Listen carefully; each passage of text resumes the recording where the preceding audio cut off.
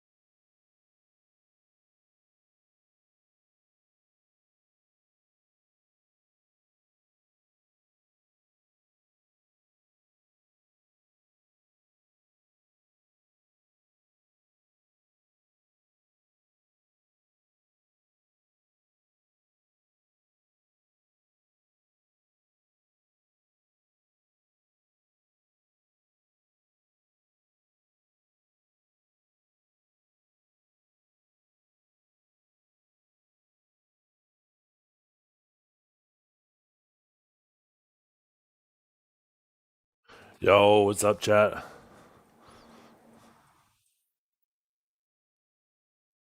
Sorry it took me a minute longer here. I heard on the radio there's going to be some freezing rain, and I still had some snow in my driveway. I did not want that snow to hit, the snow to get saturated with water and then freeze. That shit would be 10 times harder to shovel.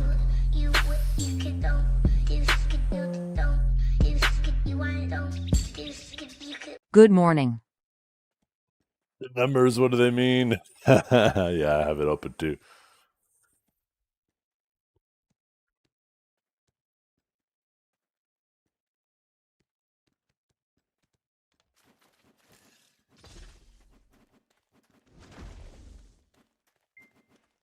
What'd you think, John? You like it?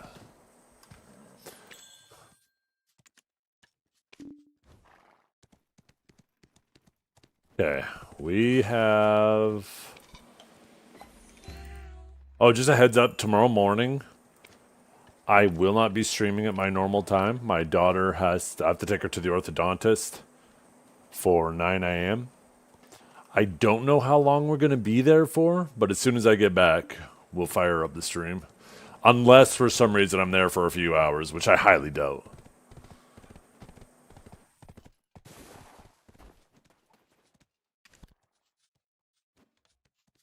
Restart my client.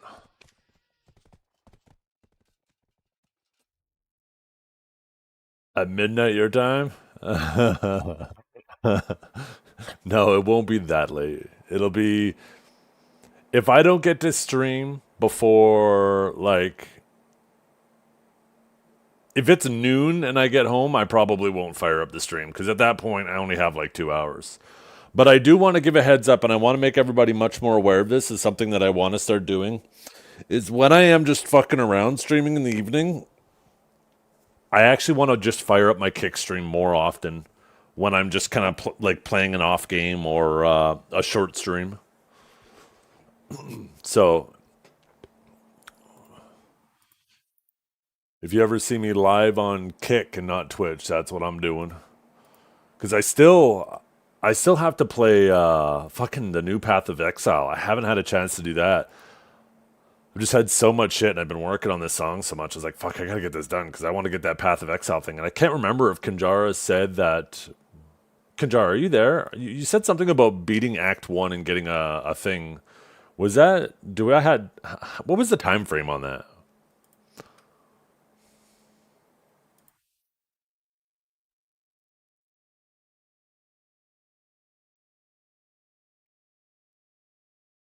It was just the weekend? No. Oh, fuck me. That's fucked up too because the time that I actually had to play, I had like a 2 hour window, and when I finally fucking went to go play after Guild League was done, the servers were down for like a fucking hour.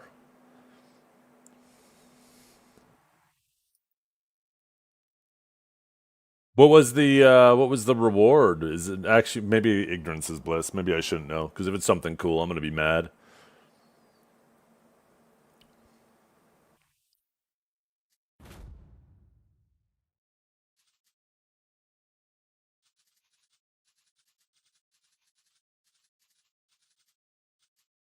The reward was a puppy, IRL puppy, but what breed of puppy?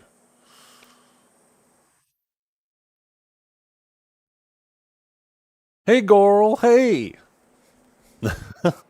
the hell? What the hell? What'd you just call me?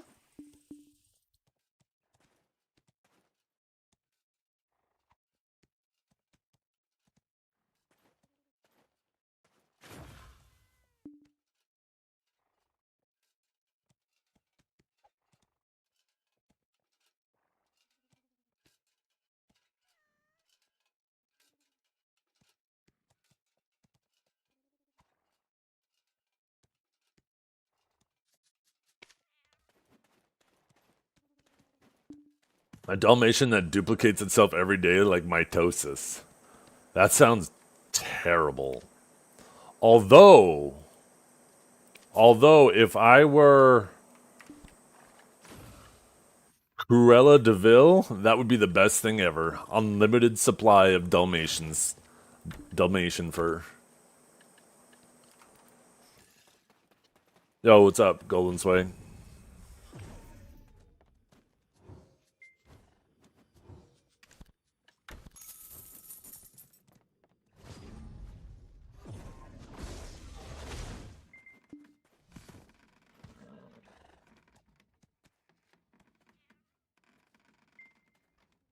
Oh.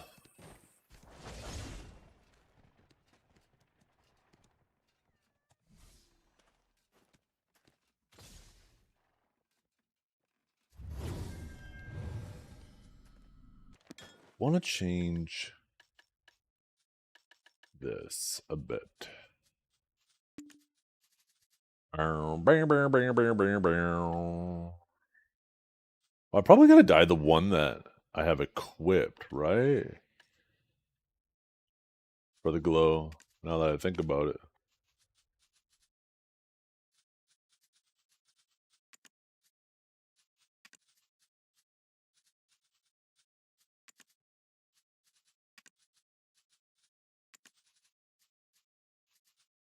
Bam, bam, bam.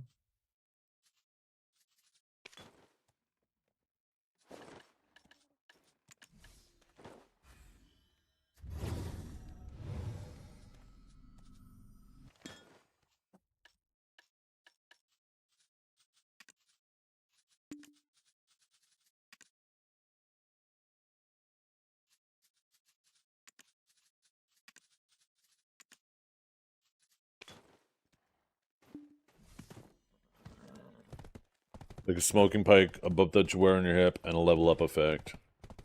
Oh, that said don't tell me. Ah, the level up effect does sound cool.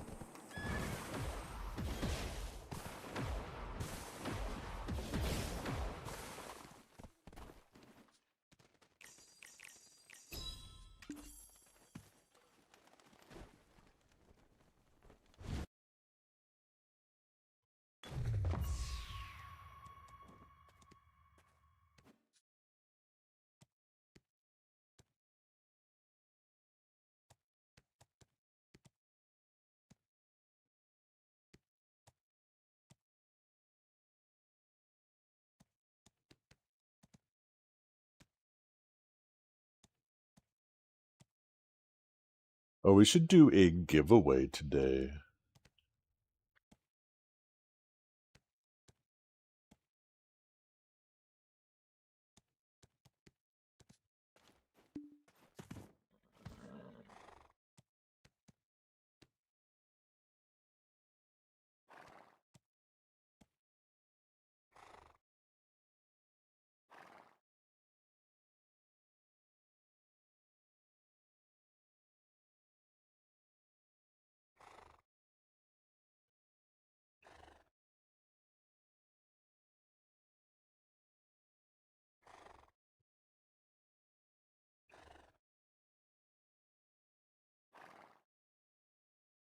What's my rank? What's this? Oh my god.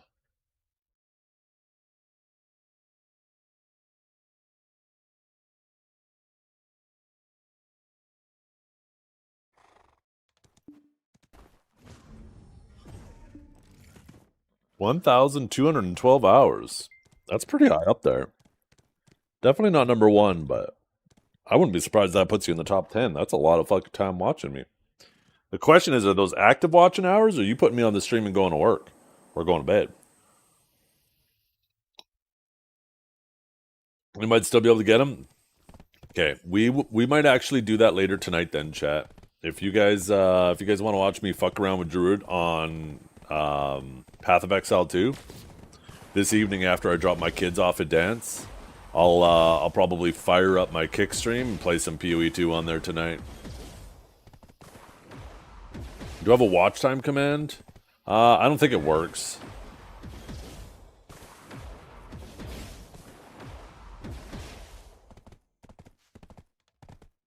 I don't think it works.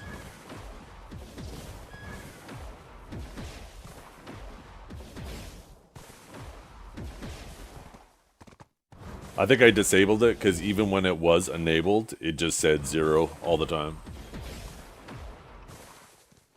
I have not played at all. I literally logged in, made my character, and then you know that part at the very beginning when your character stands up and it says, "How would you like to play? Click to move or WASD?" I clicked WASD and then something came up. And I didn't get to play any further than that. That's as far as I got.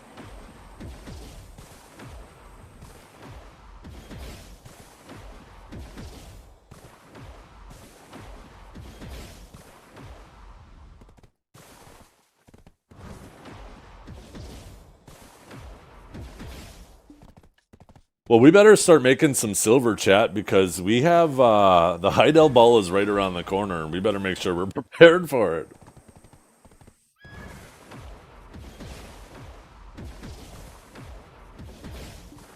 We better start saving now, since we have nothing to work on in the next 6 months. When's the ball? June. June.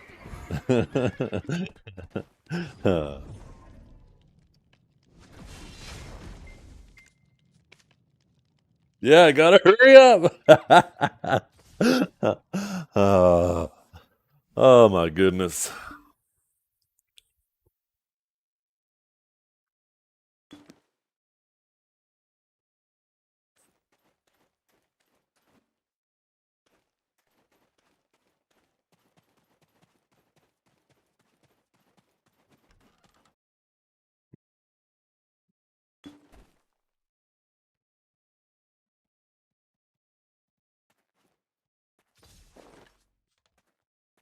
Oh, I forgot. I have boxes and stuff to open on.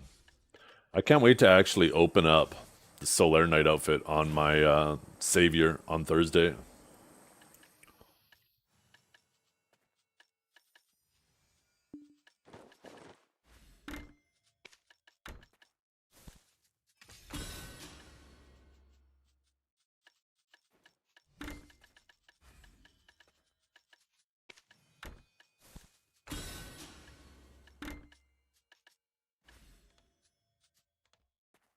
Okay. Do we know when we're supposed to be getting the horse training changes?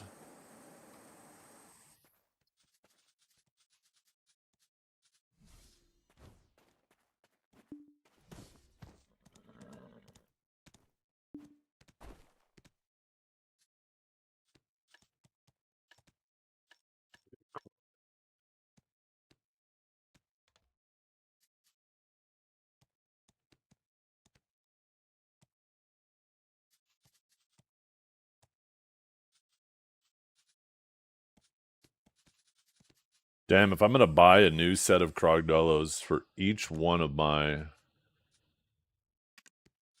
Shit, there's orders up on all of these? Maybe I should have been buying these from the night vendor.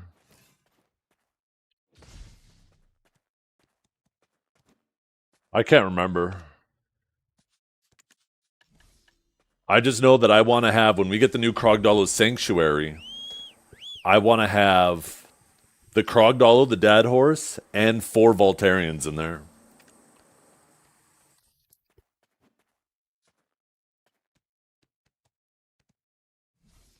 And which means I want to level up all the Voltarians, but I'm not going to bother doing that. Like, I'm just going to do like overnight horse training for like probably a week or two just to level up all the horses. I'll probably throw all 4 horses in a wagon and just overnight horse train them and then stockpile the XP and level them all up. My Radiant Shikatu seals? No, I get loot scrolls through those. I'm not worried too much about the horse gear. The night vendor gives boxes for that shit, so I might just start grabbing that. I don't know if it's like a select your box, your select your gear or what. I can't remember.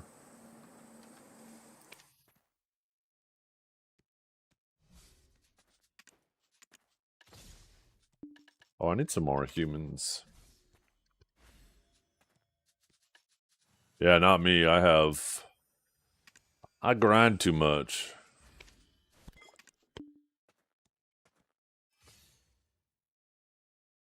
Oh shit! Look at this. Okay, Seraph, Snowfall Crasher, Elkstone Renewal, Farm Campsite, Olvia Academy.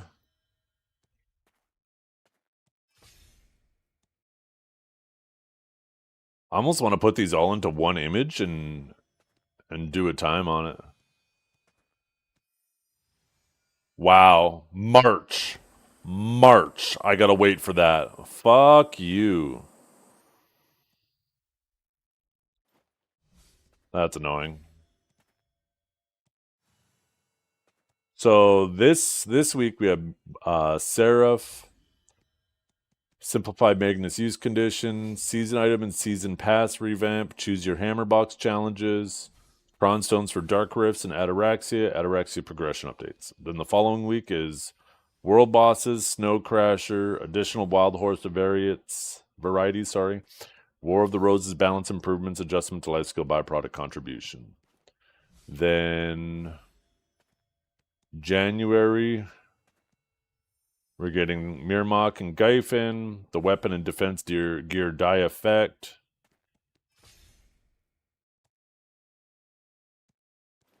February is Sakraya.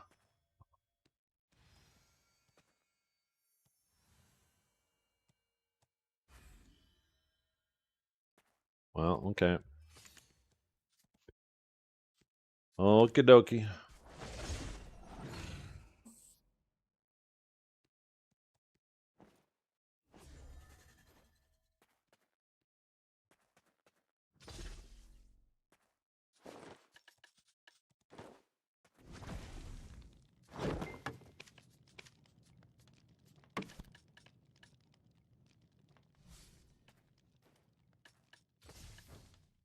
Wait, 2 weeks? Ready for what?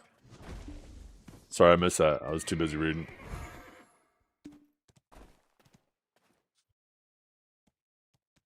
Almost want to put these into one image.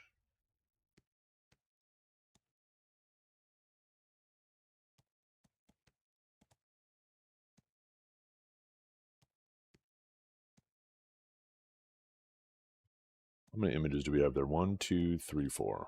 Okay, so I'll do them horizontally.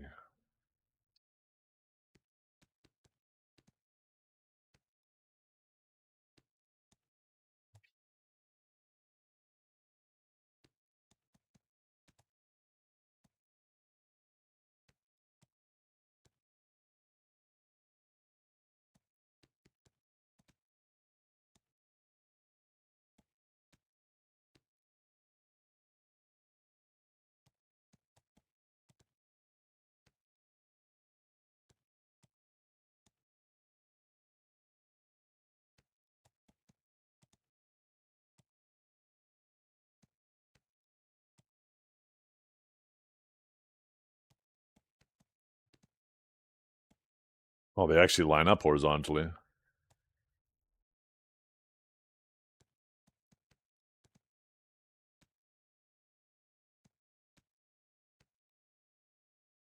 Fuck.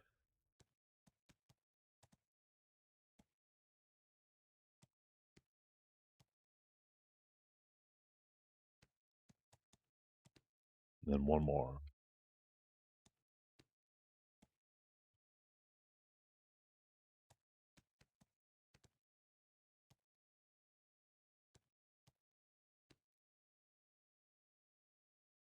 The hell? Copy image. There we go.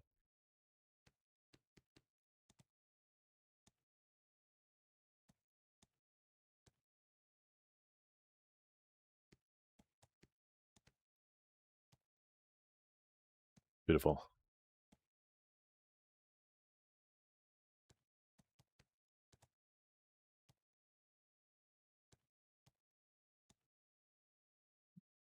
Well,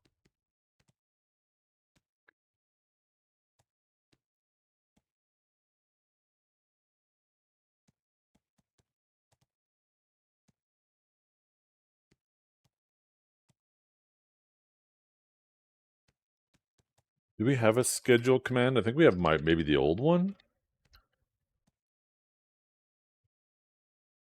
Or roadmap. Maybe we should do roadmap. Okay.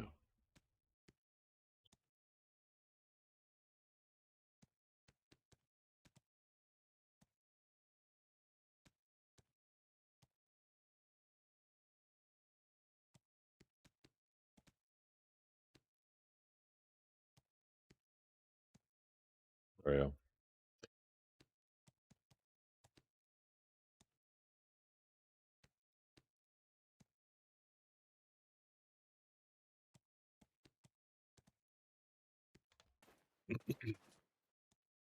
There we go. Now we got something to reference.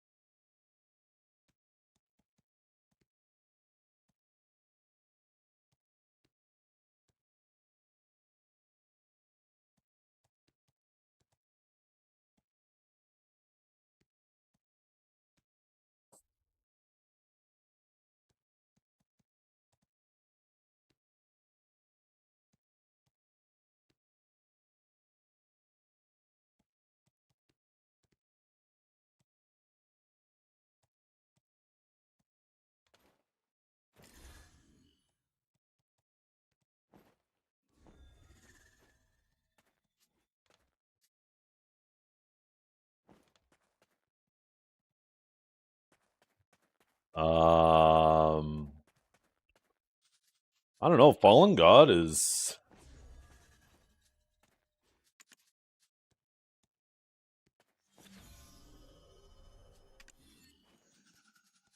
I don't know. I don't know what the cost of making these right now is, like making a tet or try. I feel like it's more than this, so it might be worth it to buy that one. I don't know about the other ones. That seems pretty cheap too.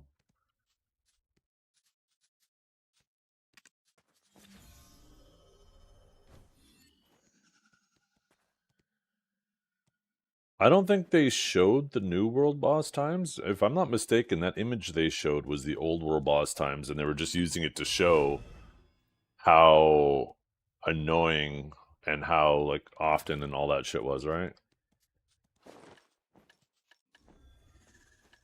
I could be mistaken.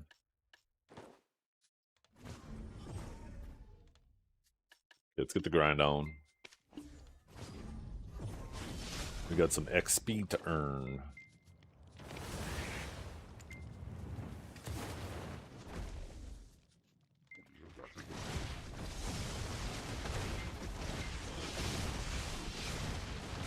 I am in the wrong setup, aren't I? Why is my AP so low? Oh yes, that would be why. There's your problem.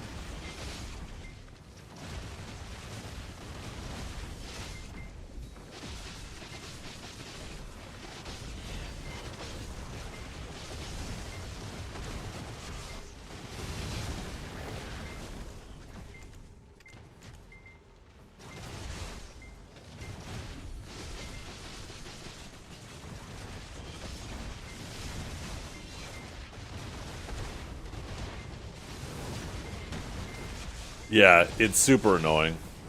You should be able to craft directly from that tab. It's so annoying, too, if you want to move stuff to the central market from that tab, because you got to pull it out of that tab into your inventory, then go back to your inventory, then put it in your central market. It's so annoying. You need to just be able to craft directly from that, and move to the central market directly from that. Equilibrium scroll. Yeah, they said they were going to add that to... Fuck, what were they going to add that to? I think it was from, like, Node Wars, the seals from Node Wars.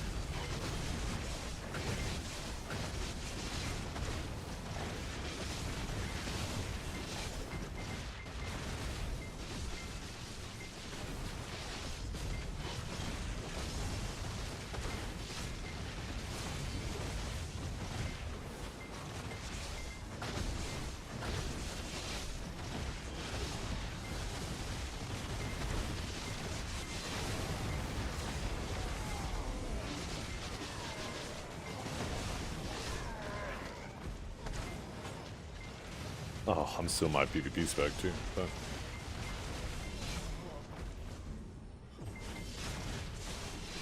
I gotta wait 5 minutes.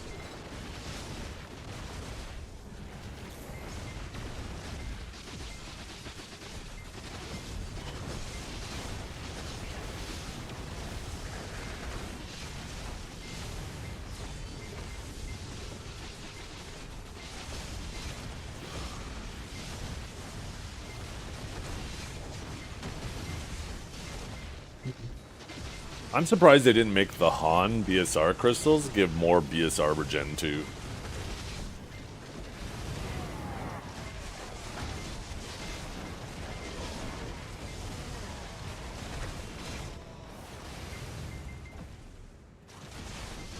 you think it'll be a tower spot? I mean, that's what they said, right? It may not literally have a tower, but figuratively, that's how they plan on designing those spots. They just don't do rotations anymore. Last time they gave us a rotation spot was, I guess, Ulakita, right? And Darkseekers is kind of barely a rotation, but still technically.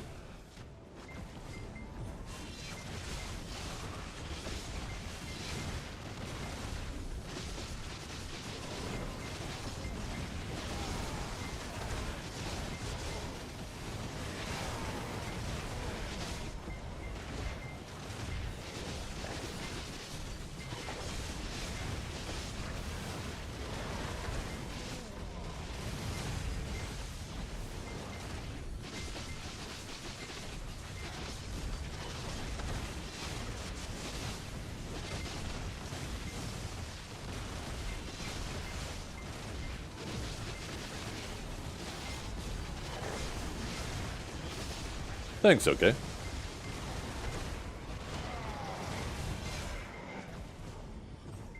Probably spent like fucking 20 hours on that song. Way more than the other ones.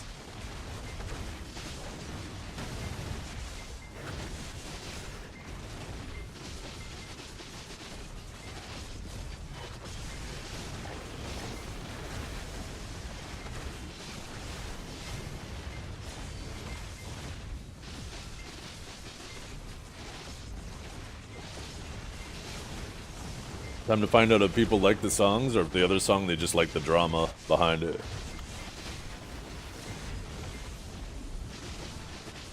I'm gonna lean towards the drama, but now we find out.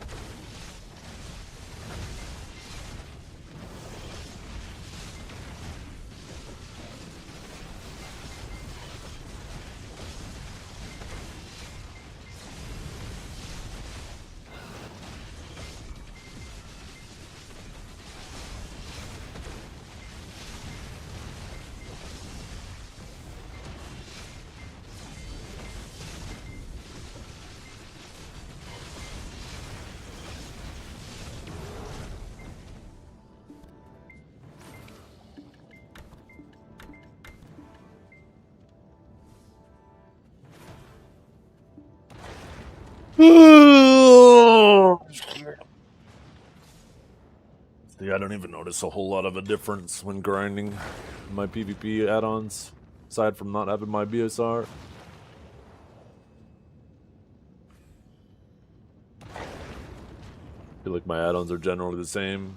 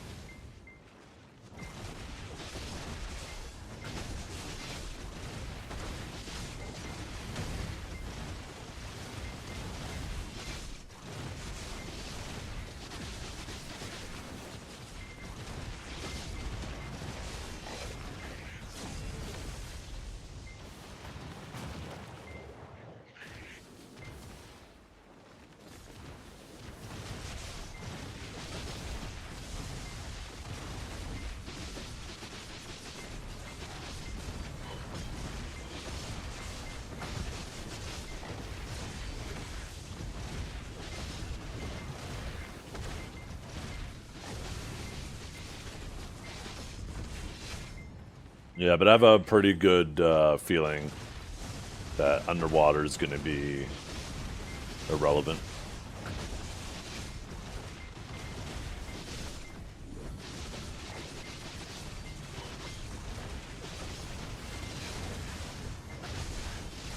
Unless you're grinding for the underwater piece for your merchant ring, then you go to the new Dekia underwater. But I think that's going to be about it.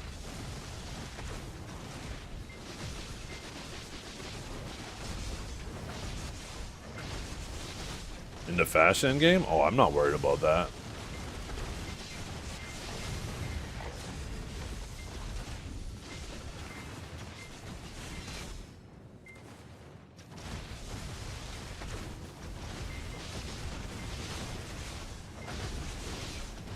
I love the idea of more cosmetic things to grind for.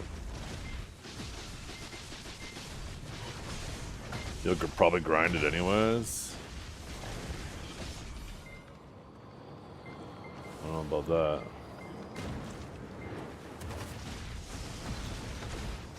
I enjoyed grinding it for a variety of reasons. It was nice and isolated.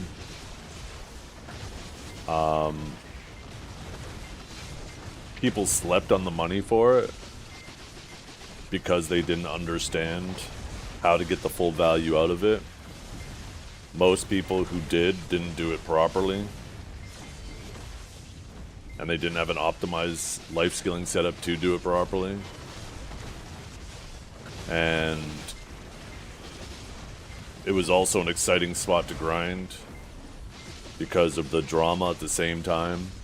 Always, you know, being on high alert, someone's gonna show up from an enemy guild. And most of that is all gone. And I wouldn't be surprised if they end up, when they do the revamp, I wouldn't be surprised if they end up putting a node spawn in there.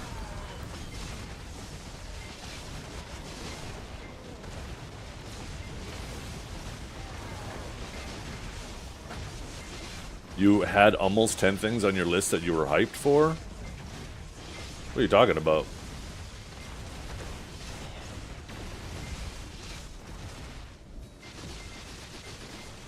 That's not even true at all.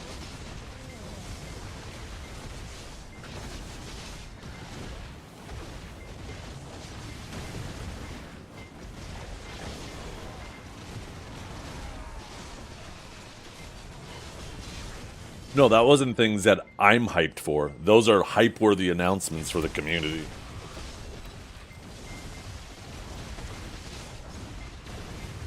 Three out of 33 announcements. Sorry, 11 out of 33 announcements were hyped. So you do the math on that. 11 out of 33 is a 33%. In my opinion, that's a fail.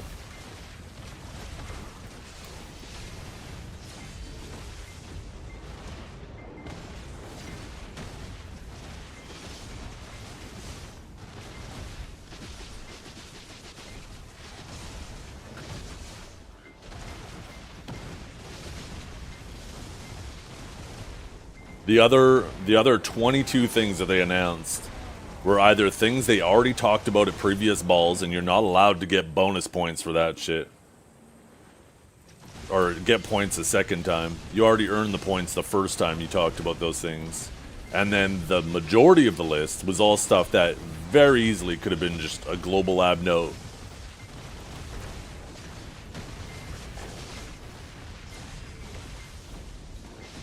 It was quite literally akin to somebody who had to write a 1,000-word essay and they just started throwing in extra words to make sure they hit the word count. That's exactly what they did with this ball. Yeah, I don't care, Dragor. It doesn't matter. They get points throughout the year for doing regular updates. But you don't all of a sudden just get to have a big ball, a big event like that, and do it half-ass and we have to kiss your ass because you do good at other things. It doesn't work that way, Dragor. They can do better. They have done better plenty of times in the past.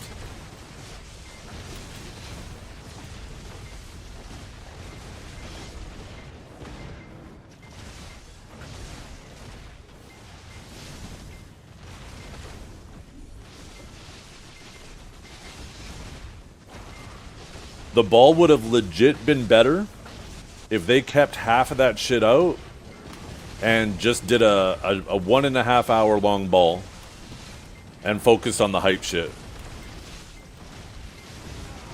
I would have enjoyed the ball more.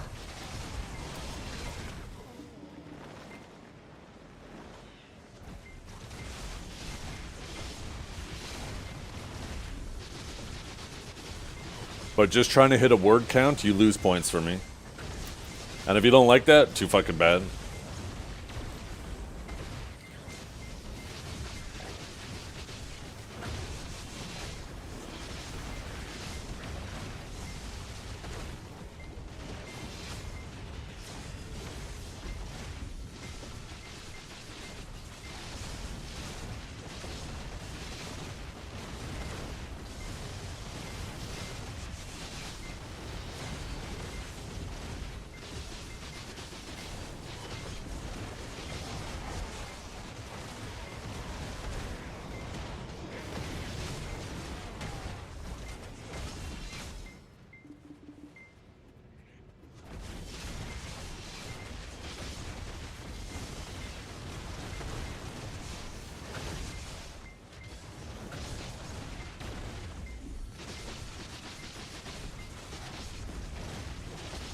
Why not? Give something for people to strive for.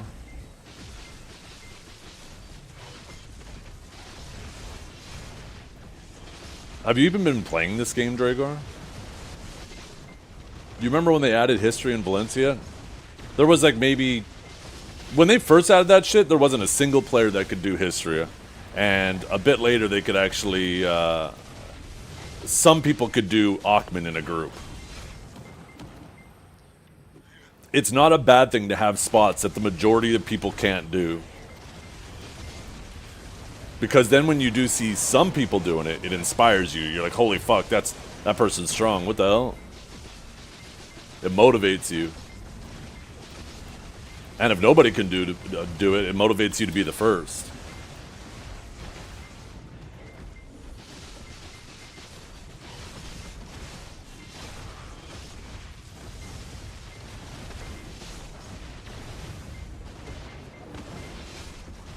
Yeah, it's an endgame spot. Of course the majority of people can't do it.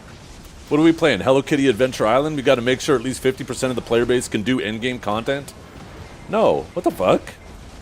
What kind of fucking participation award mentality do you have? This like falls perfectly in line with your whole mentality with guilds too, Dragor. I don't know why I expect anything different from you. You're a fucking participation award Andy.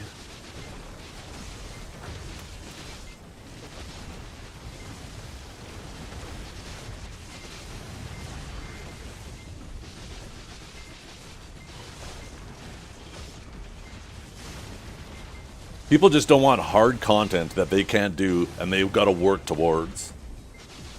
People just want everything handed to them. Fucking generation of pussies.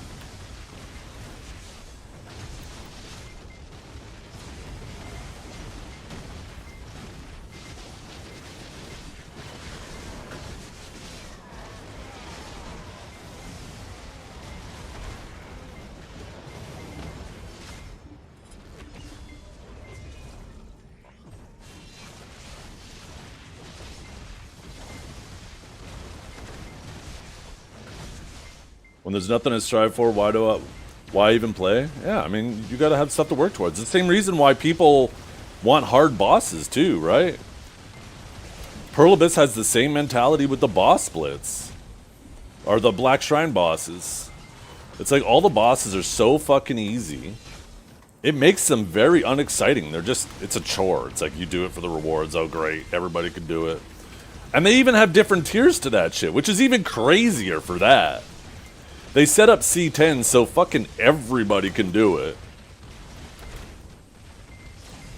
And they have like 2 other tiers that they could make for entry-level positions. It's like... It's fucking wild.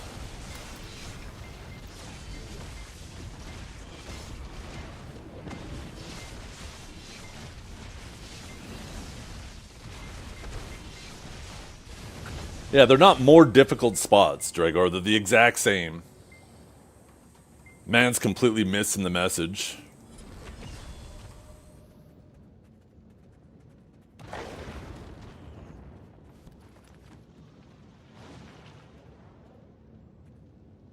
Problem with Dragor is he hasn't touched a single point of endgame content, whether it's Solaire, Guild League, Node War, Siege, PvE. This man is completely incapable of it. And since he's never touched it and he never will touch it, he wants nobody else to have access to it too. Fucking little baby back bitch. Yeah, you've never done any of them at a high level. Not one. You've always just been a little baby bitch in this game. Fucking yapping away, getting your cheeks clapped by dukes. Quit the yapping. Stop acting like you've ever been relevant in any form of content in this game.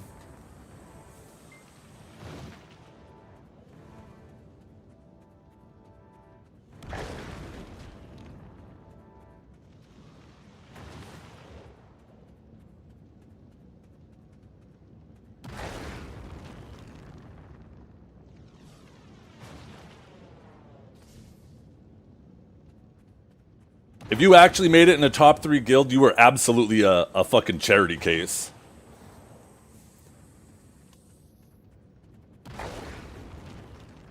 You probably barely have the gear today to be in an actual, a relevant party member in a guild 2 years ago. If you were able to magically pull your gear today and bring it then, even with fucking Sovereign and all the AP in the game.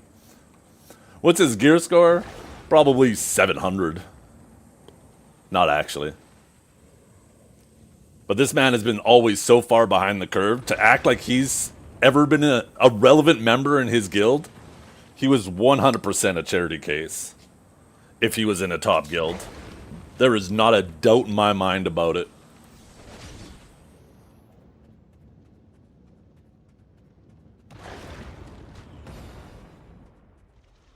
So he's out here yapping like we should be happy that they're not adding new endgame content because this man's never fucking touched it and never will. He just wants other people to not touch it either because he never will. He has to wait like a year after it's released or 2 before he can finally touch it.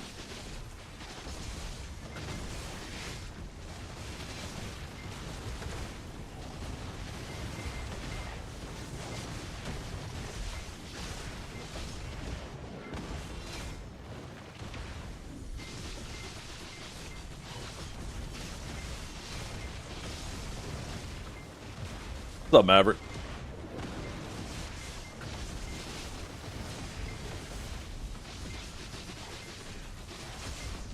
Hey, he came in here wanting to fight. He's gonna get it. Man's all upset because I didn't like it.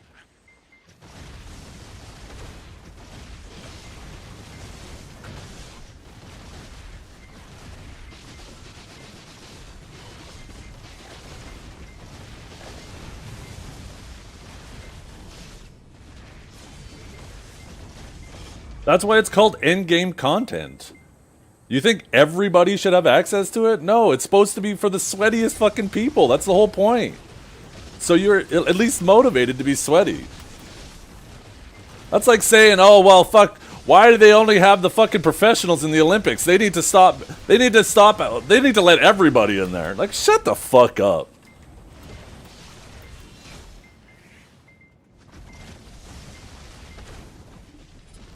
Not everybody has to have access to everything. Yeah. Well, apparently that's all we have in BDO, Kinjara. That's all this game is. Catering to the Dragors.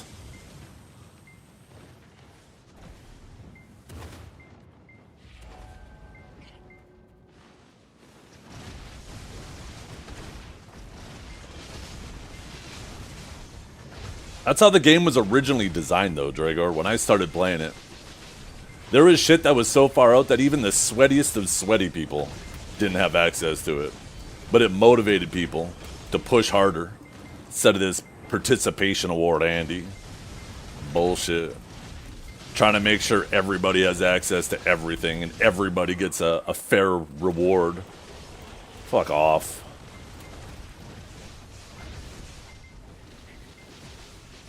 You guys have this mentality that's because you and a lot of the people can't experience something and don't want to put in the work to experience something, that the people who are willing to shouldn't have it either. Fucking bunch of losers.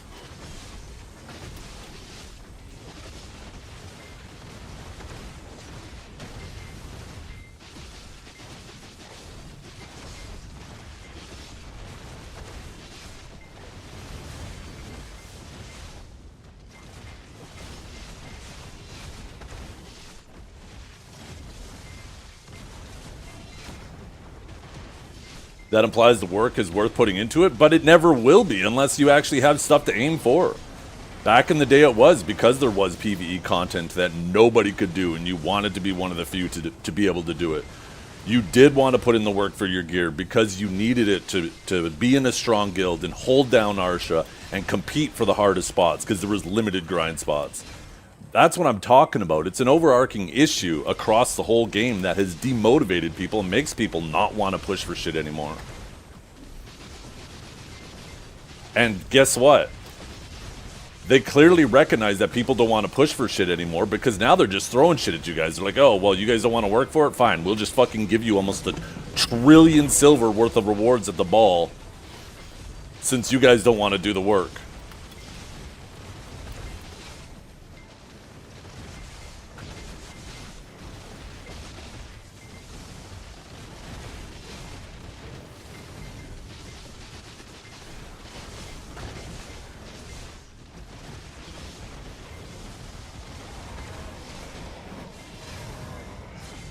What would you do to fix that? You just need more competition. You need hard content. You need more conflict between players, more open world. First things first, though, you need to fix the issue. There's other issues too that they gotta fix first because they can't immediately solve it. Like open world PvP is gonna feel like complete ass as long as this DP meta bullshit exists and you're still stuck grinding in a PvE setup and unable to defend yourself. Those are issues that would obviously have to be solved first from an open world perspective.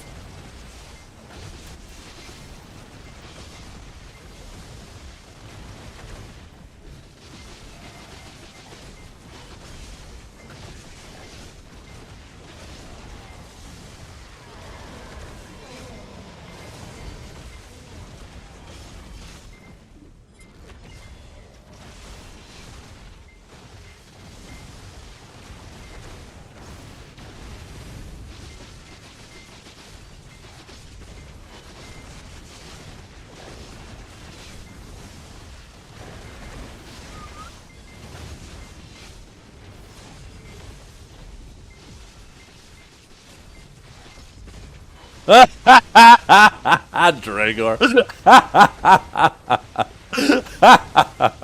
Maybe the defense teams. That's it. You're funny, fella. You are funny.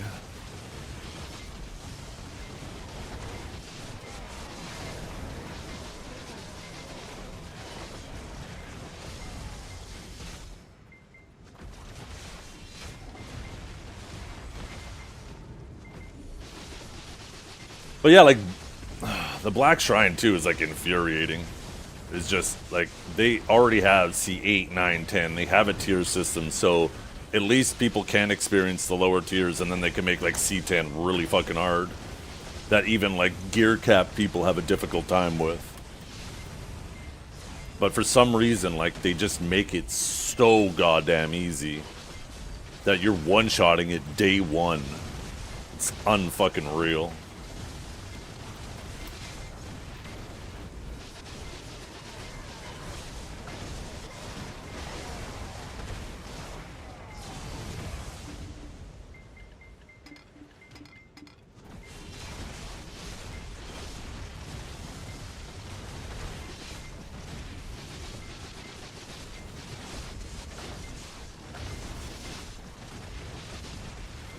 It doesn't matter if they make bad money.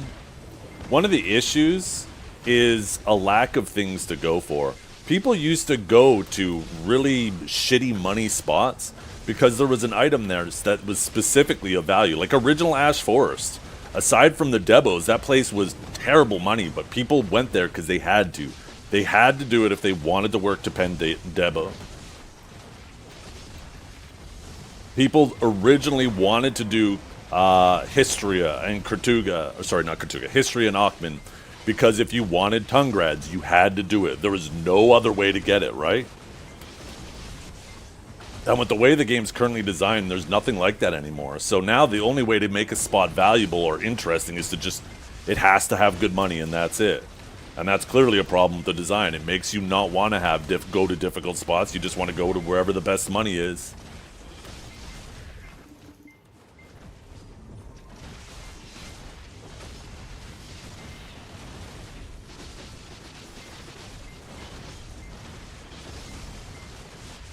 If they had a 400 AP spot that you only made like half a bill an hour, but you had a chance to get Adonia stones while you're there, Adonia fragments for your armors, fuck yeah, I'd be there.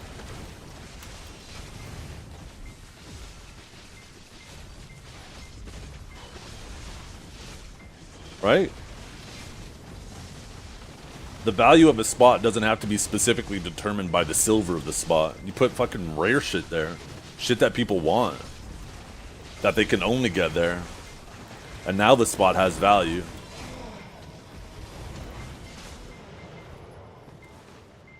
And then you can figure out the value of said items too, because now you just factor the opportunity cost, right? You're like, oh well, you know, I'm losing 2 bill an hour by grinding this spot, and it takes me 10 hours to get this item. Therefore, this item, right, is effectively worth 20 billion silver worth of opportunity cost.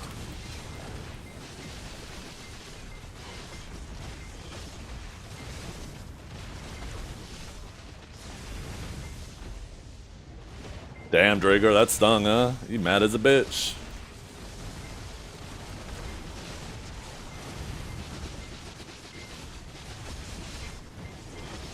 Drager is fucking fuming over there. The Johnny Stones are valued at 30 bill. They're not valued at 30 bill. They actually have no value currently. There's no opportunity cost you can assign to them to assign them a value. The people who currently assign them 30 bill are people who have pen Fallen God or are trying to cope on what they spent on their Fallen Gods.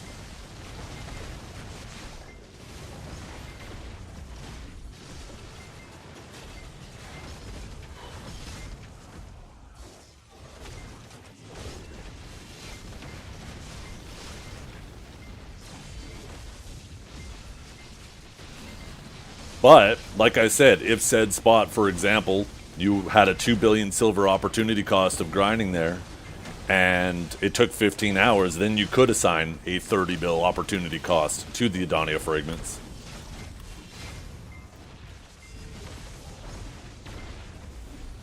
Oh, I absolutely would be.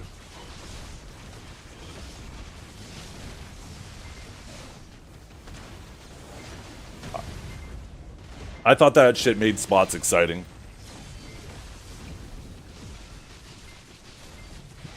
Back before we were in an event-based economy, like every grind spot was like that. Crescents wasn't good money, but if you wanted to get crescent rings, you had to go out there and grind your own bases. Same thing with Bassies, same thing with so many different places. I thought it was a fantastic system when if you wanted to work towards an item, you had to go to a specific spot to work towards it. I thought it made the game more interesting. Myself.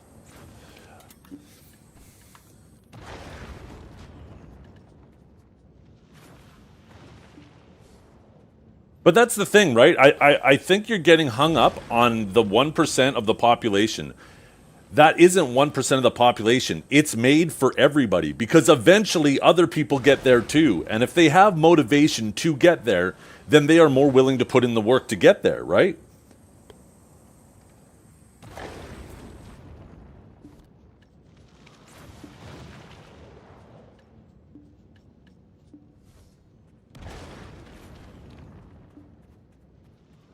There should always be content that's just there for the sweatiest players and inspires people to be sweaty. It motivates people. Hey, you know what? If I want to be the top of the top, the tippity top of that mountain, I got to put in the work. I don't like this idea that everybody has to have access to everything. It diminishes the value of everything. But eventually, everybody... It's not like people don't have access to it. If they just want to experience it, they have to work towards it.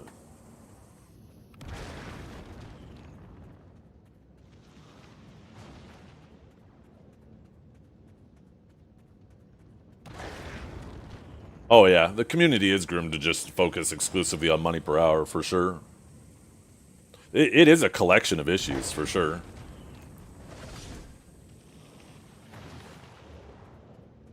But if you're gonna go down that road and be like, oh well, this is not something we could do until we do this one thing. Well, there's like 10 different things that need to be done to make it better. So if you have this mentality where you just can't do it, then you're never gonna do it. You just gotta start tackling them one at a time. But Perlibus has worked so hard moving to this direction. It hasn't made the game any more popular this direction.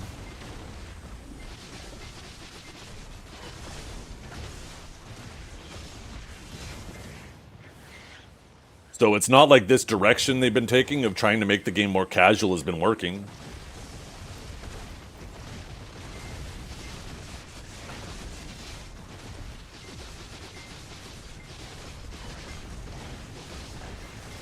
At least before, BDO had more of a niche, right?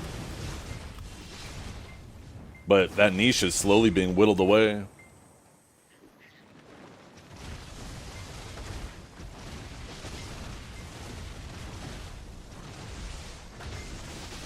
Yeah. Well, it's because there's nothing exciting about those dungeons too, right?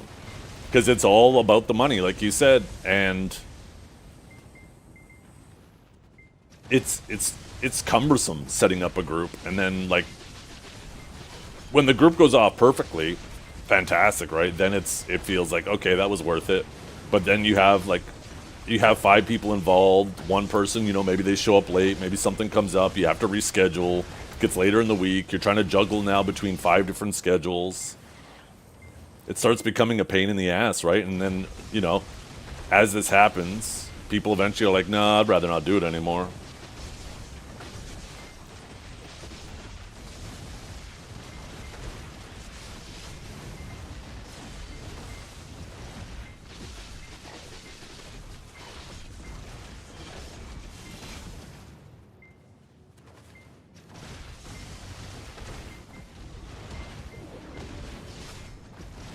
You wonder what actual affected on the population outside of players like us?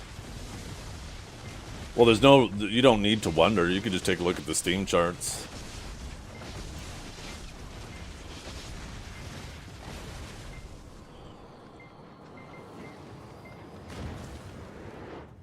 It's definitely been shifting the player base, right? Are you guys aware of the survivorship bias?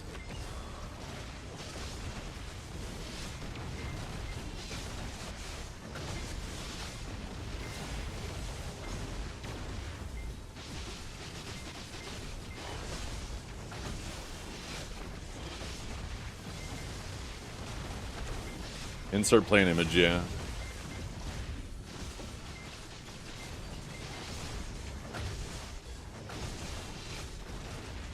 The survivorship bias is when planes were returning from war, they were looking at the planes and the bullet patterns on the planes of where they were getting hit.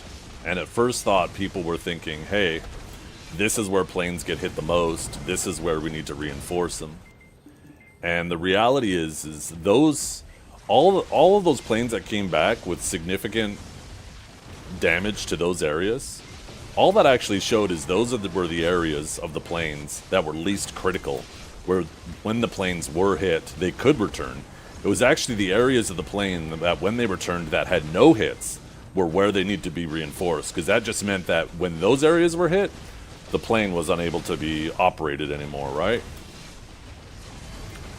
Well, how that reflects or relates, to BDO is like with these open world changes, they definitely didn't have a massive negative effect, but they didn't have a massive positive effect. And you could take a look at the stats, and how that relates to the survivorship bias is, yeah, it brought in some new players, but it definitely drove a lot of players away, and you just don't get feedback from those players who quit the game and don't care anymore, right? So there's definitely a middle ground that could have been had, that definitely could have created a better environment for the more casual players like they were aiming for, but also kept systems in the game that were exciting for the people who wanted competition and a sandbox. And they just completely jumped over the middle ground.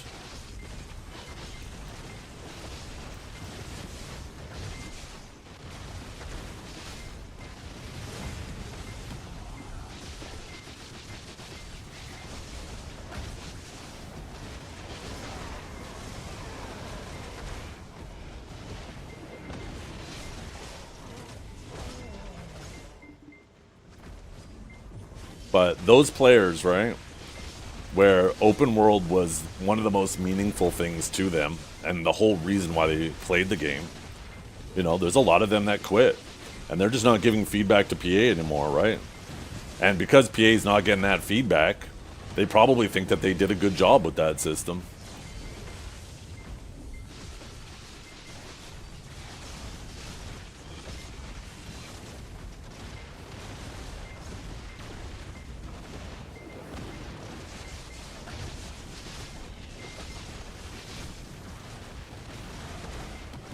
Yeah, you're pissed, Dragor.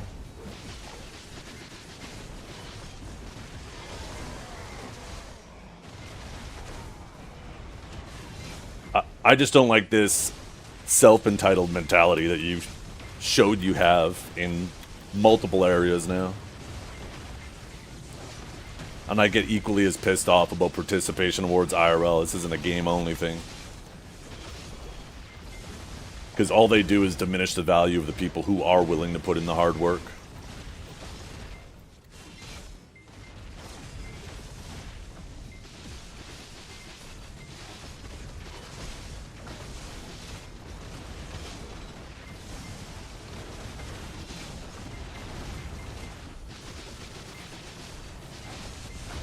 Well, it's not working, Asmon Viewbot. You can see their quarterly earnings report, right? And obviously don't look at the profit, look at the gross earnings, because obviously profits, you know, companies like to keep their profits down. But you can look at their earnings, and their earnings haven't been going up, even though they've been shifting more towards this. And you could take a look at charts and see the population isn't going up. They have peaks and valleys, but in general, year over year, it stays the same. You could argue that the population is going down, because I'm sure as time goes on, the number of website players, like obviously when they first launched Steam, the amount of website players versus Steam players highly favored the amount of website players, right? Because that was the only way to play the game originally.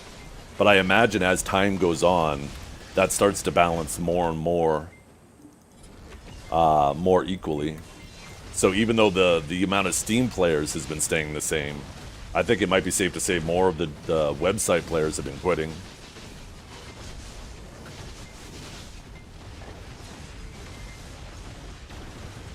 I think there's a reason why they don't want to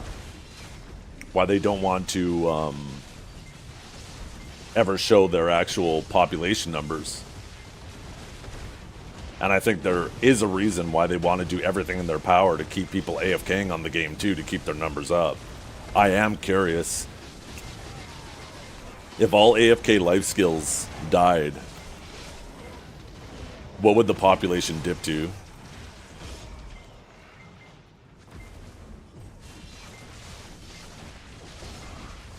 Because they're definitely using AFK life skills to pad the stats. There's no doubt in that.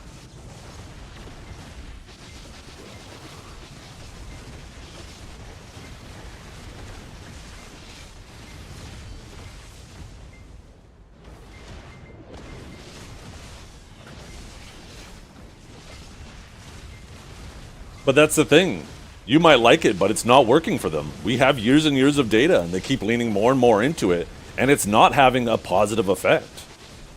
All you're doing is alienating your player base, your player base that has been with you for nearly a decade now.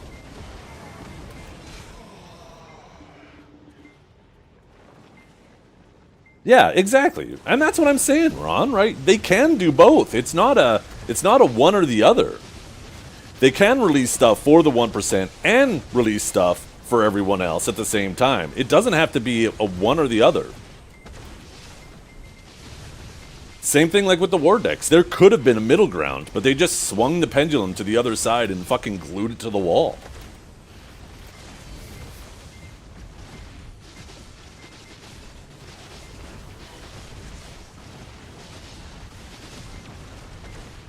It's not like it's a zero-sum game where if they focus on... If they release a bunch of in-game content, they can't do any mid-game content. Or if they do in-game content, they can't do... Or mid-game content, they can't do in-game content. They can do both!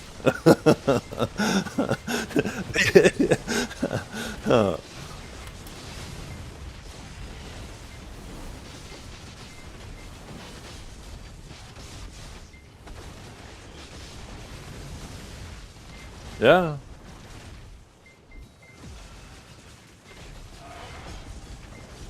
I don't think they know they can. That's why I'm frustrated. It's not like Drager's out here acting like I'm saying they should never add any mid stuff. They should only keep expanding the end game. It's like, no, do both. Cater to your whole player base.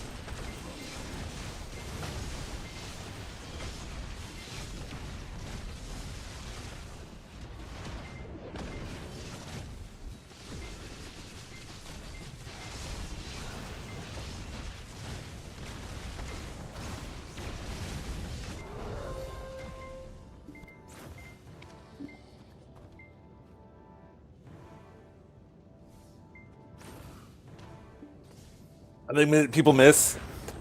That might not be the intention, but it's certainly part of the effect.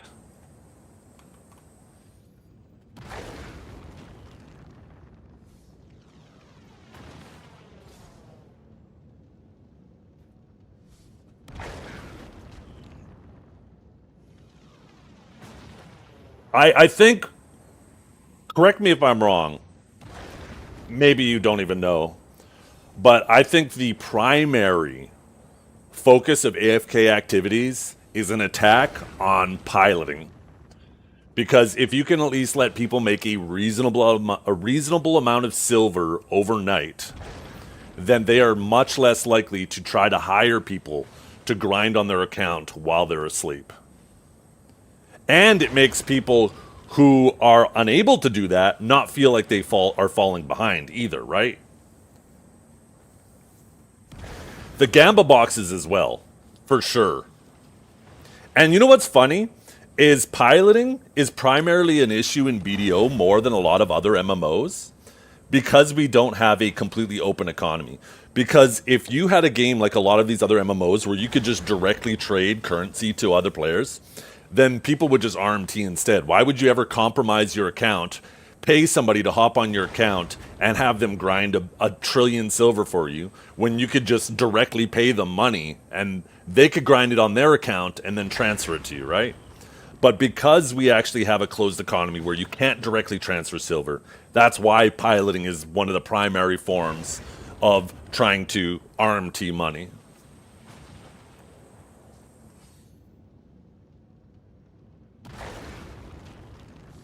So yeah, having AFK sources of income is good for that, for like I said, those two reasons. For one, if people are willing to make some money, or sorry, if people are capable of making at least some money while AFK, then they're a lot less likely to be worried about falling behind to the people who are cheating and paying people to do it. And the people who are paying to do it are less likely to compromise their accounts if they're willing to play the game legitly. Is it too late to play this game? It's never too late, no. There is an absurd amount of things for a new player to do. You have potentially years of things to work on ahead of you. My complaints are exclusively from a 70,000 hour POV. Not that all of those are active hours.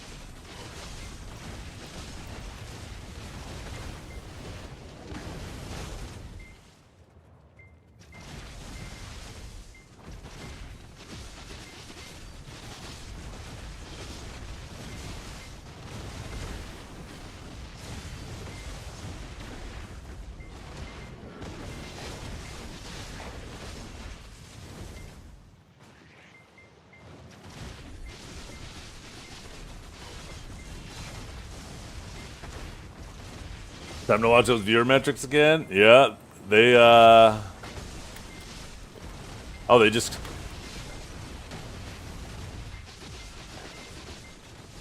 No. 3 minutes of ads? Are we serious, Big Z? Yep. Trying to get paid.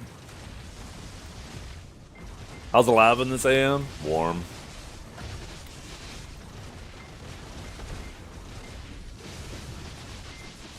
I personally... Maybe I'll wait a couple minutes.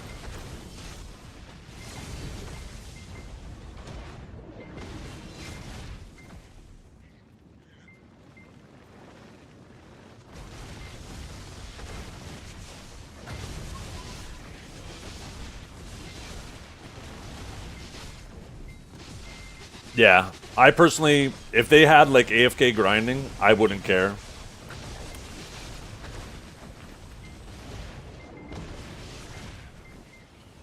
If the AFK grinding was like the equivalent of AFK fishing, but just like a different style, right?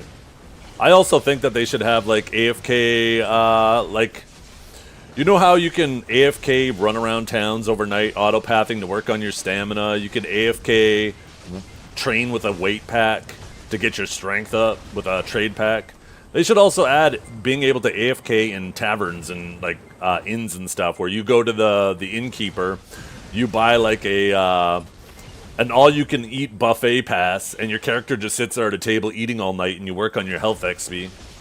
I think shit like that's cool. As long as the AFK grinding and stuff isn't more valuable than active play. I think there's a tier system to it, right?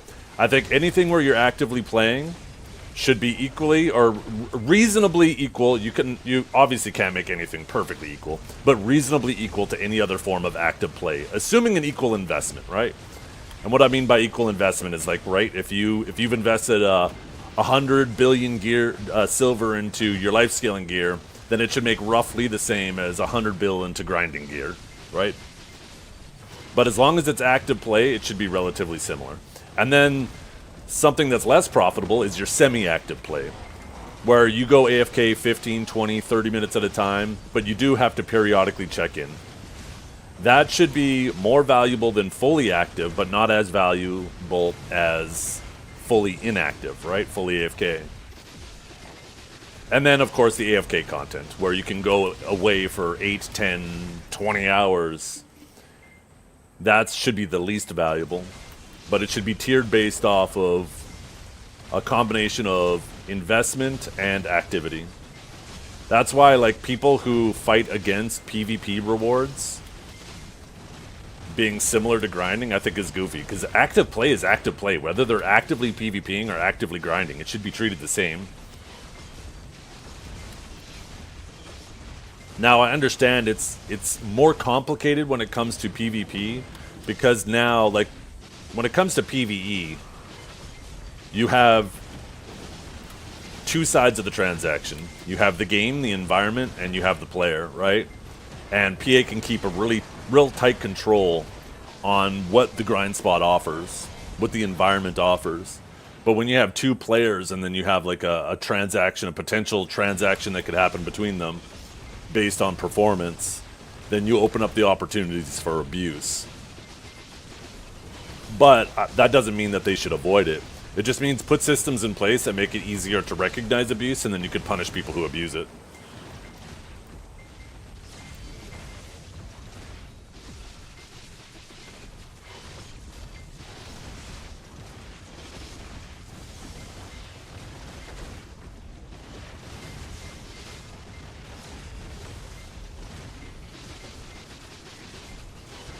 No. You are completely misunderstanding what I'm saying when I'm talking about active.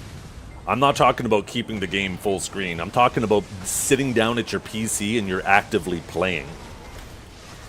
If you're away from the PC, you obviously should not be making as much money as you are sitting at the PC.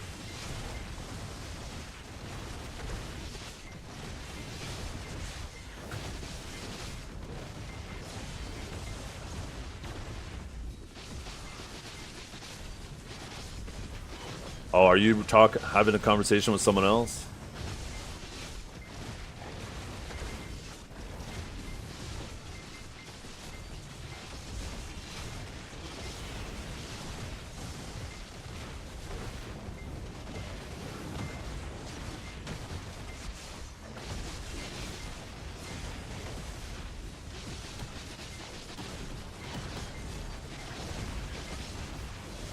But yeah, they had AFK grinding that was similar to AFK fishing, just a different flavor of activity.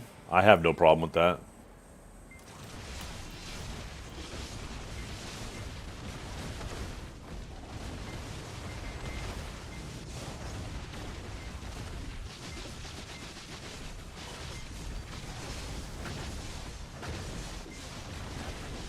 My thought of active PvP making money? Well, I'm just having a conversation about the game in general. You don't need to get hung up on the PvP side of it. But is a whole community of people, and you'd be naive to suggest otherwise, or you just have your head in the sand. There's a whole community of people that think that PvP, active PvP, should never be as rewarding as active grinding. Which to me is a goofy. Okay, we're not talking specifically about you. I get it, okay? You think the world revolves around you. This conversation is involving more than you.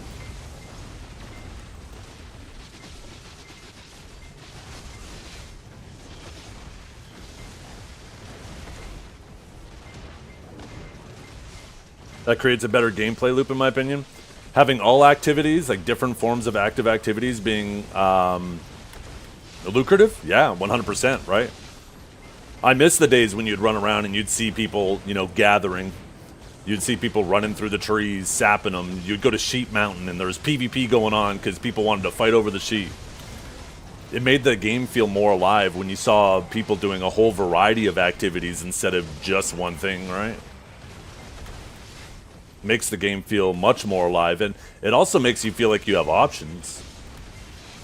It was a good way to battle, like, griefing, too, back then, because what people would do is they would have a life skiller out on one side of the world, and they would have a grinder somewhere else, right? And if somebody was trying to fuck with them, they would just instantly swap to their life skiller, start life skilling. Then the person would have to run across the world, because there was no Magnus or anything back then. Horses were a hell of a lot slower. And then by the time the person got there, they would swap back to their grinder. It was funny watching fucking someone just do laps back and forth. They gave up real quick. Either that or they recruited a friend and parked somebody at both.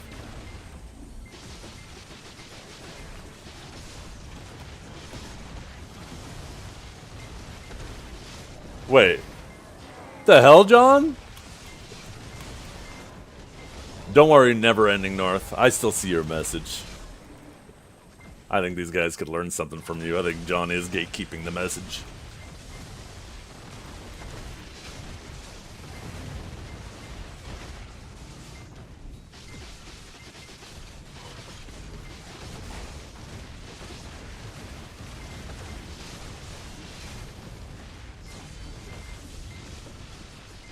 Yeah, I never said you can't do it now.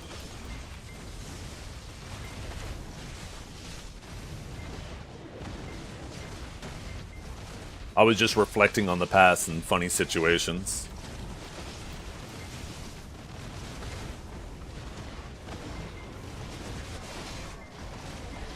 Donowald, what did Zethian, you remember way back, might be 6 years now, that there was one idea to make alts characters turn into workers that go to monster zones or something?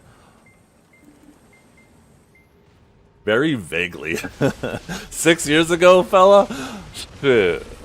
You're really stretching the limits of my memory.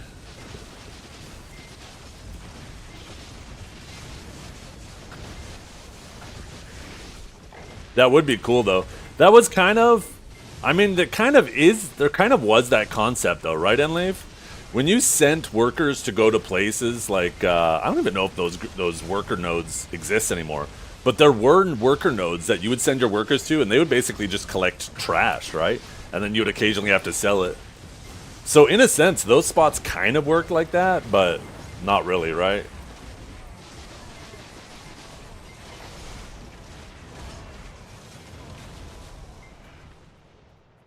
When Black Desert Mobile comes to PC, Yeah, I fucked up. I should have kept up with Black Desert Mobile. It was actually a pretty fun game, too.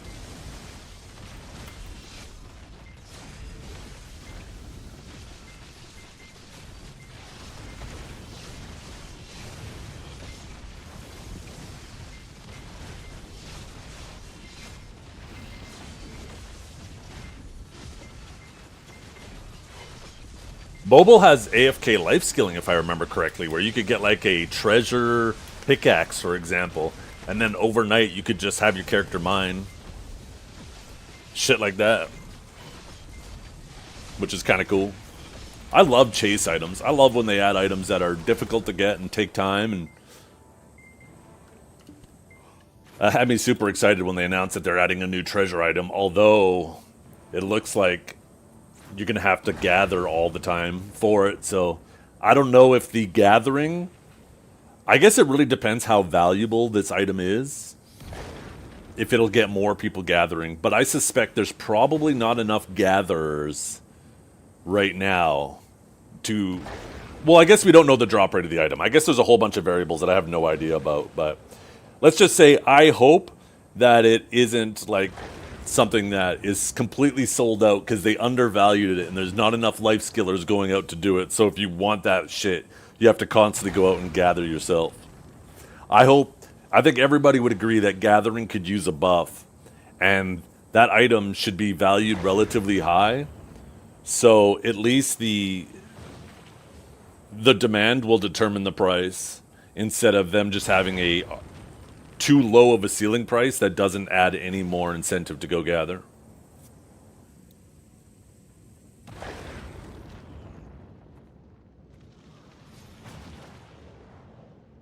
But yeah, like what was one of those nodes that I'm talking about? There was two of them, or way more than two actually. I remember there was a node out. Was it? Do I have to invest in it? I wonder if those nodes even exist anymore. Did you guys get rid of them? There were nodes that used to accumulate trash. I remember one being up at like Helms. I mean, I have contribution, don't I? Yeah. Maybe it wasn't Helms. They might have got rid of them at some point, but yeah, they would accumulate trash, and it was never a meaningful amount of silver. But in a sense, it did kind of operate within the capacity that Enlave is suggesting, right? Where you did send a worker to go out and gather that stuff, and over time, there would be some silver to collect, albeit an extremely small amount. One is in Portaferia. Does that still exist? Let's see. I don't know if I have... Is it one of these or something? Oh, cool. I don't have to invest in the node to see.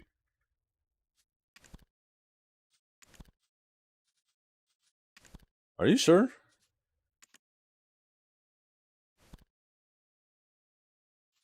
Where is it?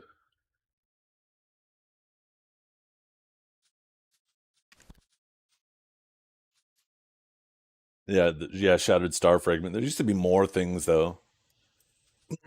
They must have got rid of them from nodes because they just kind of cluttered your storage. But it would be cool if you could do that with grind spots instead, right? If you could invest in a grind spot and send a worker there and it would slowly accumulate trash from that spot. Yo, what's up, Henny?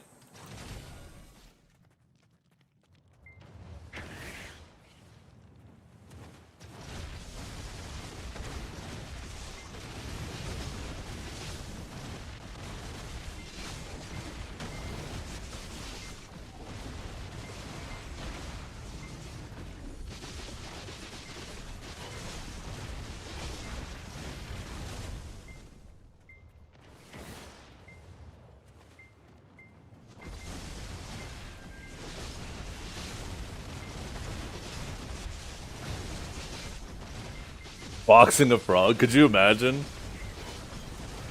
Your worker runs up, spot taken.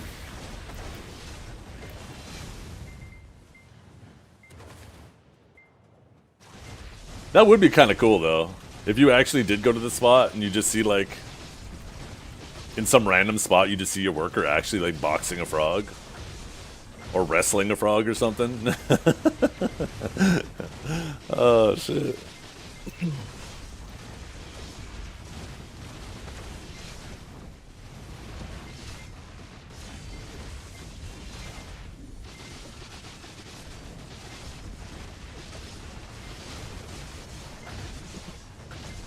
By the way, Laffy, I adjusted my rating. You guys got bumped up to a 3.5. I figured if I have two options. Either A, I individually rate every single bullet point and then redo the whole rating that way, which requires a ton of work. Or I do each one by category, which is a lot less work.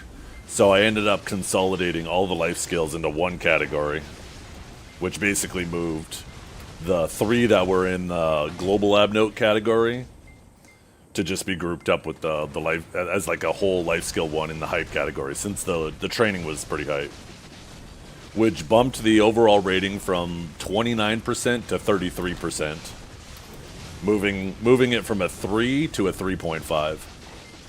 Have you ever had a dream that A 3.5 out of 4?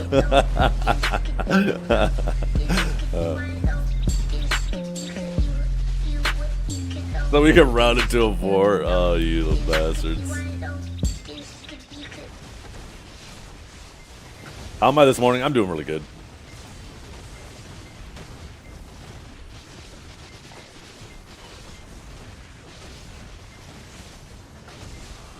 Why we get half a point for the armor glow? I'll tell you what, Enlave. I'll give you half a point. I'll give you a whole point for the armor glow if you make the glow on the armors the same as the weapons, where you can see them through your outfits. Just give us a little toggle on our outfit pieces so the glow can be seen on our different costumes. You do that, I'll give you guys a whole point.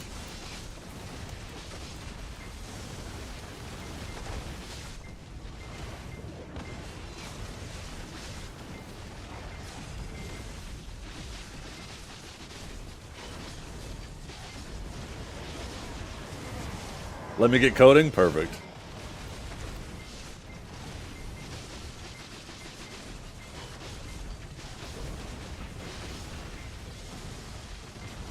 Actually, I don't know if I trust any of these CMs or GMs to do any of the coding. There's going to be like some special check it does that when you toggle it on, it checks to see if you're a streamer account, and every time you toggle it on, it reduces your enhancement chance.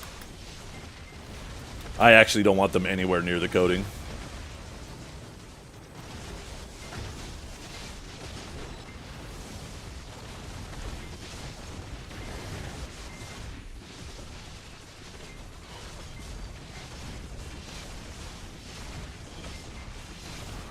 You're on trash loot for an hour.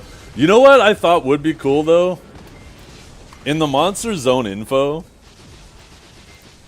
if you could go to a spot and customize what you cheer for and what you don't, right? Like just have it so you can like click on these. Right click on it and you can allow yourself to cheer for it. And if you don't want to cheer for it, you can turn it off.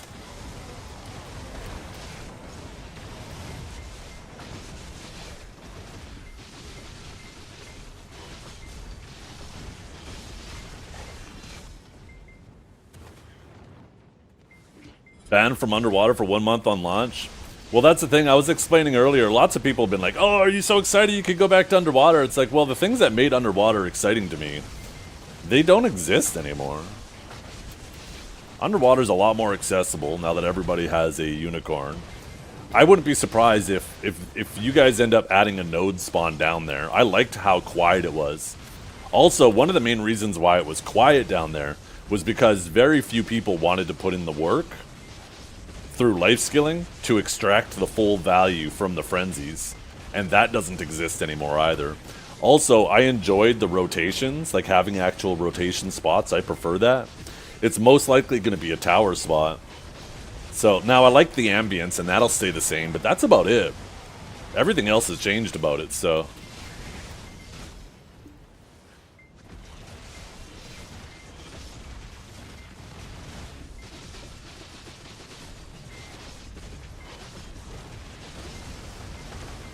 I just, I don't know. Maybe it'll be a cool spot. But we'll have to wait to see. I'm not overly excited about it. Give me that game performance. Looks like zero stutter. Yeah, I get very little stutter. But I have a insane PC. When will BDO be saved? In 2 days when Savior comes out.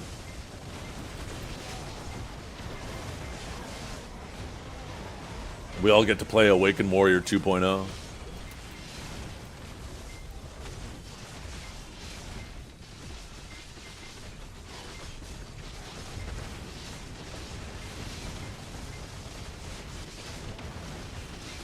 Is there something I want to play? I'm definitely going to mess around with it. I can't see myself maining it. I wanted it to be more of like a paladin type.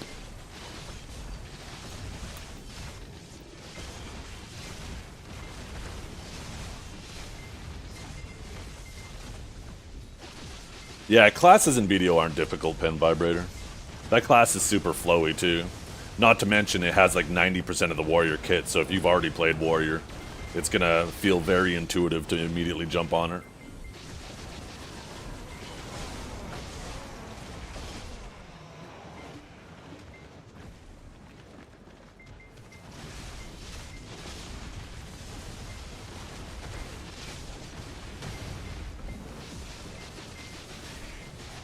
Yeah, when you're only fighting other people who are playing the same class, it's definitely a lot more difficult to gauge the strength of the class.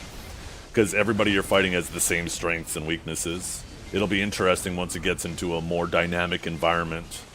When it's up against classes that are doing nothing but fucking dropping bombs on you and iframing.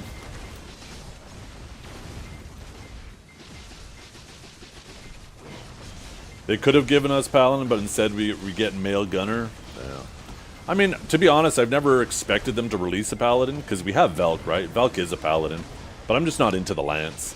So I've always preferred Paladin in games, but the Lance is, I just can't jive with it. And when they first showed Savior, I was like, wait a minute, this might be it. It's the second time I got baited too, because when they first had Nova in the game files, it was called Paladin. They totally baited the hell out of us. Same, like, you know, they changed the name of Savior to Seraph. Well, Nova was originally called Paladin.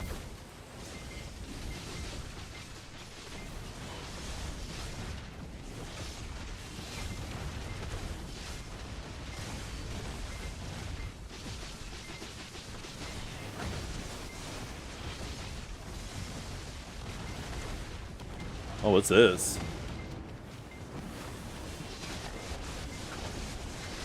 Shit, it's muted.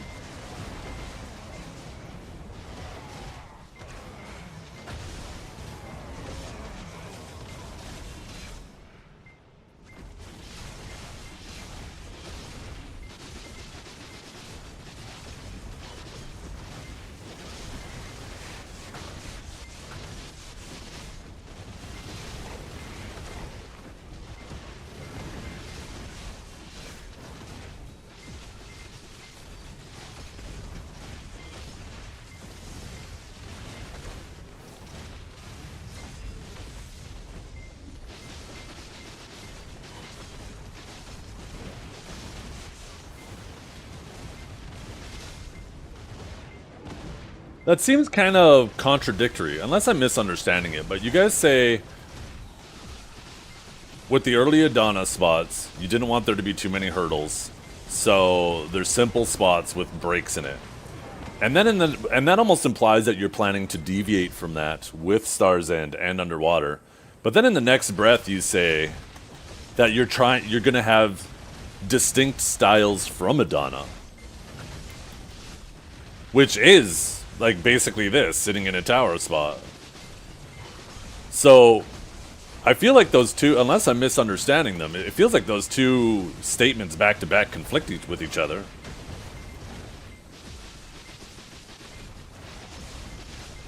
Unless I'm missing something.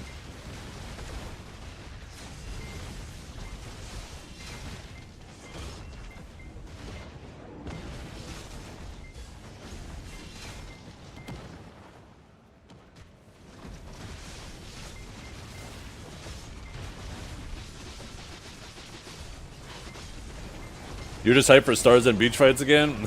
You wish.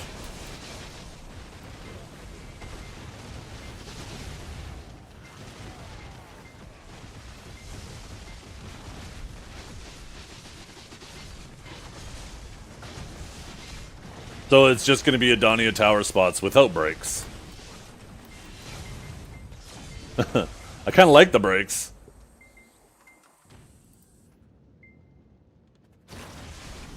I like having time to get up and hit the restroom or go grab a drink.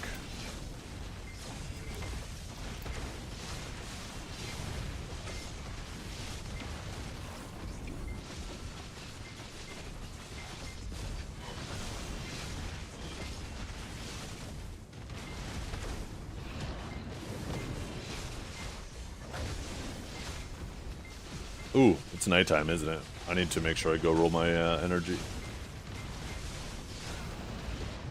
They should add maps like PoE in the video. It would be... See, I'm not a fan of instanced content. I feel like it takes away from the MMO experience myself. That was one thing I liked about BDO, is them trying to keep everything out of instances. And originally they stated that themselves, although more things have been becoming instance these days. But at the same time, though, I do really like in games like Path of Exile and stuff where you do have like generative dungeons where the mobs and the dungeon layout itself changes, like with the maps in PoE, for example. It does allow you to basically do the same thing, but it's somewhat fresh every time, right? A little bit different every time instead of just the same old, like other dungeons like in WoW where it's like the same pattern, the same pulls. Each room is identical as the previous time you ran it. So I don't know if it's possible to have a middle ground where you have generative dungeons but no instancing. Sounds impossible.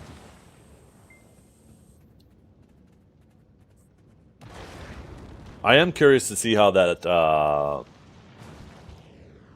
Altar of Blood turns out. I really hope it doesn't end up being something where it's like... Remember the original one? It was like more of a tower defense game and you just sat there with your musket? Or was that something else? Maybe that wasn't Altar of Blood. What the fuck was that called again? But that shit, man, that shit was boring.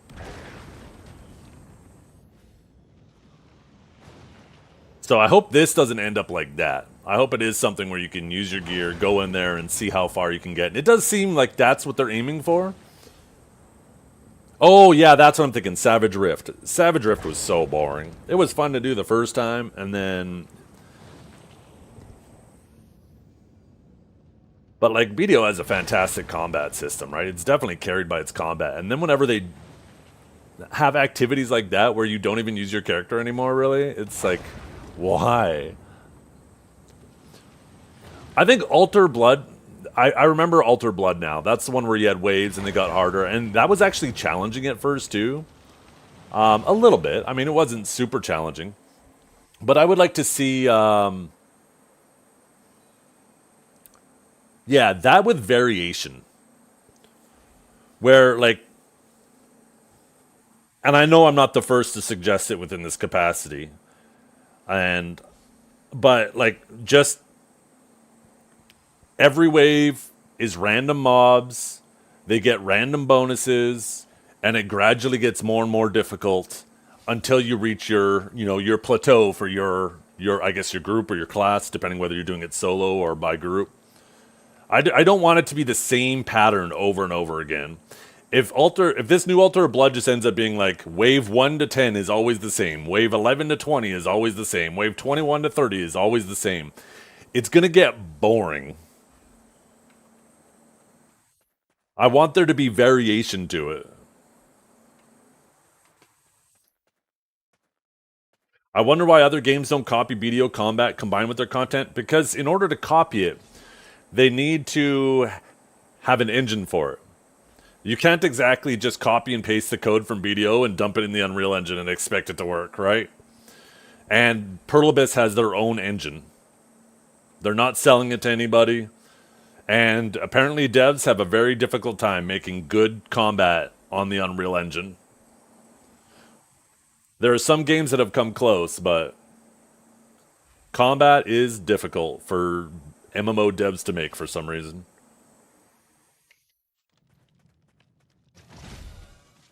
Oh, yeah, Night Vendor. Almost forgot.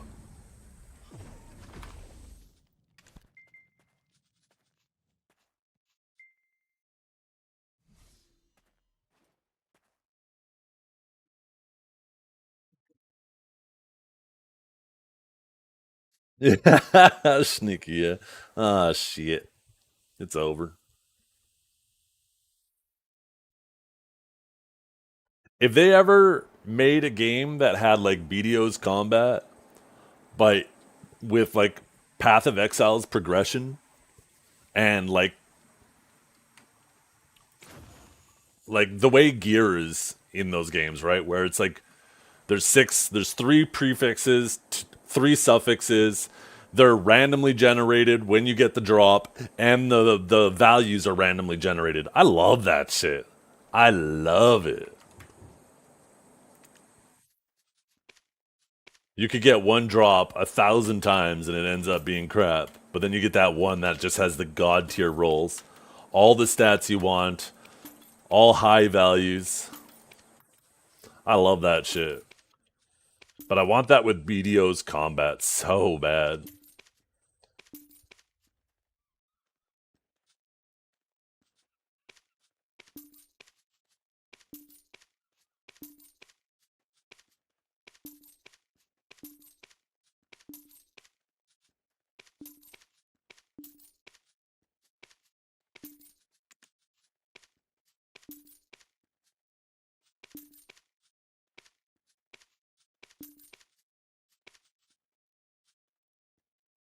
That's a good price.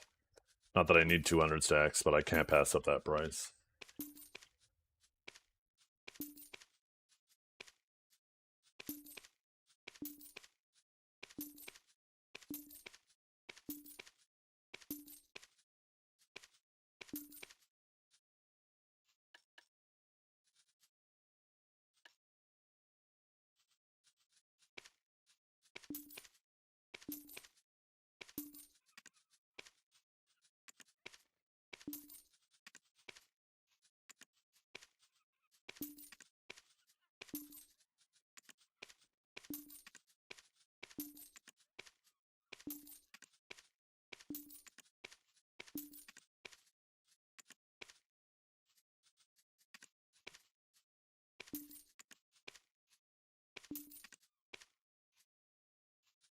Did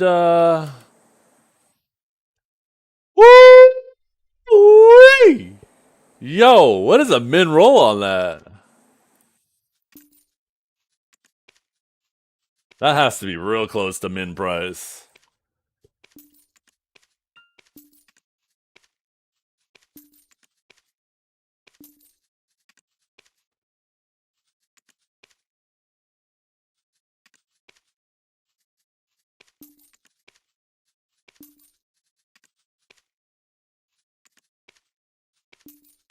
Sometimes I wonder if I should have been buying all this Vel powder. Imagine we're only able to charge our new Elkstone with Vel's powder. You can't even use mystical powder anymore. Oh shit. 15-7? Damn, so that was close. That was close to a min roll.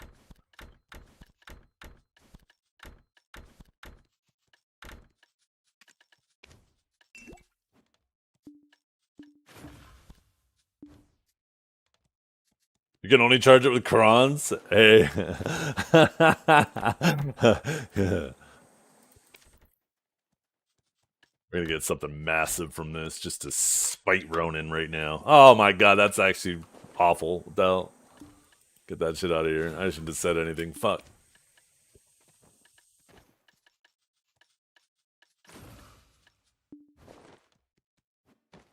Oh, I'll be right back, chat. I'm gonna go grab something to eat.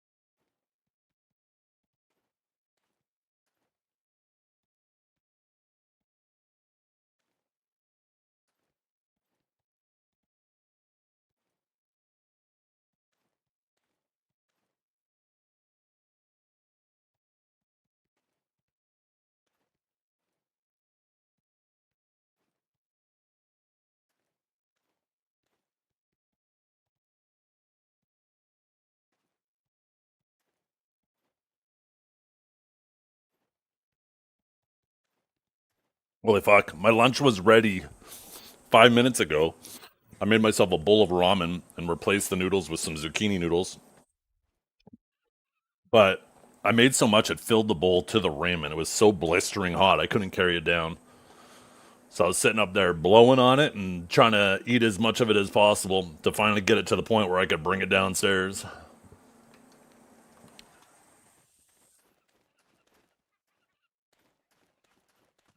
The Lust and Raven? Also, can we make it so every character unlocks the dance when you buy a dance? The fact that you can only have the dances on one character, I just realized if I want to play Savior, I need all new dances for that. That's going to stop that shit from ever being my main, for sure. What's up, Pinks?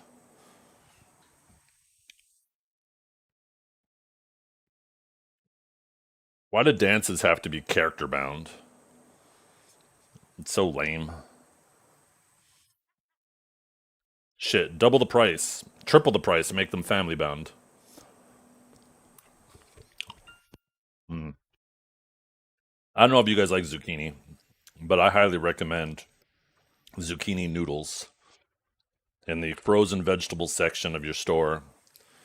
At least here at the Canadian Superstore, which is Loblaws, you can get zucchini noodles, and they are such a great alternative to normal noodles.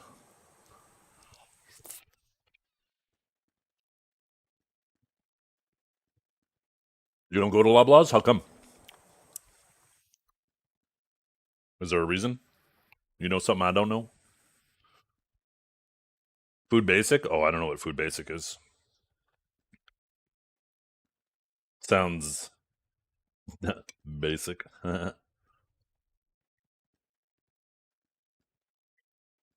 Mm. We have a no frills here too.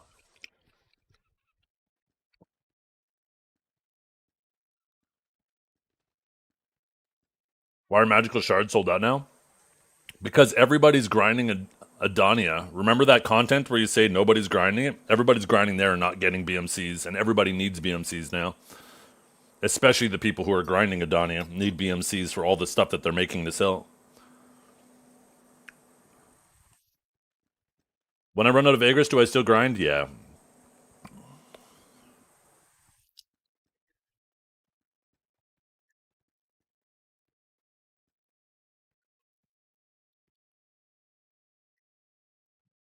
I mean, you say good one, but it is kind of funny that they mentioned that, like, Adonia was supposed to be for like 1% of the population, and then in their own stats, it showed 20% of the population was grinding between Tenebrom and Zephyrus. That's pretty crazy when 20% of your population is doing endgame content. In my opinion. In my opinion, your endgame content isn't difficult enough if 20% of your population is doing it.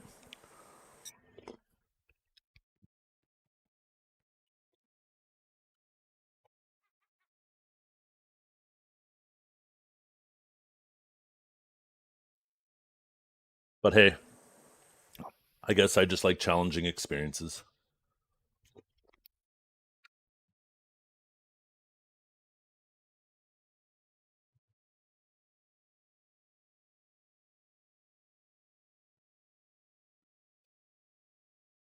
It's definitely a much better middle ground, Ronan. There's still like a central tower, but it's definitely a middle ground between normal rotations and the old towers, right? Like Thornwood Forest. Um, what were the other ones? Like some of the original tower spots were so boring. It's just sit there, wave after wave of mobs, and just one. And but I personally don't mind the Adonia spots. I like them a lot better than the original design tower spots. Oh, Star's End. How the fuck did I forget Star's End? Like the towers here, same deal, right? It was just one tower, waves of mobs around it, very, very boring. Same with Thornwood. I think Edonia has struck a better middle ground between the two, where there's still like a bit of a rotation to it. I hope they don't end up leaning into like what they did with Gyphon, where things spawn in random patterns, and because it's not challenging, it's just annoying. You're playing this game of rock, paper, scissors.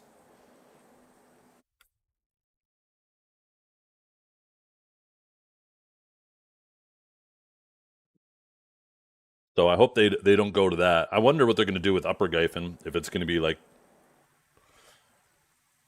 well, I mean, I guess it probably won't be like Lower Gyphon. It's meant to be a group spot. Mirmok looks like it's going to be like kind of like a tower spot. I don't know if you're going to be rotating through different trees or if you're just going to sit at one tree as a group. Yeah, yeah. Yeah, I'm not talking about the original Thornwood. I'm talking about Thornwood Dekia. I just assumed when I said Dekia and I was referring to tower spots, people. Sorry, when I said Thornwood and I was talking about tower spots, people would know. Mirmok and Gyfar are going to be tower spots. Oh, well, there you go.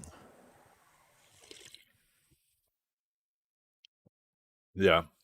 I definitely think that there's a middle ground. Like some old spots where the rotations are like half the frickin' area.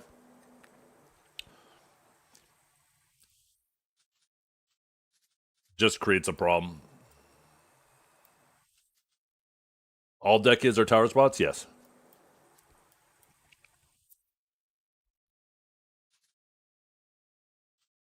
There is a central area you need to stay around, right? Which is basically the same thing here, except there's no Dekia involved.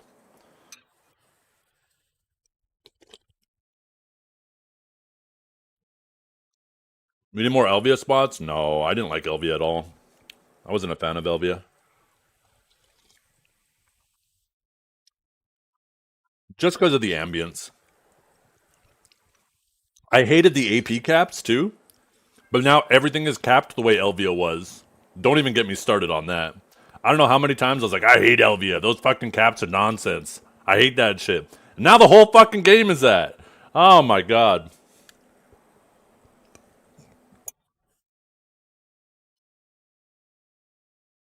So maybe I wouldn't be so against Elvia. Just don't make it so I have to sit under a green sky all day.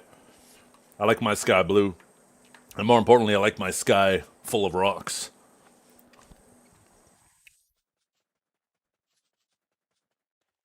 Oh man, that was so good.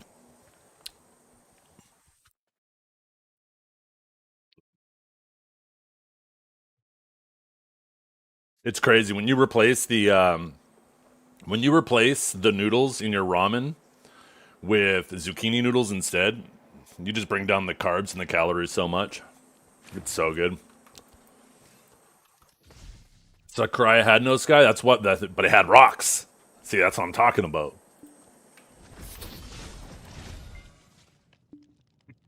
But yeah, these are a better middle ground. It's not just like if it was just killing these frogs around this tower like you do in the first part, it'd be so boring. It's nice that they did have a little bit of variation and difference to it.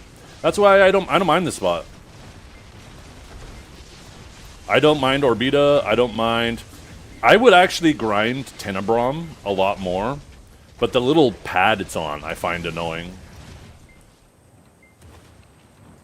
And I think that's exclusively a problem with like Sage. I find like because a lot of our abilities have so much movement attached, it's annoying when you're going off and then you have to jump back up and shit. I bet if I was grinding on Guardian, I wouldn't care.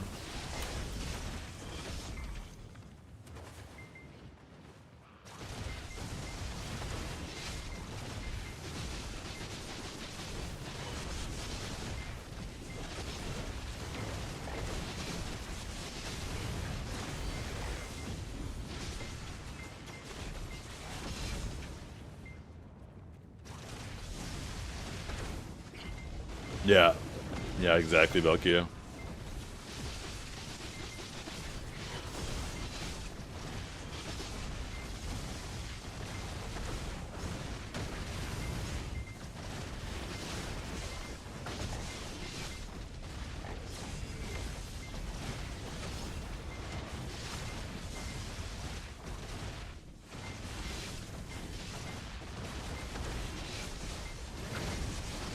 Just got your pen carries that next. Should I sell my pen lane or melt it to get Dawn essences?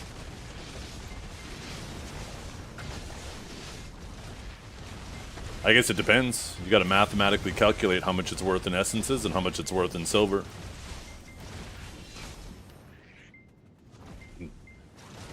Take a look at how many essences you get. Take a look at the market, see how much the essences are worth. Multiply the number of essences by the value of the essences. And that'll tell you how much the essences are worth. Now take a look at the value of the item itself. And if there's a big difference between the two, then, you know, go with the one that's better. One thing to keep in mind, too, is if you extract it in essences, you're not being taxed on it, right? Where if you sell the latent to buy essences, well, you're being taxed on the latent sale. So make sure you're factoring that as well.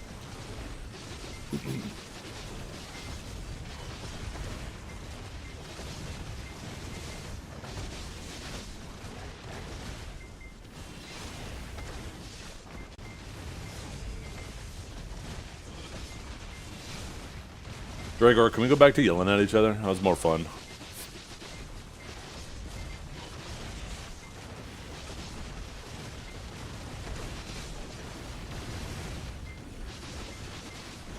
Yeah, that's better. That brings a smile on my face.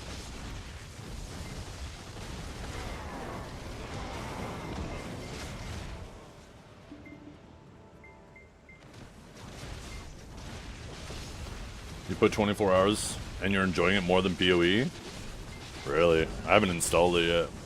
Maybe that's what I should play. Well, no, first I should see if I can get my my shit from PoE, do the first act, and then I should install D4.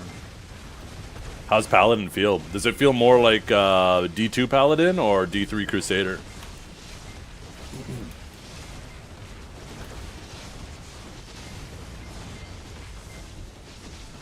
It's a mix? That's what I thought. That's what I thought. It kind of looked like they were planning on going with a mix. Yeah, it's already out, Velkia, on D4. They were kind of confusing with the announcement because the expansion that they were announcing at the same time is in April, I think it was, or March or something. But then, like, right after that, they're like, but you can play Paladin right now. I think they, like, had it ready. Yeah, I want to play that too. Nope. Paladin's coming out first. Or Paladin's already out.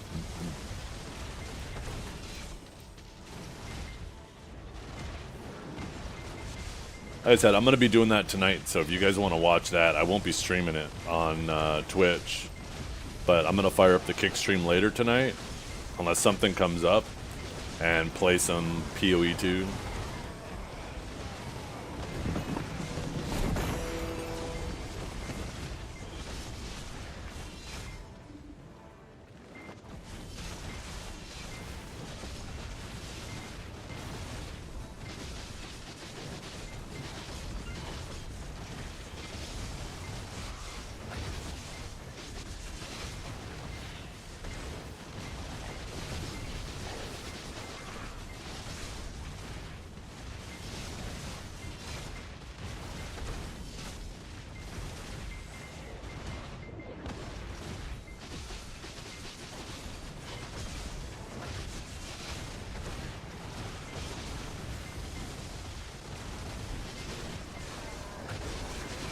Diablo, every single Diablo has always been one of those games where the original game comes out and it's kind of meh. And then the expansions just, they do a good job at building upon it.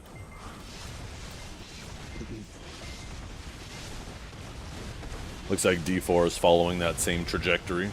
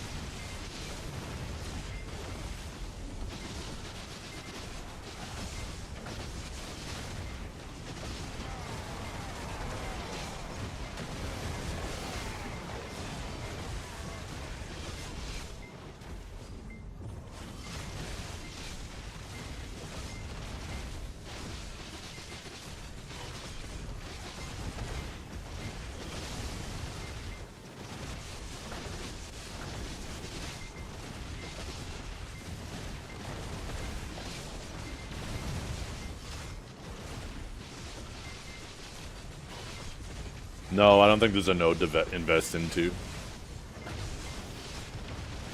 You typically can see the node through the monster zone info. I don't know where. I might have to just search. Maybe if I just scroll down to the O's.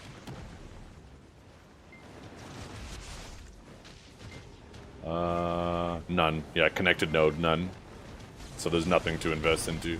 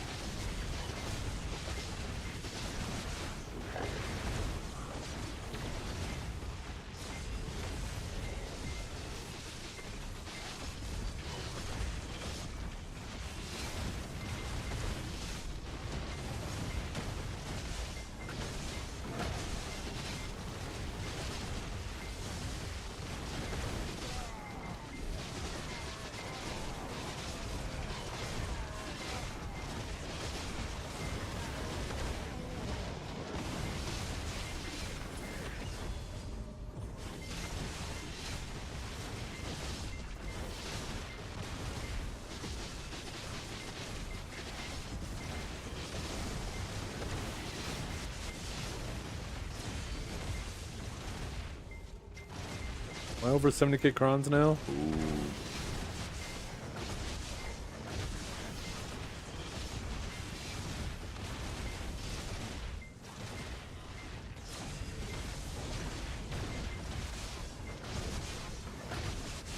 I don't remember how many crons I'm using per click on my armors. Am I at 2k yet? I don't think so.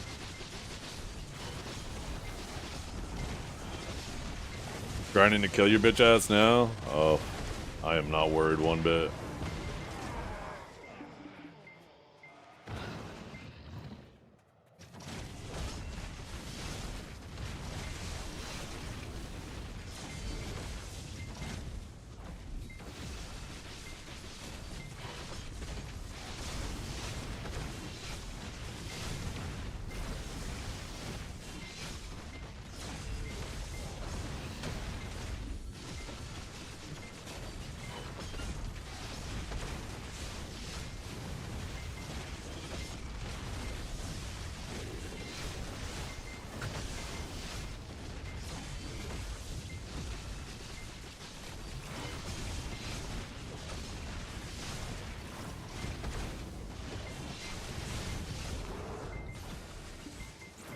You gonna be a savior, Dragor? I know you were super excited about it initially.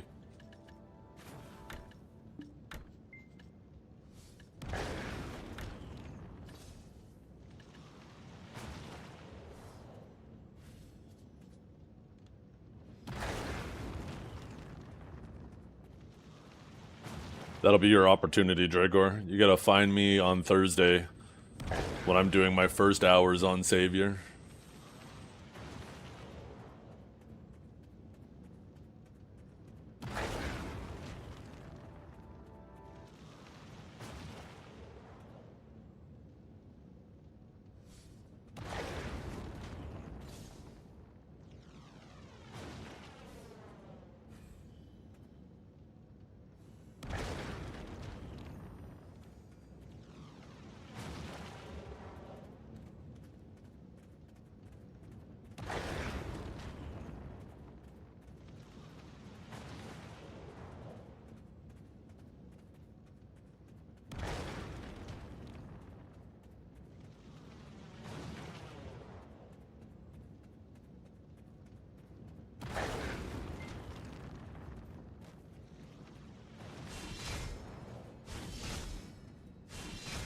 Yeah. I mean, anybody who wanted to play Awakened Warrior but wanted a female and in a more easy version, that's basically a Savior. A more modern, easier, flowy version. That's not quite as flowy as newer classes, but definitely a middle ground like they aimed for.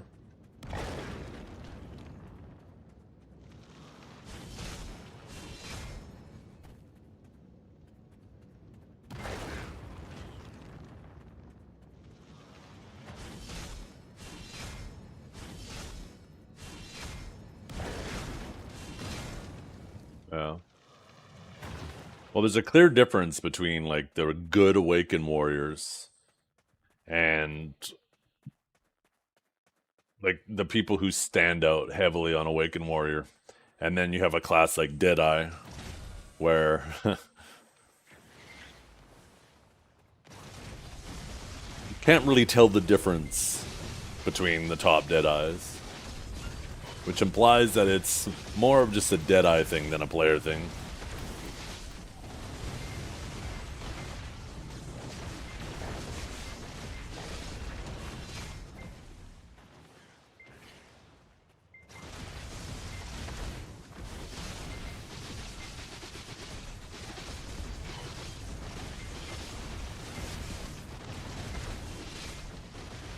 The only time you're running shit, Dragor, is after you hit Taco Bell. Stop pretending.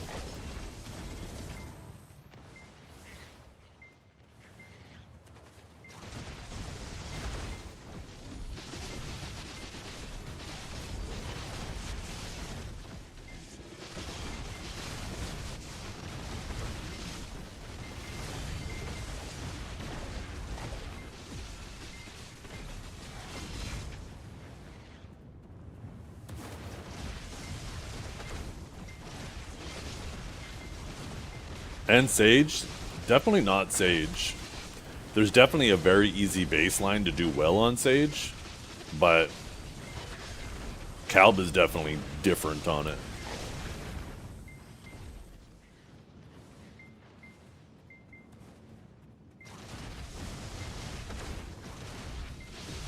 You fight average Sages and you're like, what the fuck is this class? And then you fight Calb and you're like, holy fuck. The fuck is this person on what the fuck is this class? It's like Bobo on Warrior. Except less about the class. Right? You just have some people on some classes, like, they make the class look busted. And then you have somebody like that on a busted class, and it's like, the next tier. But I just don't feel, I don't know. Is there any Deadeyes that are like that? Is there anybody where you're like, what the fuck is this Deadeye? What is this player on Deadeye? I don't feel like there is.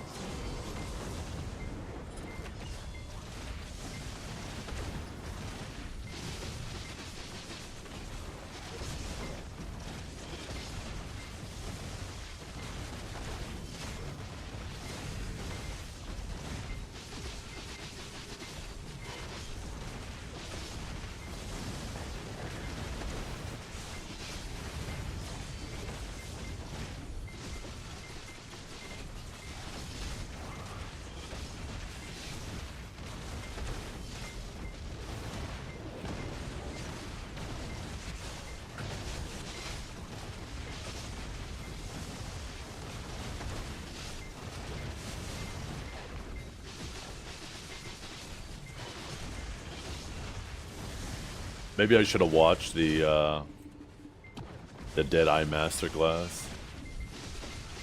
Maybe I would have saw it there. Who ended up winning Deadeye Masterclass? Was it Aviel?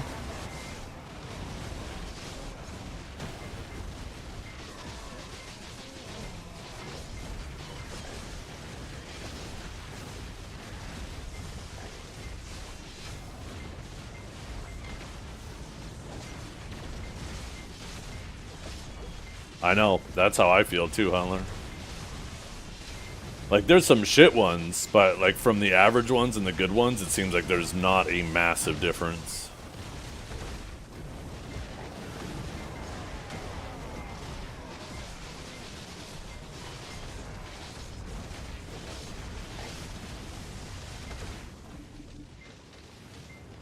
Like, as long as you have a reasonable amount of situational awareness,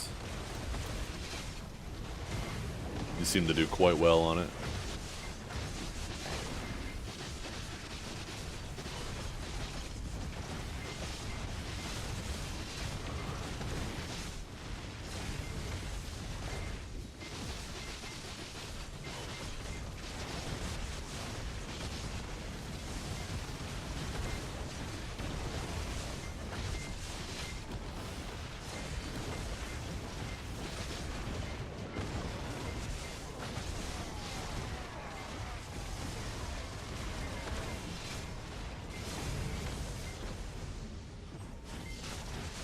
I wonder what Bobo thinks about Savior.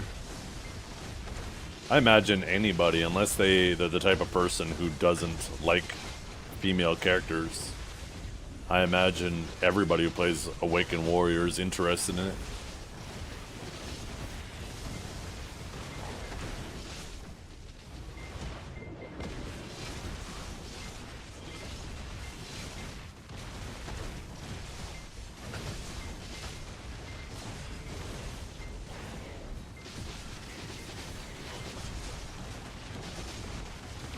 Jordan doesn't want to touch him. He plays on the male classes. Yeah, I think that's like an RP thing for the hunters, though. You got to play something that matches your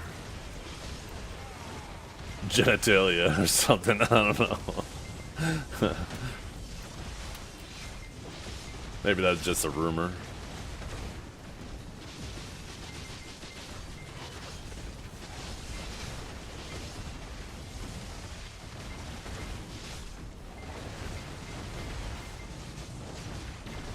I think it's part of their RP code.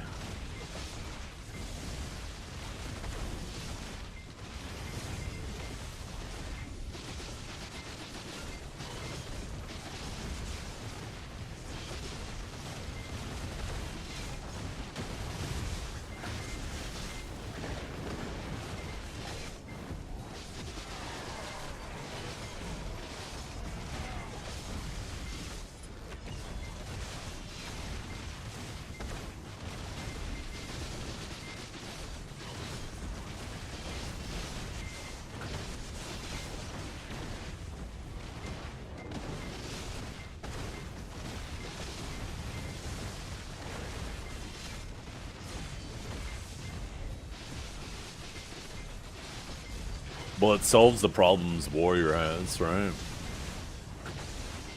If Warrior didn't have those problems, Warrior would be a good class too. Savior acknowledges those problems instead of improving Warrior.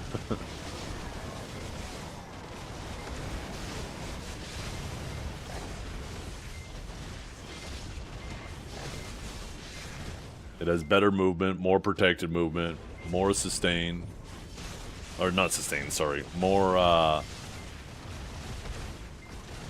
AoE, right? Instead of just like Gravedigger slashing and ground smash, it actually has more to it for AoE damage abilities. It'll require a bit more effort to move though, not having charging thrust to just hop into.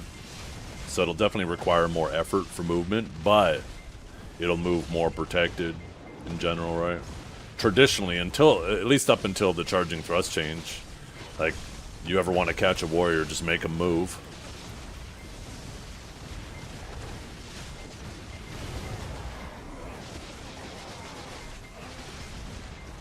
Yeah. And they could very quickly fix that with Savior if they want to. All they got to do is just add the Q canceling, and that would make that class way snappier.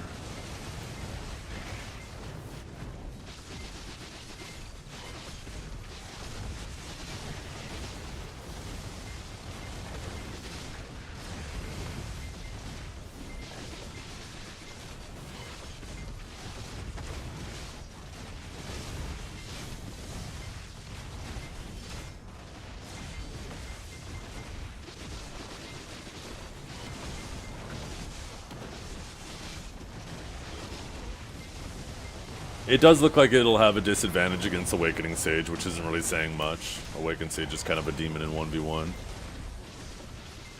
With how SA heavy it is and how little sustain it has, it's going to have to be a tank god or it's just going to get traded down to Oblivion.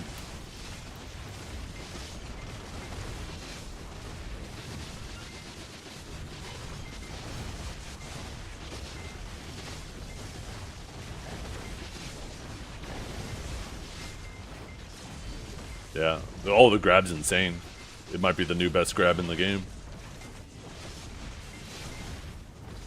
It's like half Guardian, half Lawn grab with the shortest cooldown in the game. The shortest grab cooldown in the game. It's not quite the range of Guardian grab, but it grabs similarly, right? Just without that initial step forward. And it has a better cone than Guardian grab, but not quite the same cone size as Lawn. And then, yeah, it's on a 13-second cooldown.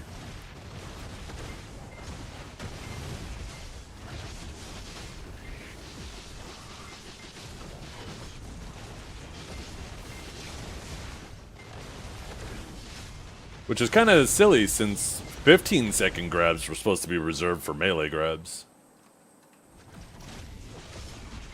That shit is very much a ranged grab.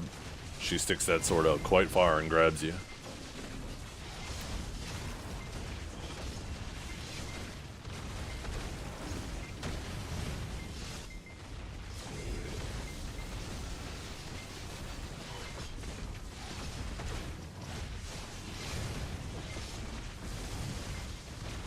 Cannoneer, it's your Awakened Zerk, baby. A little hand cannon. Or Corsair. You have a little bunch of papus on a cannon.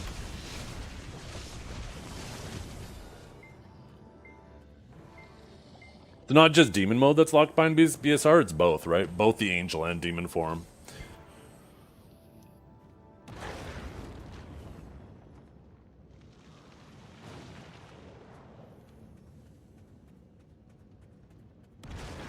It's pretty cracked when it's in the angel form.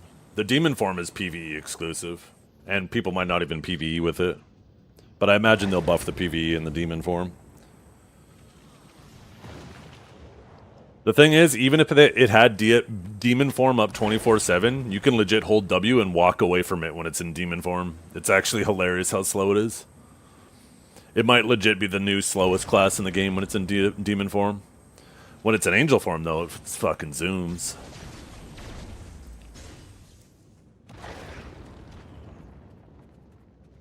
Do you think it's lazy balancing PvP, PvE by using forms? No.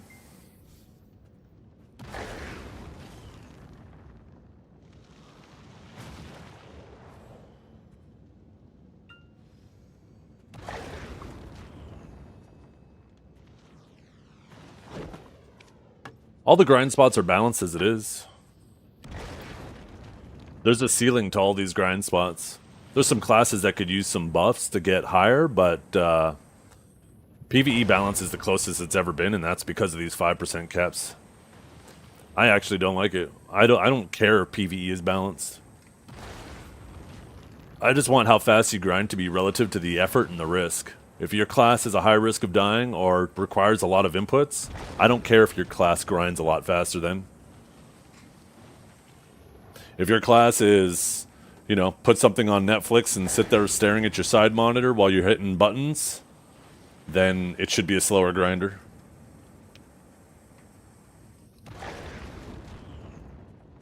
Yeah. Part of me wonders, Valkia. I partially agree with that, but also part of me wonders if maybe they're running out of ideas. Because, I mean, they have a lot of classes now. Maybe, I don't know.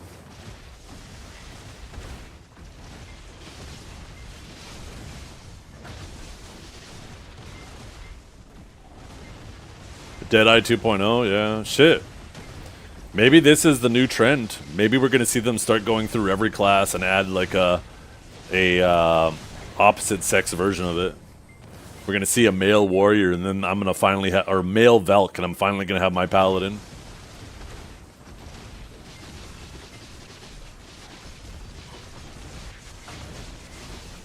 The Rudum class they teased forever ago, they never teased the Rudum class.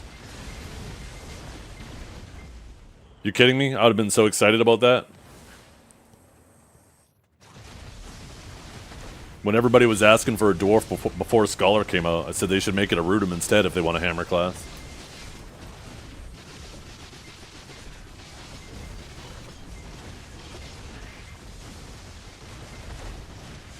What's female Zerker gonna be?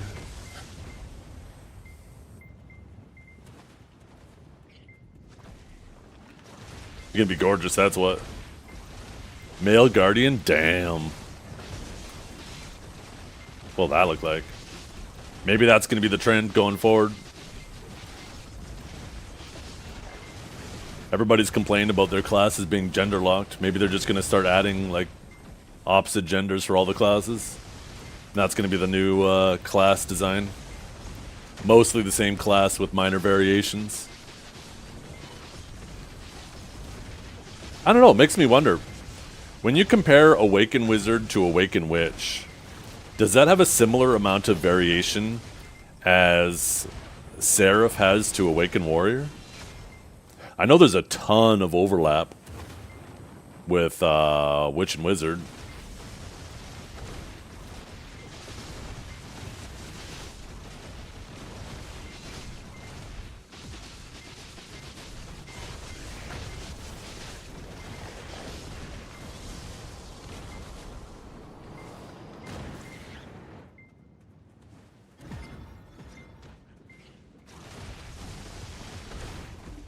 Well, it makes you wonder, right?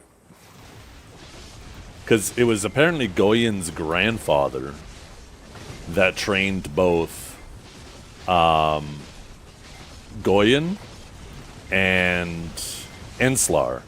And then Enslar trained Savior. But it makes you wonder,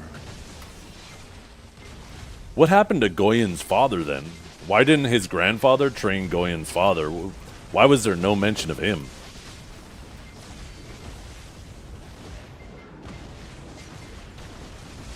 Goyen's grandfather is Macduff in Crimson? Is that the name of the main character, Macduff? That reminds me of The Simpsons. What was that guy's name?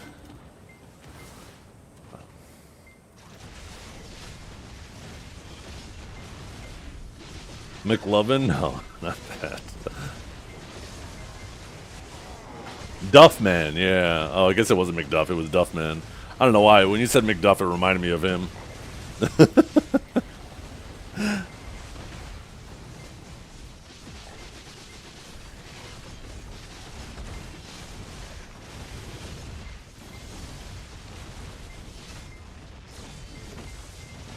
Imagine a male archer.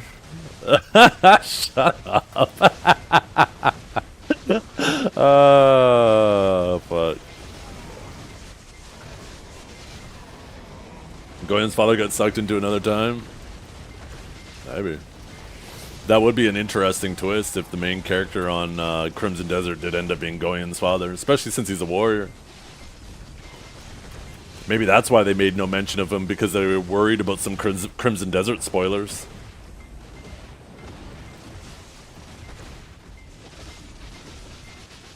He does. Kind of does. Or maybe he's... Maybe he is Goyen's grandfather? I don't know. We'll have to stay tuned. I guess we'll find out in March.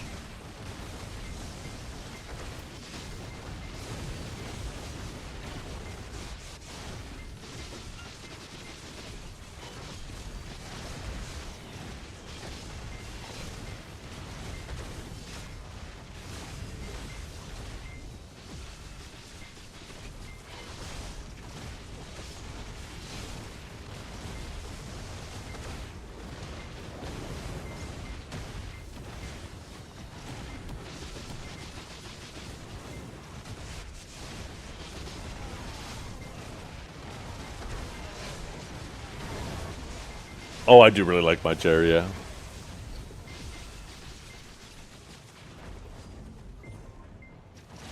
When they originally reached out to me, like, I was more interested in the style of it, but I had low expectations of how comfortable it would be. I didn't expect it to be uncomfortable, but I thought it was more of like DX Racer was more of a marketing thing. But it ended up exceeding my expectations in terms of comfort. But it's super cool, right? Because it's Black Desert themed. I love it. What model do you have? I just have the, I didn't get the extra large, I just got the large one.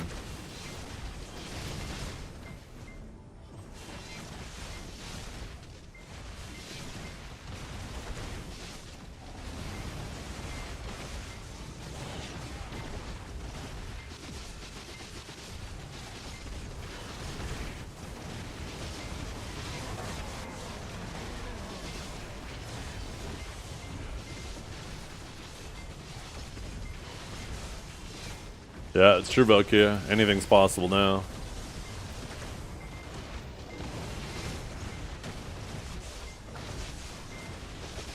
BDO has unlocked the ultimate content hack. The ultimate, what do they call that? When you're sticking to the lore being canon, so they have the ultimate anti-canon excuse? Where now you could just say, oh, it's a different universe. It's from a different universe. From a different universe. And they could basically a license to do whatever the fuck you want from now on.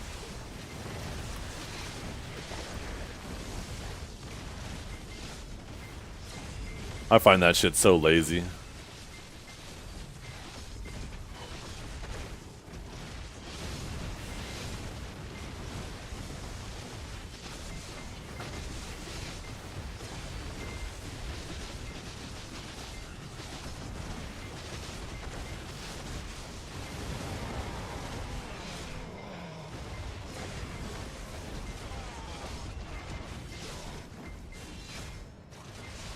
Is video big in China? I know they recently released in China, but I think I heard that they were already closing up shop or something like that. I don't know. I don't know what exactly happened with that. Haven't really been tracking it.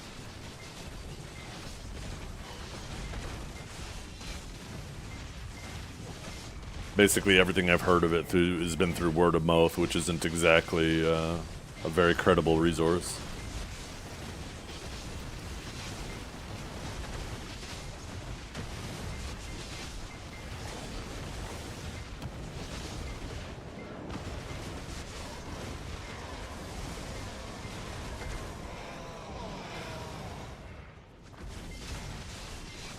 What did I think of the ball?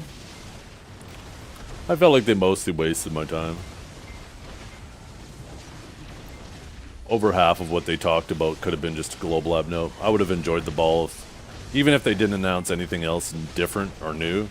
If they would have just stayed more on the more exciting things and shortened the duration of the ball.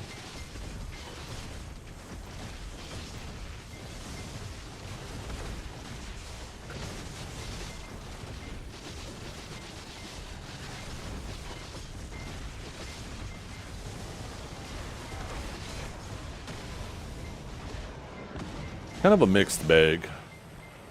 I was really frustrated that they acted like this whole DR rock meta we're in is like a brand new thing all over again when they mentioned it last ball.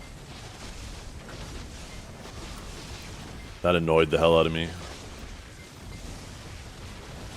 A lot of the shit that they announced, like there was a good amount of it that was just repeats from other balls. I have very little faith in them. Like, there's no mistaking that Node War and Siege needs help. But considering their track record, more often than not, whenever they touch those things, they make it worse, not better.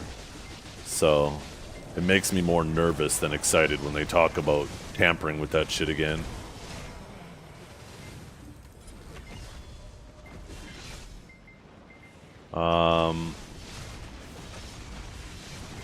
The life skill stuff I think is good, even though I don't partake in life skills. I think they did a good job with some of that shit. Specifically the horse stuff.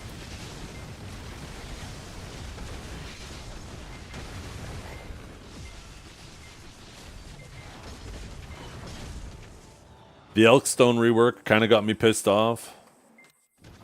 Because it feels like they just took the laziest solution, which, don't get me wrong, is better than what we currently have. But why did they make us wait for it then if they were just going to do the laziest solution? I thought for sure if they were withholding it, they were going to incorporate into Edonia Part 2, and it was going to be more in line with the current enhancement systems with other stuff. Feels like they just took the laziest option, which is still way better than we have, but why did they make us wait then?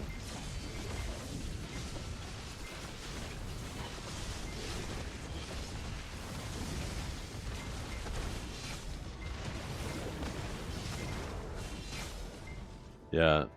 Yeah, no preview. Like, they didn't even mention Edonia Part 2. They didn't mention, like, the old... Not the old. I don't know what to call it. I keep calling it the land before time or whatever. BDO in the past. I guess I should just call it that. They didn't even make any mentions of that.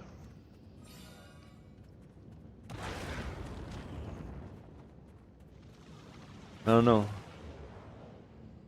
Maybe part of the reason, maybe part of the problem is traditionally we've always had like the Calpheon Ball be the really exciting thing where they make lots of announcements for the new year with good ones. And then the Heidel Ball is like a progress update and, you know, a couple new things, minor things. And it definitely feels like this year it was flipped on its head because the Heidel Ball was insane. But now the Calpheon Ball was kind of meh. So I'm wondering if it's... Maybe I shouldn't be comparing this Calpheon Ball to normal Calpheon Balls. Maybe I should be comparing this Calpheon Ball to previous Heidel Balls. Because within that context, then it might have actually been one of the better Heidel Balls, right? If you compare it to the older Heidel Balls.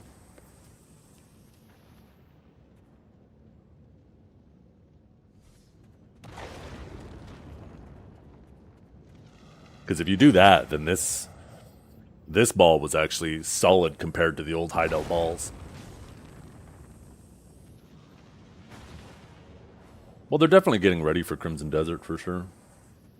I'm sure they're all hands on deck with that. And they should be, right?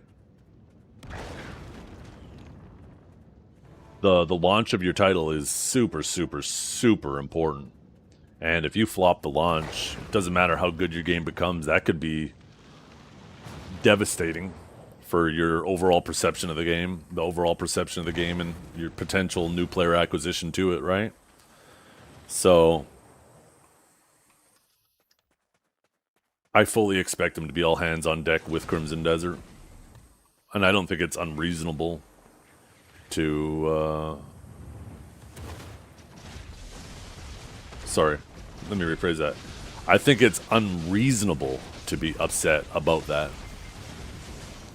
Pearl Abyss doesn't want to be forever the Black Desert company.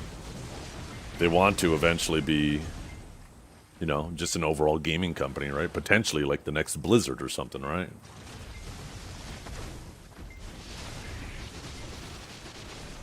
So... in order to deviate away from being just a company known for Black Desert, they have to make more IPs, right? It's kind of all there really is to it. Because one day BDO will die. And if they're all in on BDO, then when the game dies, the company dies.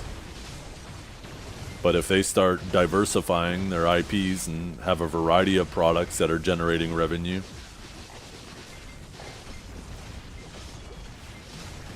then, you know, they at least that will contribute to a more secure, more job security for them, you know? Yeah. Yeah, and they definitely won't release anything for BDO in March. I couldn't imagine them trying to compete with their own product.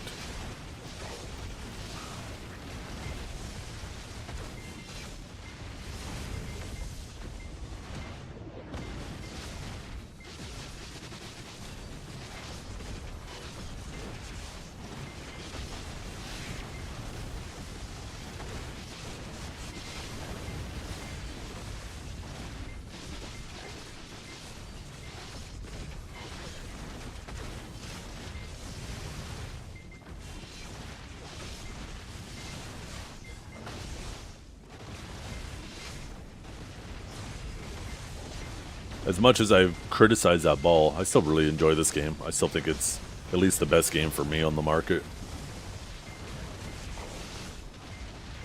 I don't think there's anything wrong with wanting a game to do better always, no matter how good you might think it's doing.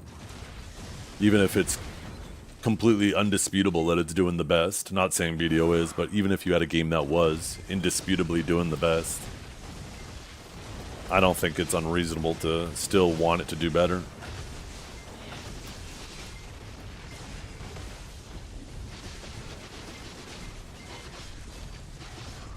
That's when any product falls behind, is when it becomes complacent. While other companies are doing the best they can. Before you know it, you fall behind. And sometimes, you know, once you fall behind, it could be difficult to get that market share back once people get settled somewhere else.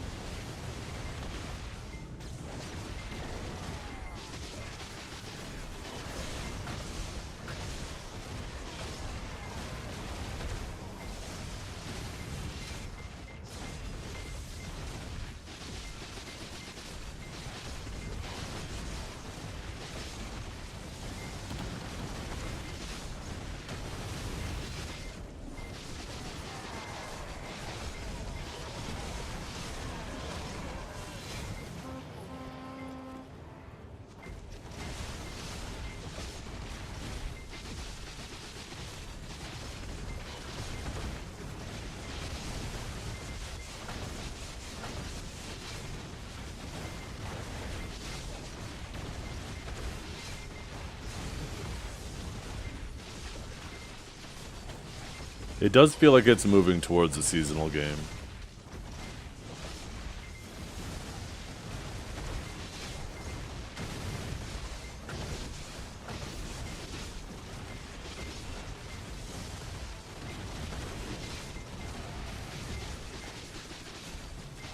Kind of like what Pinks just said there. It's starting to feel like it's more of your side game. When you're done with the stuff that you're really enjoying, then you come back to BDO to kill time until something new comes out.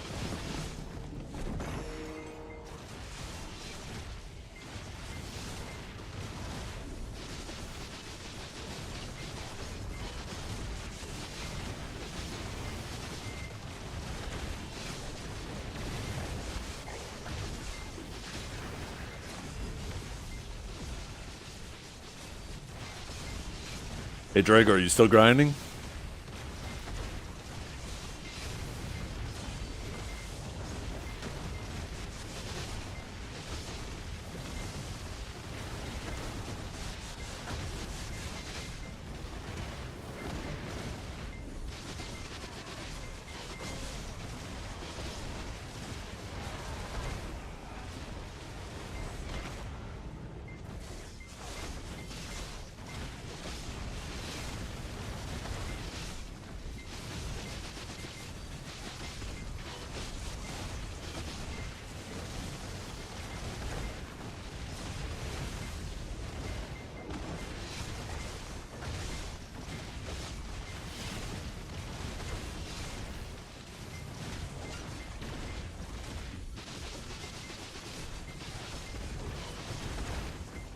I don't know. Maybe the Altar Blood rework.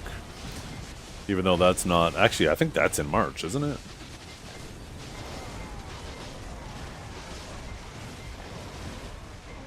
What is it again? Roadmap.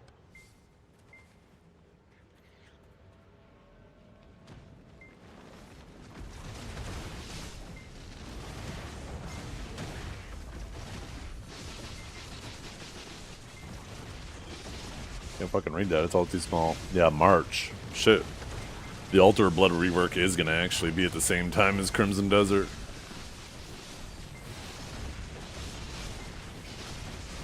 Now that's probably a fucked up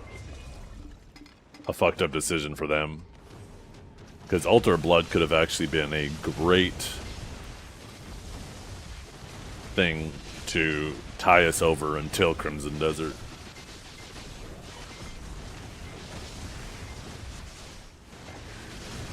It looks like it's going to end up being like a dungeon that gets gradually more and more difficult.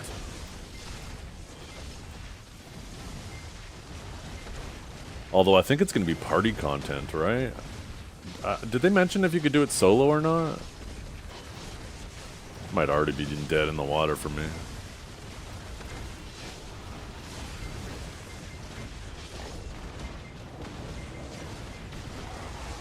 If this game ends up becoming just everybody set up in parties of 5 and just spam Altar of Blood over again, and Altar of Blood is the same rotation of difficulty and mobs and design every single time you do it. Jesus.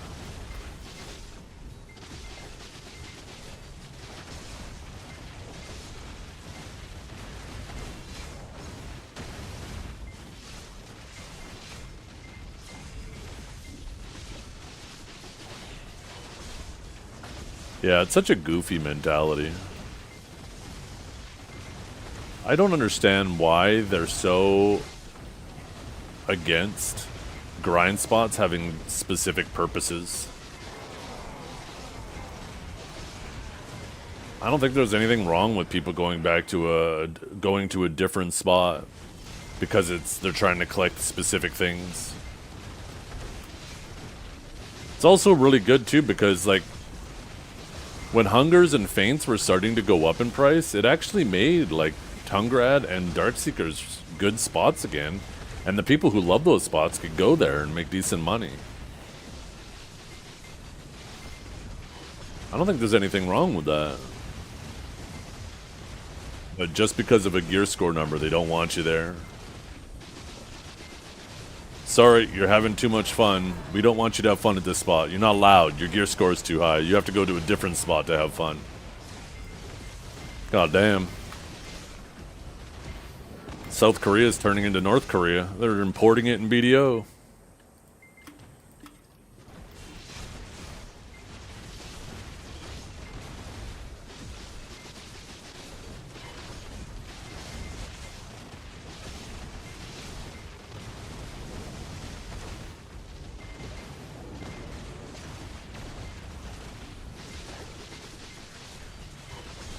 The kind of ruined treasures with the paint. I think it was a decent implementation. I personally don't mind it too much, even though I didn't get to really enjoy the system because I already had all my treasure items. I thought it felt really cumbersome to have to sit at a terrible spot for a very long time. I think it's nice that over time you could slowly get like these rare paints, because even the paints themselves are pretty rare. And as you accumulate them, it'll eventually allow you to take a break from that one spot and go continue to grind for your treasure items somewhere else for a bit. I don't think it's bad to give them a break. I feel like it was a good middle ground. I don't know how you could accomplish something like they were trying to accomplish better than how they did it.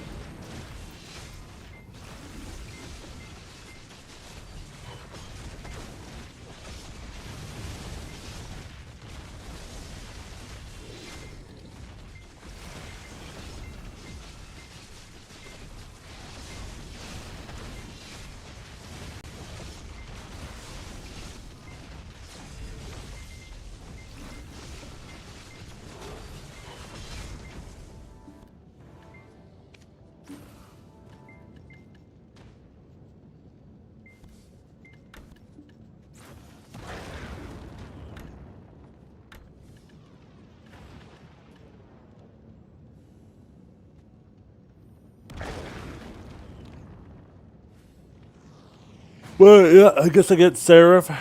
Seraph will tie me over, hopefully until the Alchemy Stone. Alchemy Stone will probably either be something that's short-lived or... well, it'll be short-lived either way, no matter which way they do it. Either they're gonna make it expensive per click, or they're gonna time gate it. either ways, going to be pretty short work for me. Olvia Academy doesn't really affect me much. I don't imagine the Stars End rework or the Sakraya Underwater Ruins is going to be too exciting. We'll have to wait and see.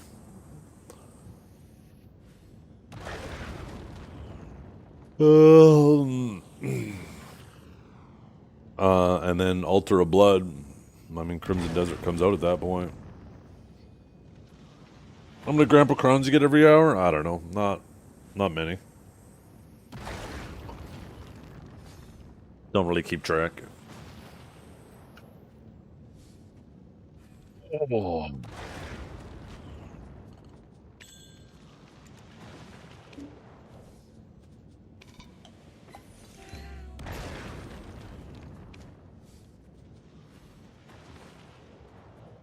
House Seraph Siege, yeah.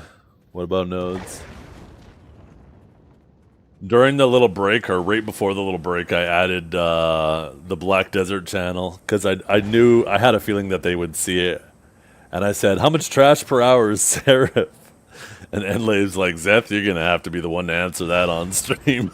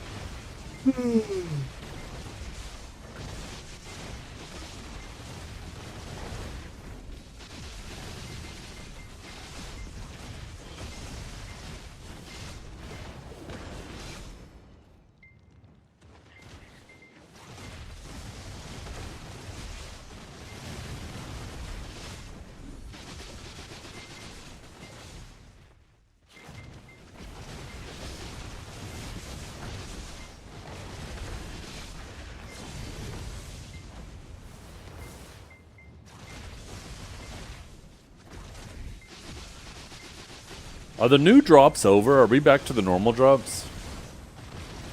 Or do these drops last until Christmas? I should have checked during that AFK phase. If you guys don't know, I'll check during the next AFK phase if I remember.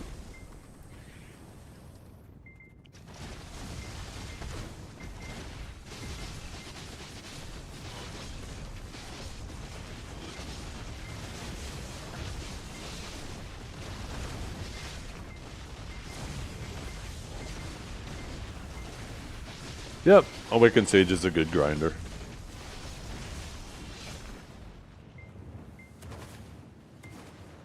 A little squishy at the higher end spots, but it's super mobile, so as long as you're just avoiding the attacks, you shouldn't get hit a whole lot.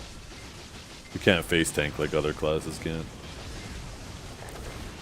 They last through till December 18th. Oh, okay, perfect. Two more days. Thanks for that.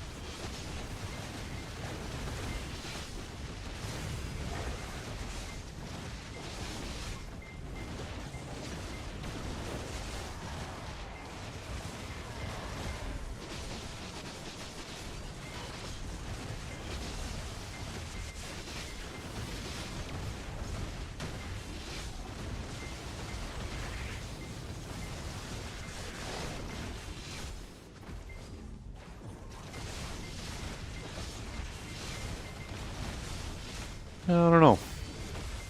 I don't know if we'll ever go back to the days of spots having specific purposes.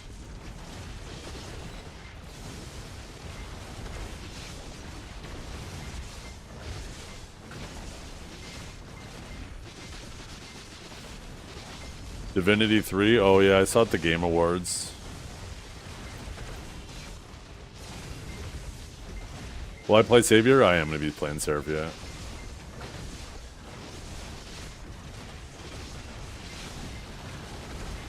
I'm into a lot of games, I just struggle to have time to play games.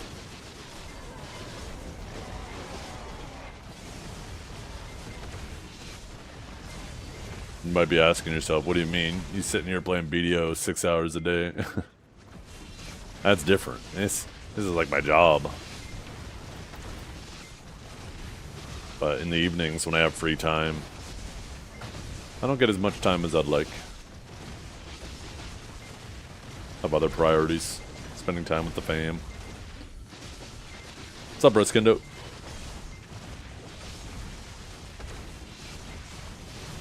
We need to start having like 30-hour days. That'd be nice.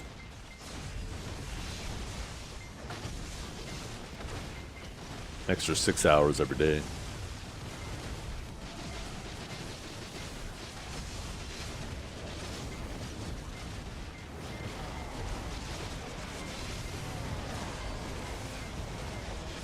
Someone needs to do us a favor and maybe if we all face, what direction would we have to face? East? Or west? Whichever direction we'd have to face. If we all face that way and blow real hard, maybe we could slow the rotation of the Earth just enough to give us 30-hour days.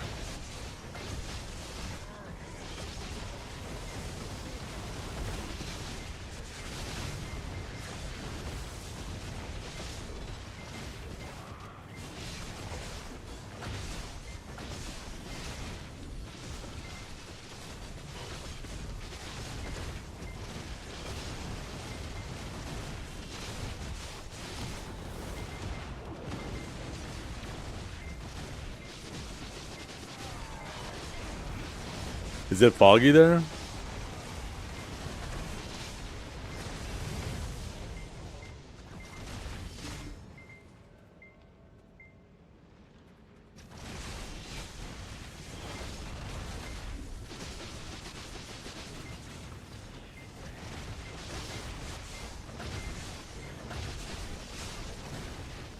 Well, we're supposed to get freezing rain here today.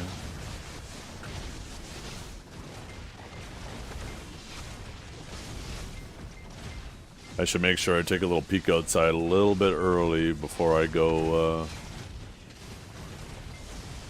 just so I don't accidentally, you know, wait till the last minute to go pick up my daughter and realize my car's frozen and I have to chisel it out.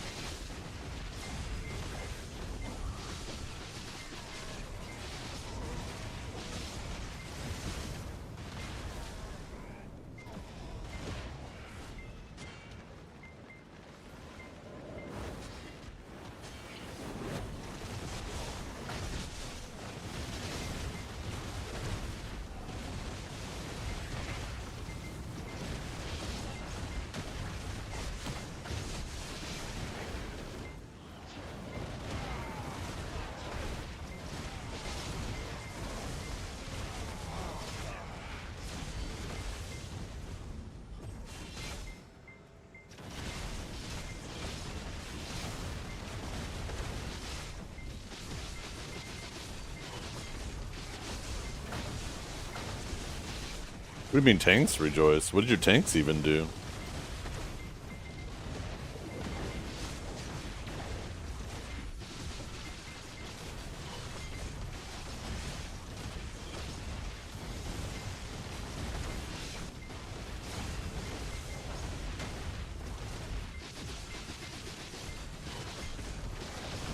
Not wasting 2 bill a game? True. Yeah. Yeah, not having a... I mean, you shouldn't be wasting 2 bill a game either. If you're wasting 2 bill a game, you're dumb. Just use the immortals. You only need to pop 1 immortal. Then it's only, what, 600 mil?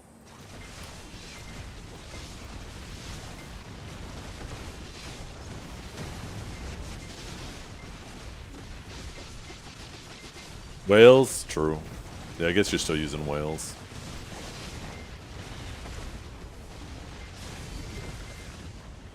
I was thinking of just the other consumables. Yeah, no. The rock meta is absurdly frustrating.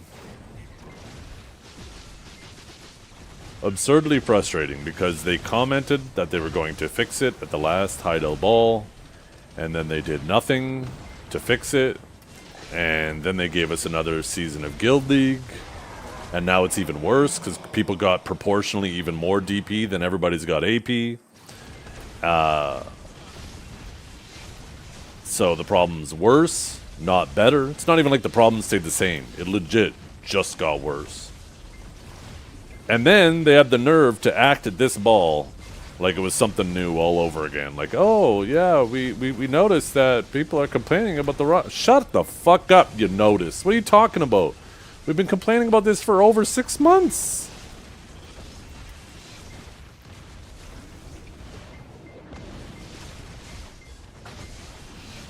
Oh, and not even that too. Yeah, not even just the Misty. I completely forgot that. With the lack of Misty, it's even worse. I was thinking just from a pure... The amount of DR that everybody gained versus the amount of evasion... AP everybody gained. Proportionally, everybody gained way more DR than everybody gained AP. And we will complain for another 6. Yeah. Nothing in the roadmap for when they're going to deal with that. You know damn well they're not going to fix that shit before Guild League's over. That there's a 0.01% chance of them resolving that before this season's Guild League is over. If we're lucky, we'll have it by the next season of Guild League next year.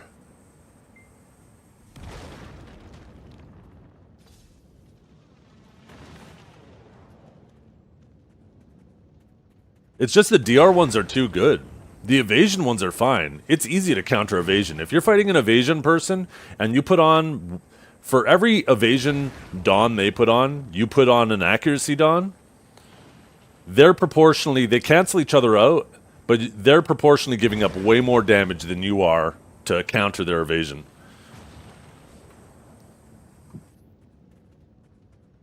You can actually build to counter the evasion. The DR ones are just way too strong. They need to nerf the amount of DR you get on the DR stones.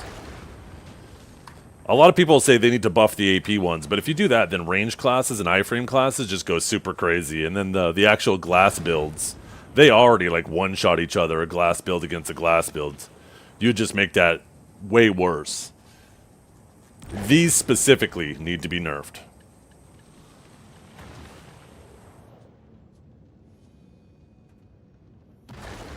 Yeah, all the iframe classes would just go way crazier if you just pumped up the AP. You need to specifically nerf these.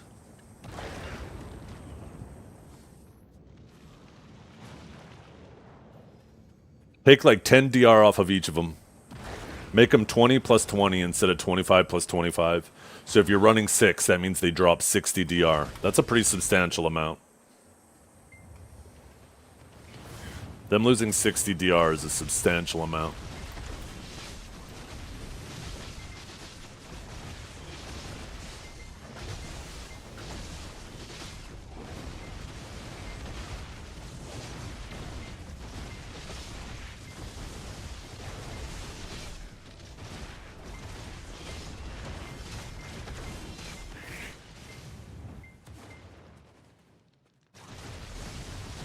Yeah.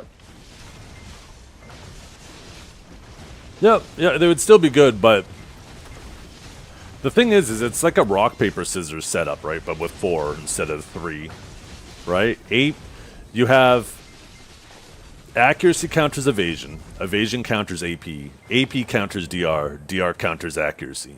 It's a circular system.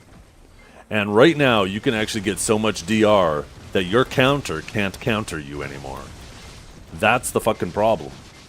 You're getting too much DR.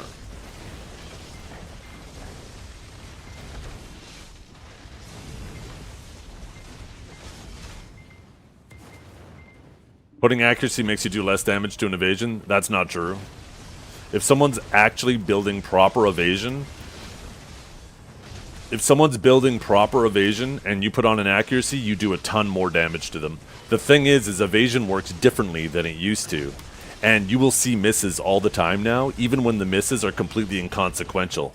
So if you're actually fighting somebody that has an okay amount of evasion, not a massive amount, but there's still a DR build, specifically like Strikers and Mystics are the perfect examples of this, they'll go full DR and you'll still get misses on them. But those misses actually don't mean anything. They don't mean what they used to mean. They shouldn't even call them misses anymore. They should call them like glancing blows or something, because they're very misleading with the way they redesigned evasion. But there's people out there who will see those misses pop up, and they pop up somewhat regularly, and they think that it's having a massive impact on their damage. So they will put on accuracy, treating this person as if they're actually an evasion build when they're not, and then they will end up doing less damage. People just don't understand how new evasion works.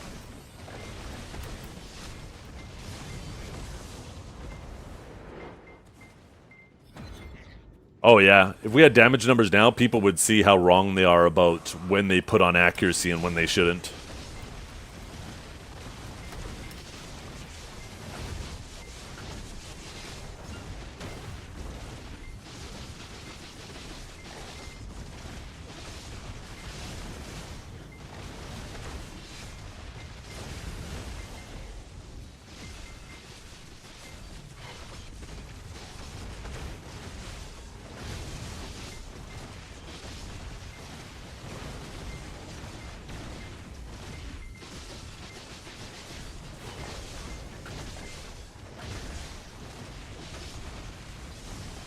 Back in the day, for every 1% chance you had to dodge, that was 1% of the original damage being mitigated, right? Avoided. So, as you got higher and higher evasion, you're starting to take off the same size piece off of a continuously smaller pie. The way evasion works now is similar in that sense, where, you know, as you gain more evasion, your chance to dodge is going up. But now they also made it so your chance to dodge is also relative to the damage avoided when you dodge. So if you actually have a 10% chance to dodge someone, every time you dodge, so 1 out of every 10 hits when you dodge, you're only avoiding 10% of the damage. So if you run the math on that, that means if you have a 10% chance to dodge, it's only actually mitigating 1% of the incoming damage. But people will get baited by seeing 10% of their attacks getting dodged, and they think, oh my god, I need to put on accuracy, and they don't realize the person they're fighting is actually DR. And then they put on that accuracy, and now they don't have the AP to punch through the DR anymore. There's so many people who get baited by these DR builds that still have a little bit of evasion, and then they put on accuracy and they do even less damage.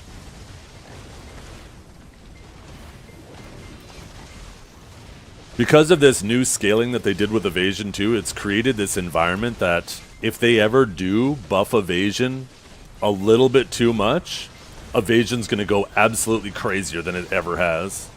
Because now it has a double scaling like that.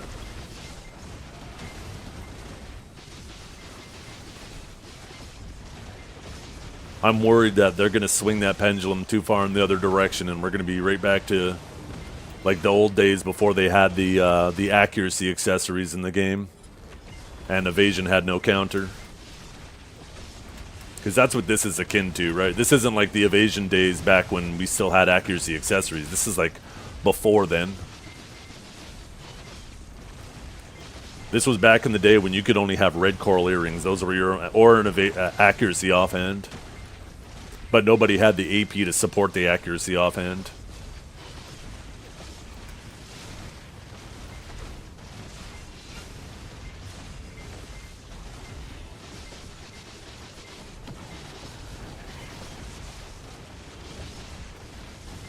But yeah, there's no chance that this gets adjusted before this season's over.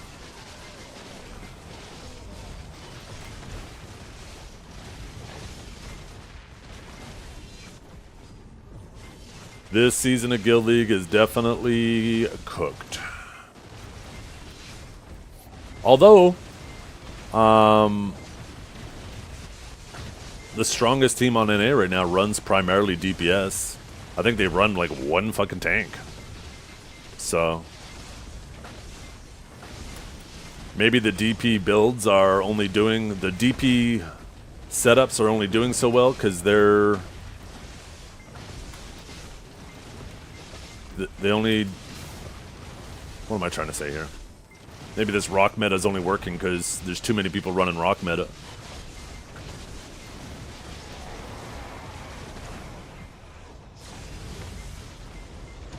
Did Twitch release anti-bot program today? I wish. Maybe we need, I don't know.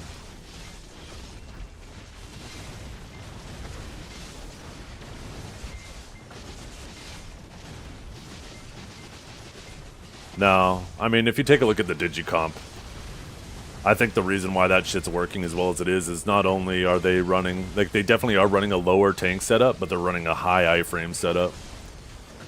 Doesn't matter about your ability to take a hit if you can avoid it a lot, right?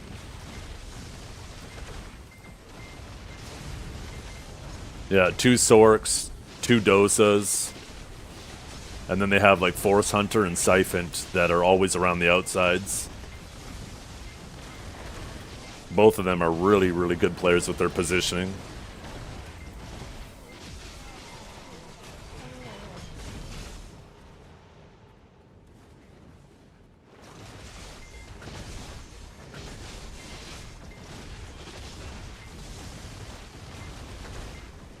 Yeah, I've only seen one Scholar in the few matches that I got to do.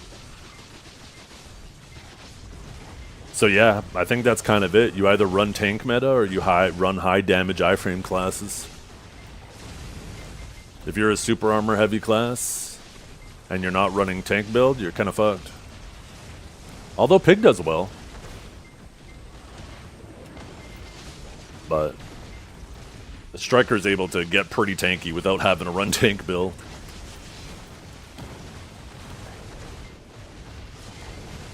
Time for the tank meta Seraphs. They are a super SA heavy class, and they have very little sustain. I can't imagine Seraph doing well with the way it's currently designed in Guild League at all.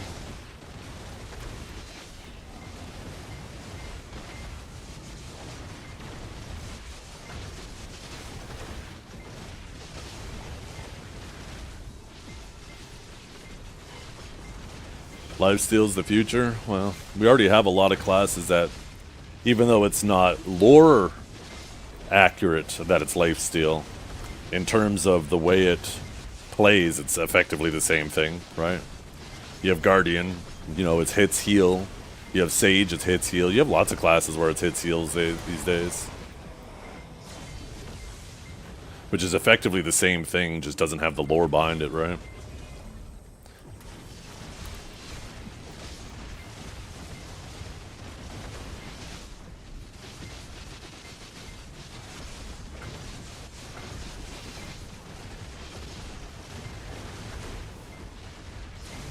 Yeah, maybe. I wonder if it's a one-shy meta to squeeze in the extra DPS. I don't know.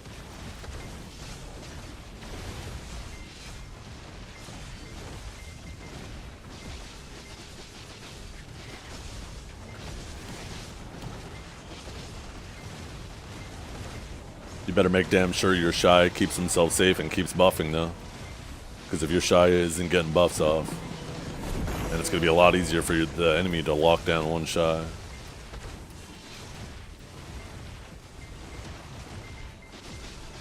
I wonder if Pico even played last night.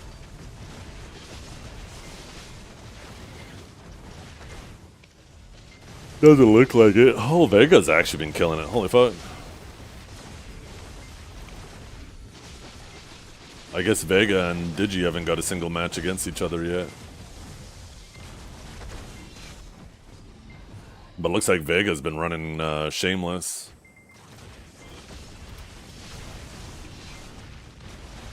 Yeah, they have a really sick comp. They have really good synergy with their comp too.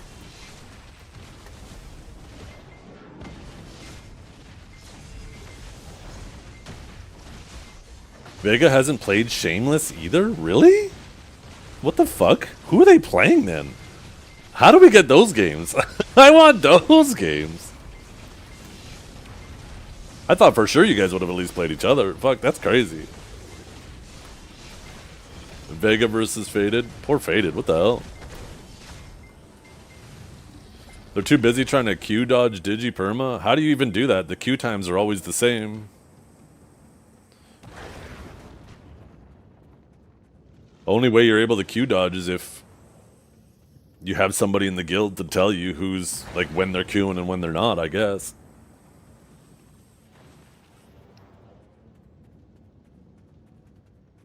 Is there a rat? Is there a Digi? Is there a rat in Digi? I imagine it's equally possible for them to have a rat in I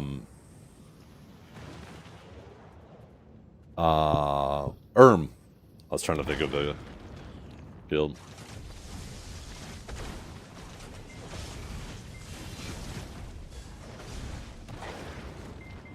What even is the Vega comp anyways? There's a Discord add-on that lets you view voice channels that you don't have access to. Yeah, I heard about that. You could definitely use that for that.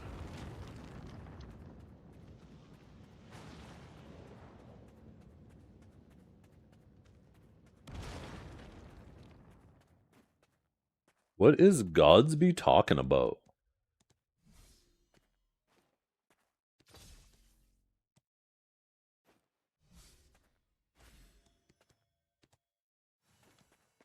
This man's just going on an arc right now. Fucking, I don't even know what he's trying to teach us about.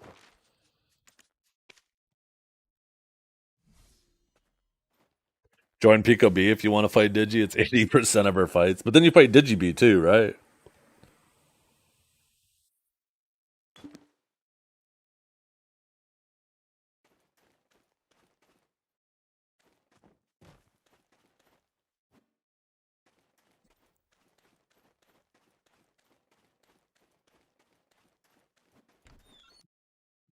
What is the Vega comp anyways? I wish you could actually see your alliances games.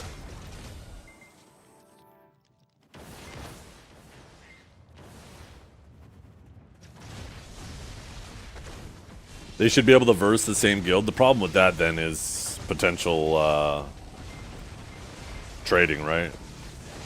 That's why they designed the system the way they do, where only your A team can earn points for your team.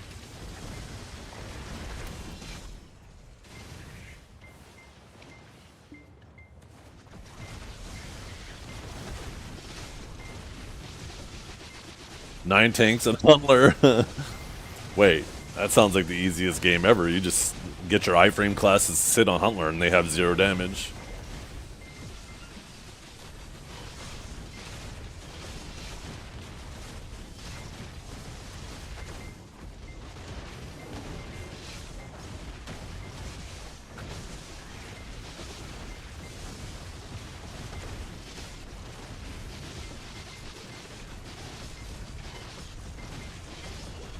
I believe it is. I believe it's a set amount of points won and lost. You always lose less than you win.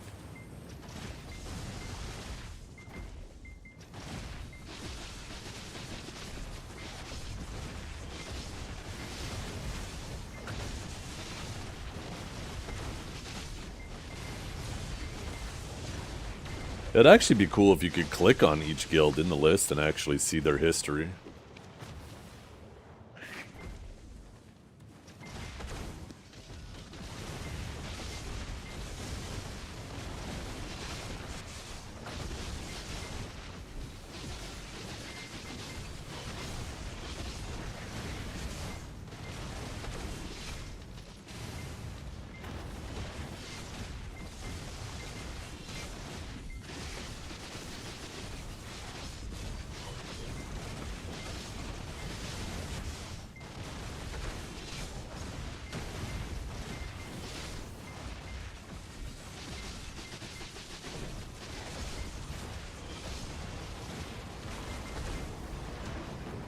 Godsby's on some shit.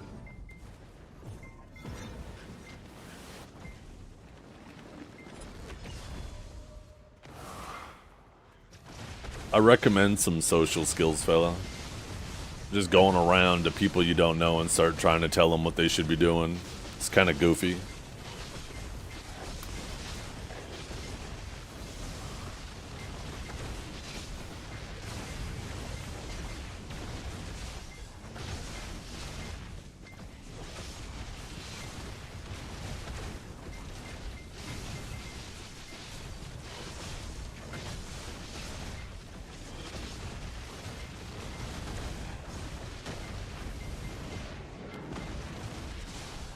This man's just saying shit. Are you a bot?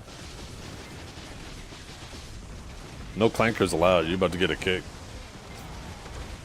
This man is quite literally just yapping, but hasn't actually interacted with anybody the whole time he's yapped.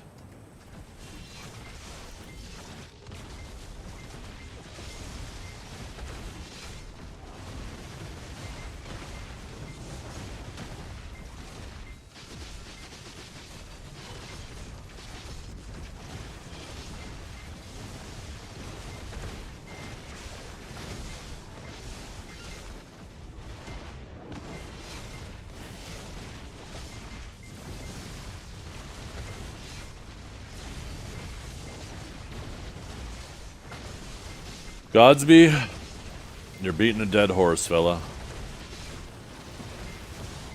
Trust me.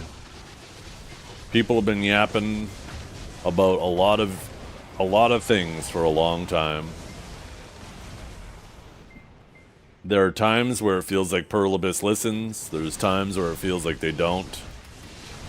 I don't see any pattern to the listening and the not listening, which leads me to believe they're just doing their own thing, and sometimes it aligns with what we want and sometimes it doesn't.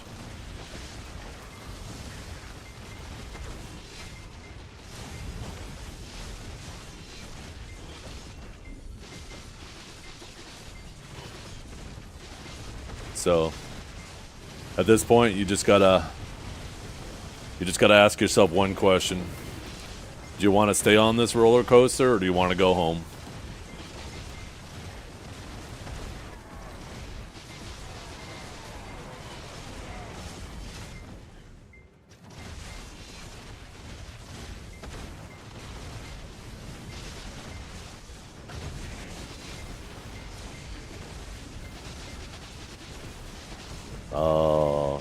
I should watch Dirty Harry. I love Clint Eastwood.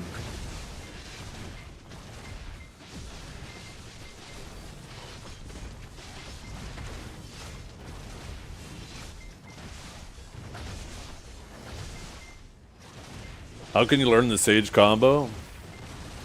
So there's two different ways you can go about it.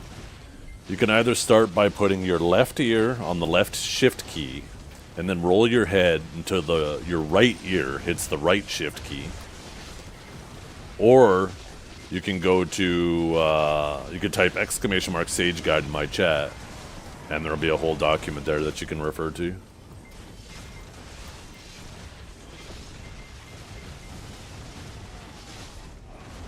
Have you been going right to left? That's a very common mistake.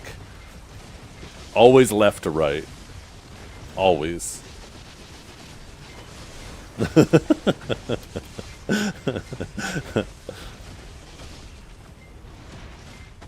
What if I lost my left ear in a freak accident?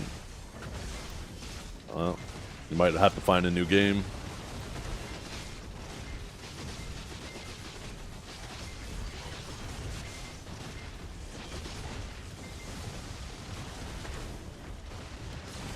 What do you mean it wouldn't be remotely fair? With them removing click to move, playing classes with a controller is just as viable as without. I mean, we already have multiple console players that even when click to move was still in the game, we're playing on console or on controller and kicking PC players' asses. So that's completely irrelevant. And in terms of gear progression, they are really geared now. They've been speedrunning their content, catching them up. And, you know, there are, from what I understand, correct me if I'm wrong, I don't know if there's any console players, but last I heard, there's already people who are like full Triadona armors. They're not that far behind us anymore. So they're definitely not at a disadvantage. I don't see any reason not to, I think the biggest hurdle is naming, right? How do you decide who gets names when there's people with a similar name? No matter what, somebody's gonna get fucked. Either you make it the first person to log in after they do cross-platform, or you make it based off seniority, or who knows what. But either way, there's gonna be pissed off people who lose their name. I think that's the largest hurdle to overcome.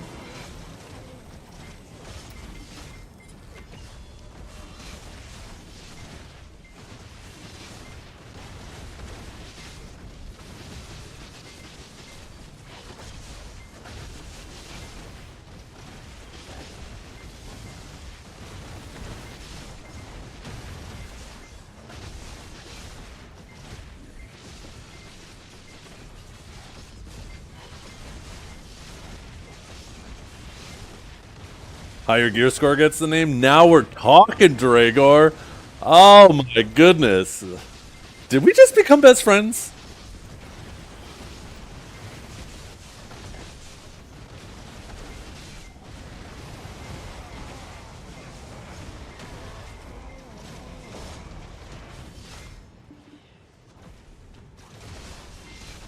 A 1v1 tourney for the name? Easy.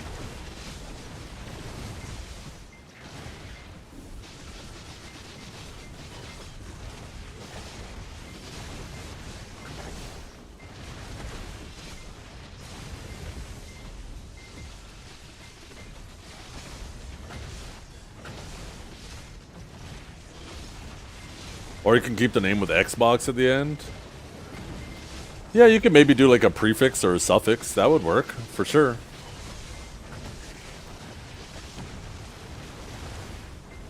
You could have loser and not a loser. And obviously all the people, all the PC people are not losers.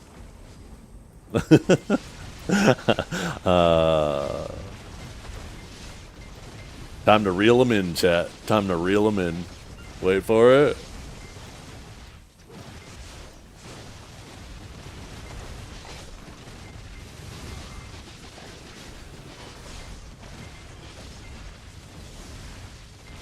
Ooh, make it based off of level.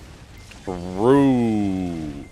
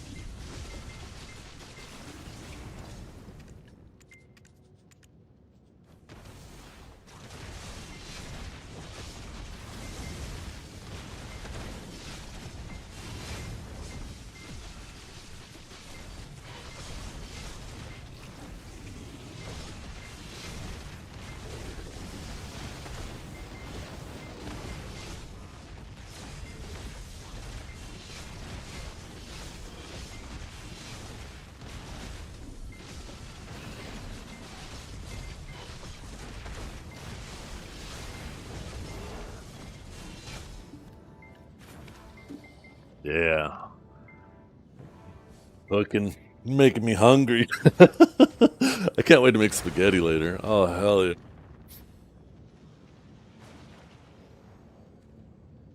Shut up, Dragor. You backspace that message right now. I know you're typing it.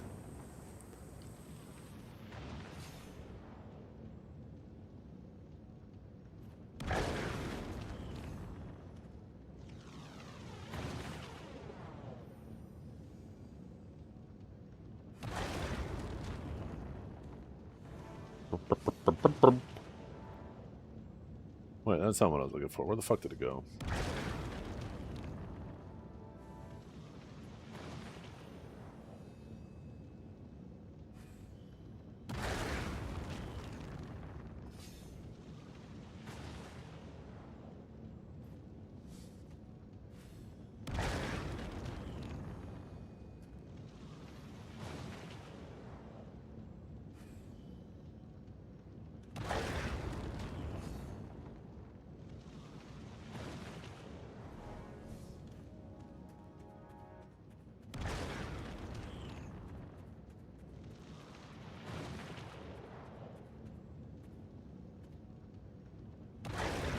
Though Frosty Dragor needs to double up in your chat, otherwise he might actually explode. Oh.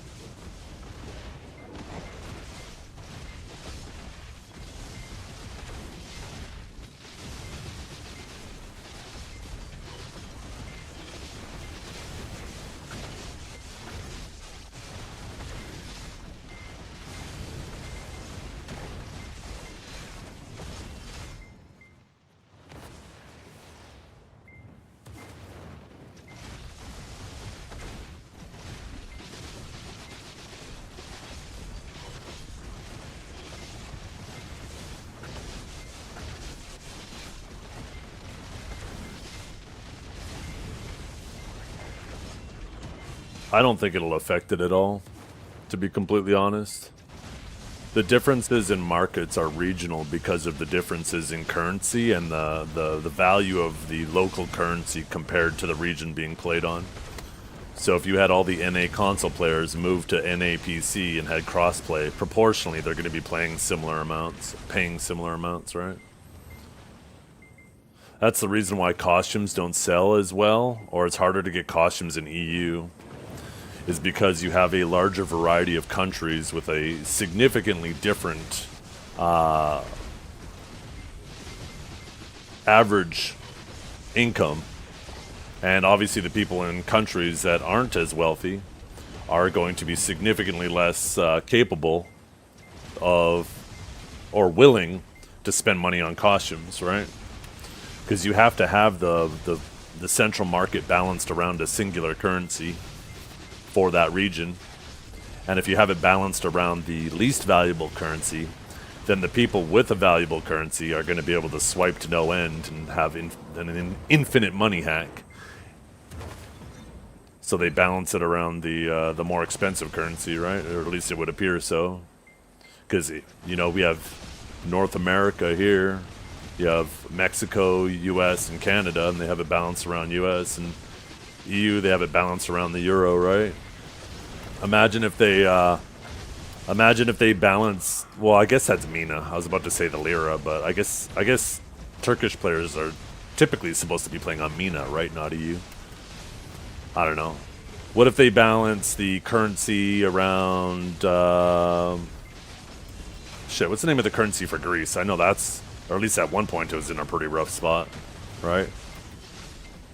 Have it balance around Bitcoin? Shit, maybe that's the future. One global currency.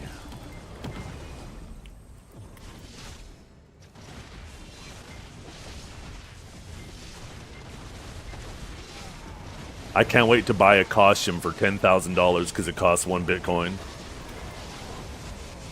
How much is a Bitcoin worth? Actually, I think it might be down to like 8 grand. Didn't it crash recently? Pearl coins, yeah. Time for Perlabis to start their own Bitcoin.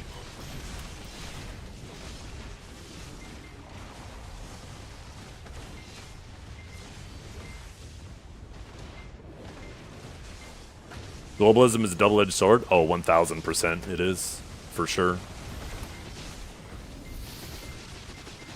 Everybody has a difficult time to some degree. Some are better at it than others, but everybody has a difficult time of seeing the consequences of what they ask for. They typically tunnel vision on the benefits, right?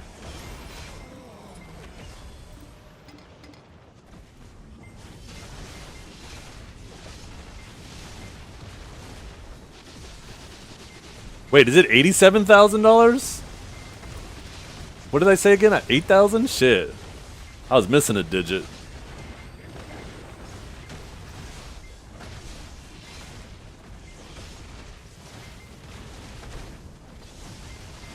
The 50 sports betting websites that have taken over. I saw something recently that apparently even like MSNBC and CNN are starting to get in on betting on everything, like some type of thing that's going on.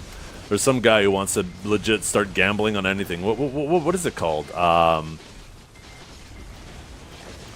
There's like a new term for it, but it's basically just gambling. No, not fantasy football. That's been around forever.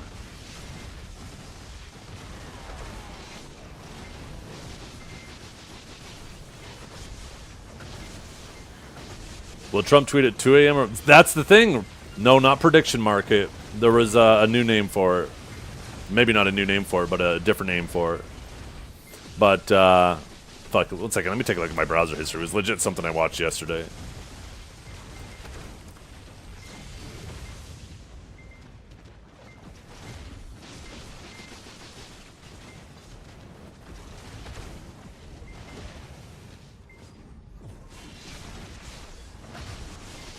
The only thing you're going to see in my browser history is how many different ways to fillet an orca whale.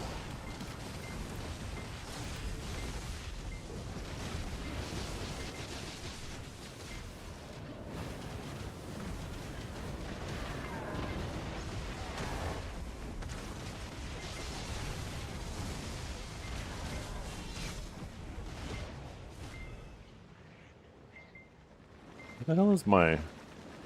Did YouTube change their layout? Why the fuck can't I find the history tab? What the fuck? Show more? No, those are categories. Oh, history, there it is. I'm just blind.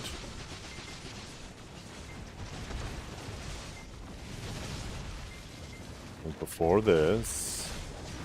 Before this. Shit, was it the day before?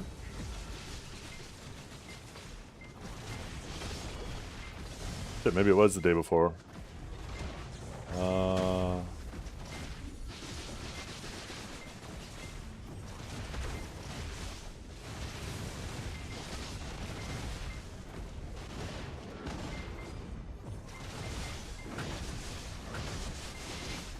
Oh, okay. Maybe it was Sunday. Fuck. The days all blend together.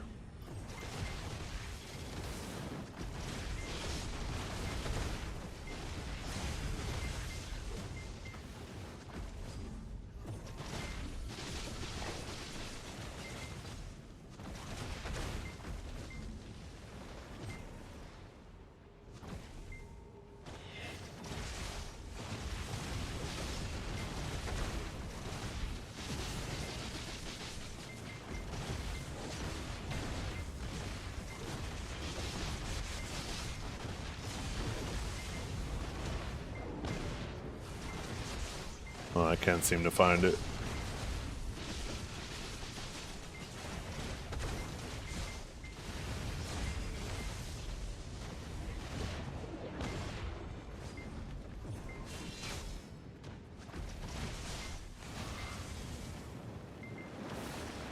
Wait, is this it? No, this isn't it either.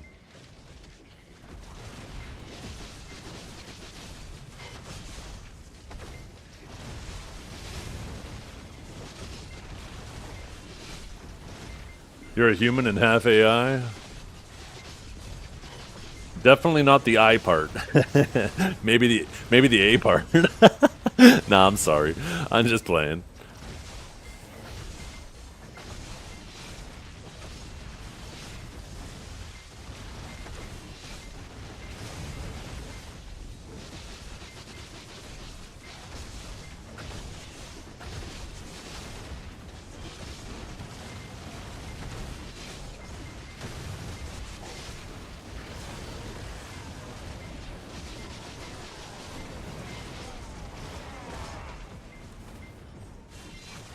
Quantum teleport these nuts.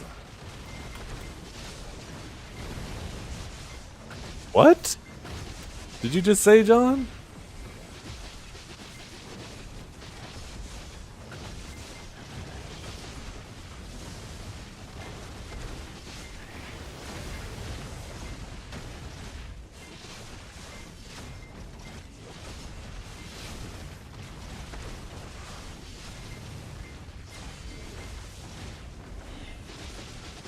Elementary spaghetti? Wait, did your elementary school serve spaghetti?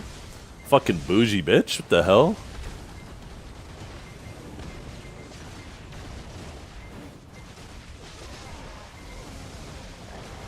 It sucked? Shit.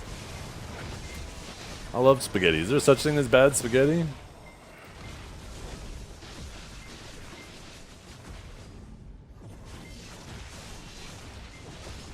You know what I got for lunch every day? Although I actually consider myself lucky. Is either I took a peanut butter and jelly sandwich or I took an apple. Kids these days, they can't even take peanut butter. I feel bad for them. Only if the lunch lady looks like Bowser. Oh, shit.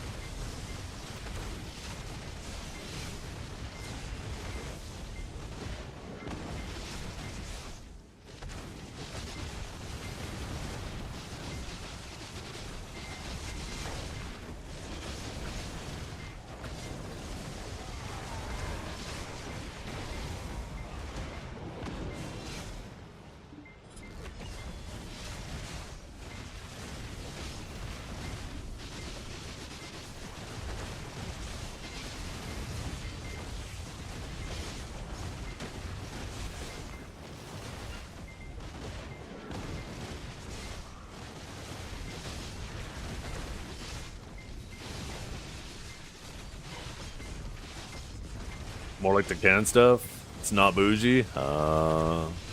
Hey, SpaghettiOs are kind of banging. I'm not gonna lie. I could feast on a can of SpaghettiOs if that's what you're talking about.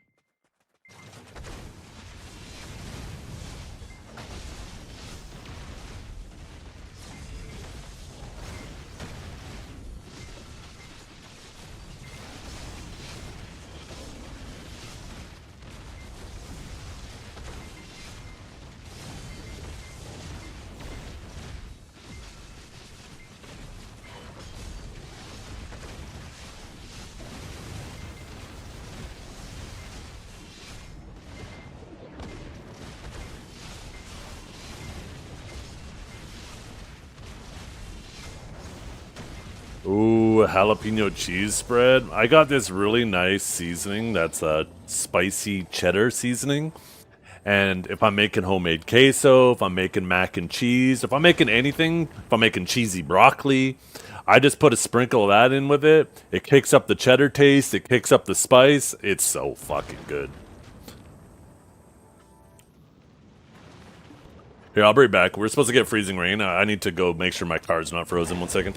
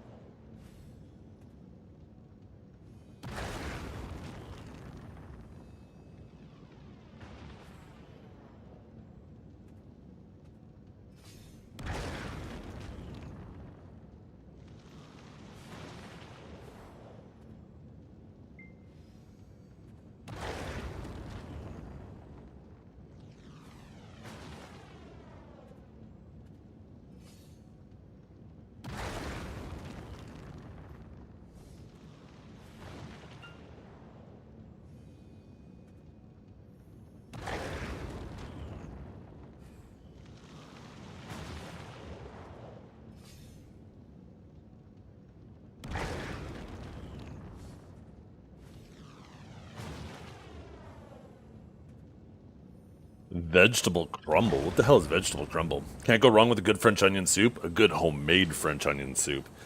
Ooh. I should buy... Fuck, maybe I should hit the grocery store and make French onion soup tomorrow.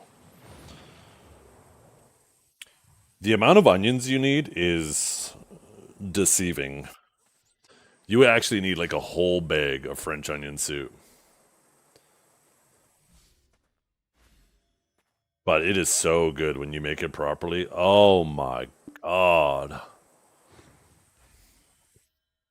Homemade French onion soup is so good. Get a nice sourdough bread and some nice mozzarella cheese to melt on top. Mmm.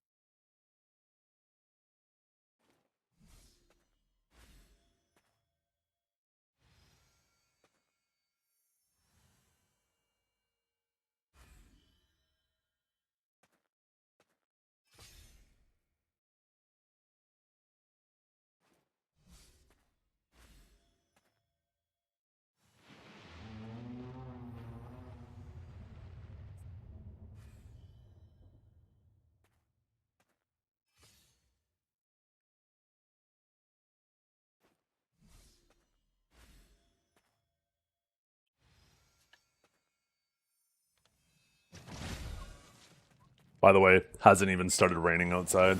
It's actually like snow's melting and shit.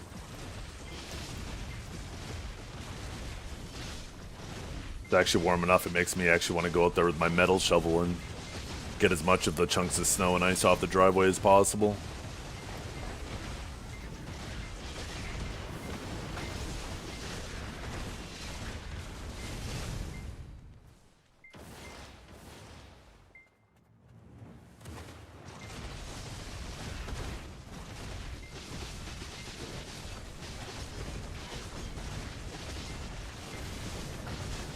I live in northwestern Ontario.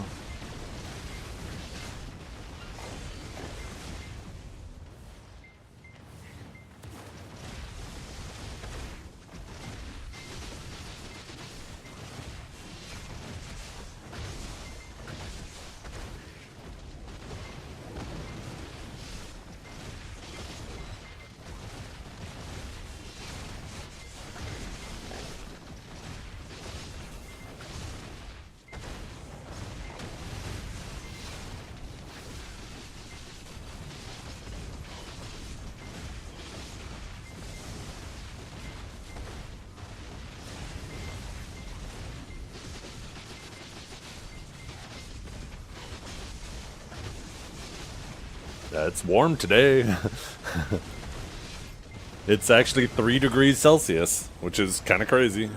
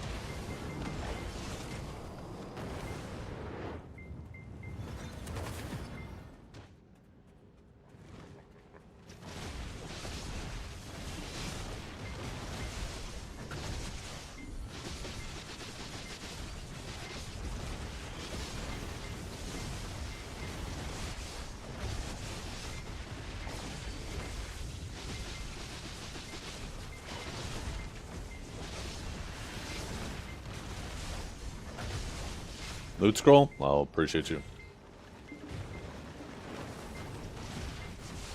I accidentally turned on the blue one.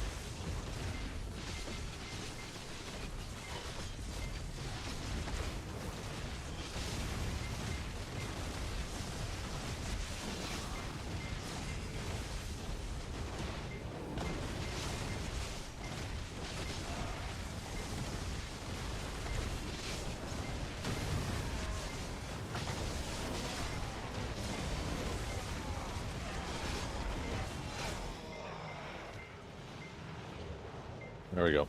Let's convert it back. Accidentally had a blue loot scroll on for a while.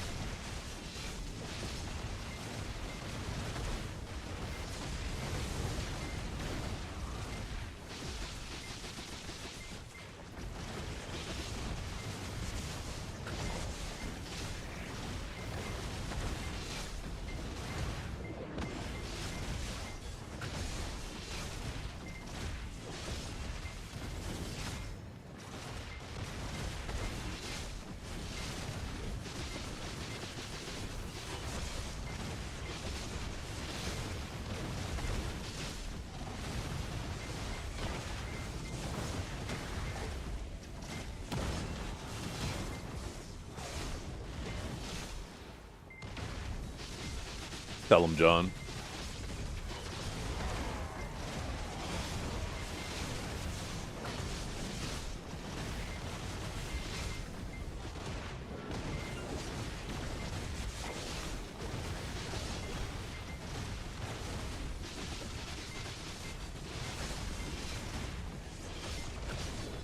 I am not entirely sure, GFG.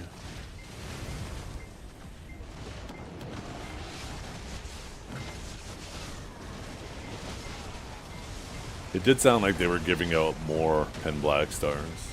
You'll still get your one from your level rewards. You still get the tet. But it sounds like you're gonna get 2 more in total? Or I guess you get 1 already from getting a deck to Vala, and then I guess they're gonna give 1 more. So you'll have like 4 pen black stars in total. Which then can be converted to either 1 or 2 sovereigns, depending on what you want to do. What you been cooking on Suno lately? I actually just finished cooking. I just released that new song. Time to find out if people actually like my shit or if they just like the drama. This is make or break. I have a feeling it's the drama.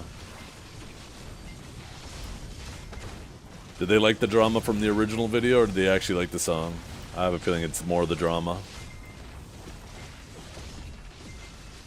But yeah, I just actually finally finished that other song. I finished the video for it. Not that I put a lot of work into it, but I've been putting...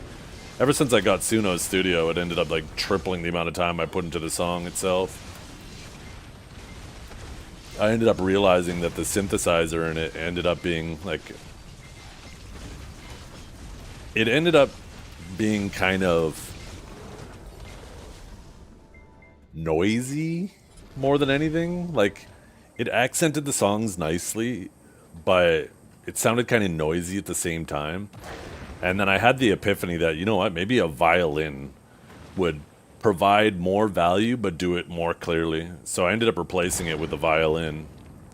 And I ended up feeling like it sounded way better. I liked it. Made it sound a lot more clear. If I ended up having a good microphone and a good little studio setup, I was actually half tempted to see if I could get my daughter to sing the lyrics and just put her vocals in it.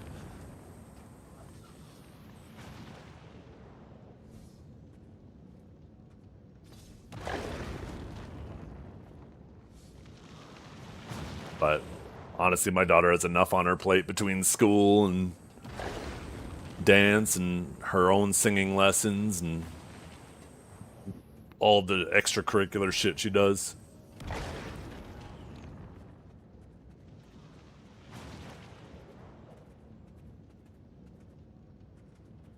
What are you using to make the videos? Nothing fancy. Clipchamp. It's like the most basic software you could possibly get. I'm waiting for one of these days when there's like another Humble bundle or something that has, what is it called? Sony Vegas or something?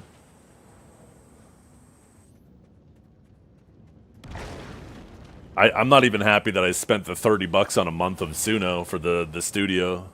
But I thought I'd give it a try. It's definitely, like, definitely way better than the basic, but, man. I spent like 20 hours on that song, way more than I ever planned to. Every time I make another song, it's like the amount of time I put into it doubles.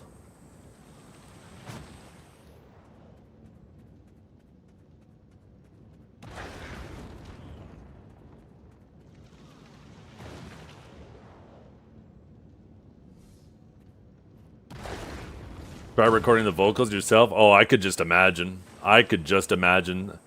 That'd probably double it again. Probably more than that. Like I said, my daughter has enough on her plate. The last thing she needs is her dad being like, nope, do the chorus over again. You fucked it up. Nah. You gotta go a little bit higher at that part. No, a little lower. No, shit. What are you, stupid? I said higher, not lower. All of a sudden the kid's crying. Yeah, my kid don't need that. We'll keep her out of it. I'm just kidding. I would never talk to my daughter that way.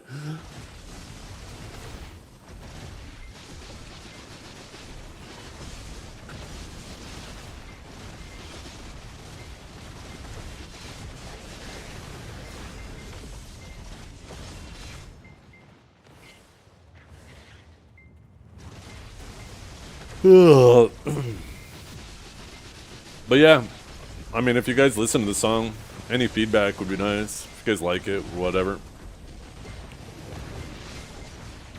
Like I said, this is kind of what's going to tell me whether I should make more or not.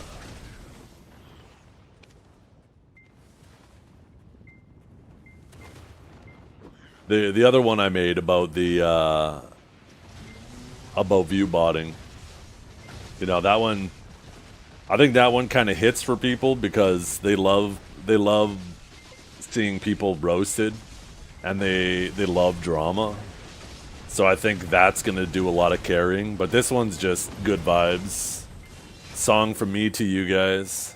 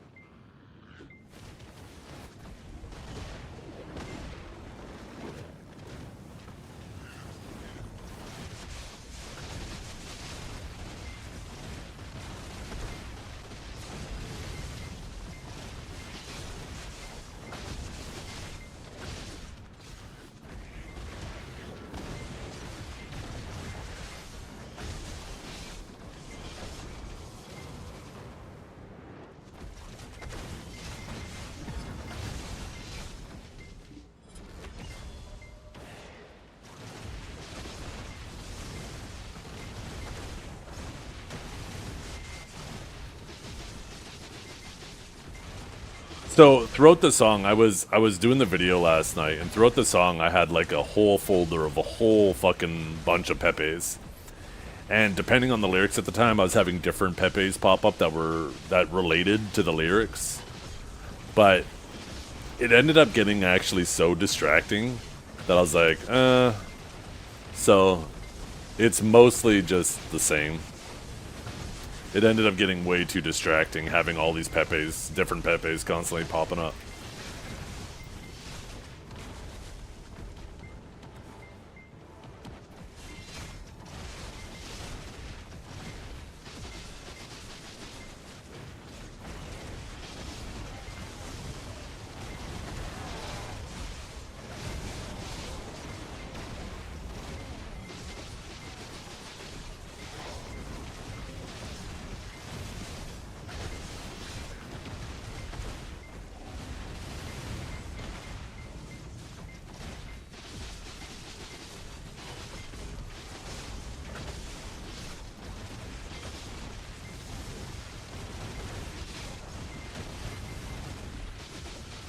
Ever thought of being a director? What would I direct? Main thing I direct is my stream into the toilet. Over the years, I've gotten pretty good at it. Shit.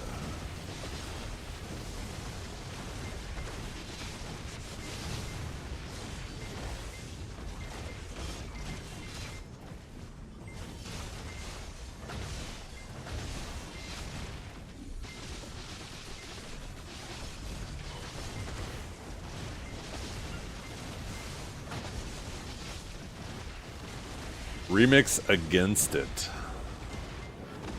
I don't even know what that means.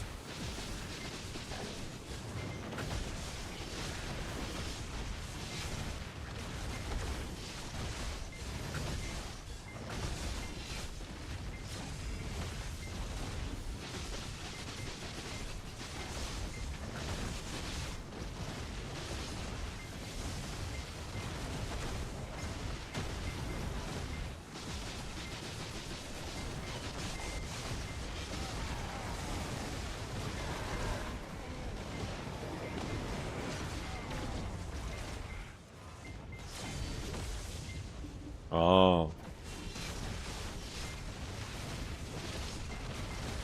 Yeah, I don't know.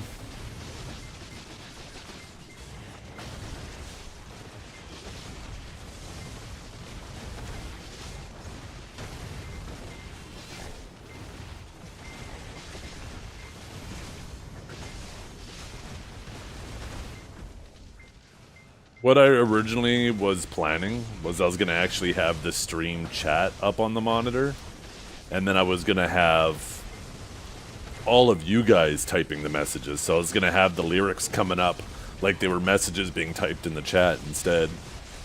But like I said, I use Clipchamp, and it's super, super limited in its capabilities. And I realized that I would need to use other software to do that. Not that that's difficult to do, but I just didn't feel like looking up other software and stuff to do it.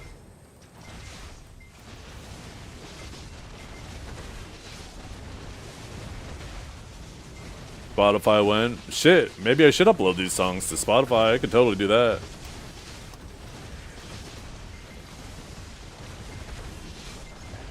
Put them in my playlists. Hell yeah. Then you guys can hear them on repeat every day.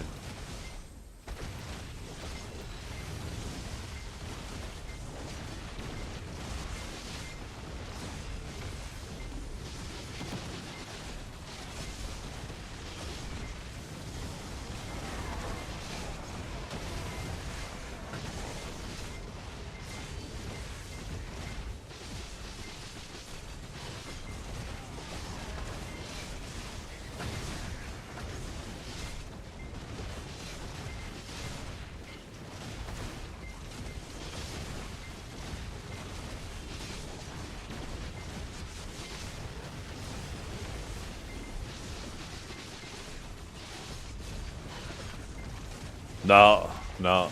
I like Clipchamp because it's super simple. It's about as simple as it gets, but it's super limited in its capabilities.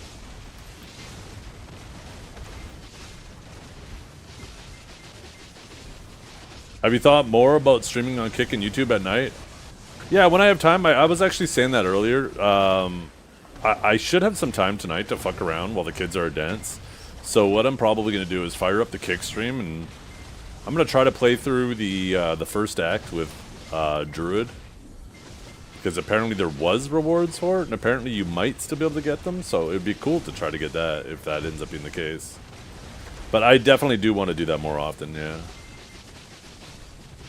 So if you guys are interested in that, seeing non-video content, if you see my stream up on Kick or YouTube and not on Twitch, that's probably what's going on. I'm gonna try to do that more often, because I don't like firing up the Twitch stream when I'm playing an off game and I'm only playing for like an hour or two. I don't even like, even if I'm playing BDO and I only have 2 hours, I don't like firing up the stream for only 2 hours. So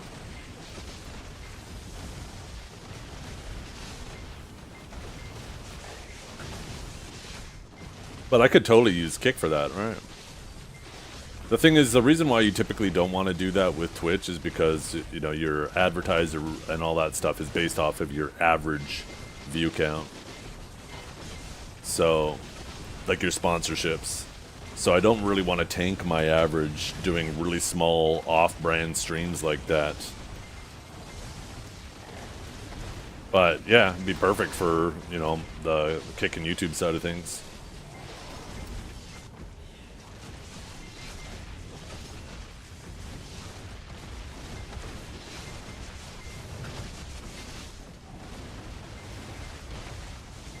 Cooking dinner for the fam stream. I have been tempted to do cooking streams.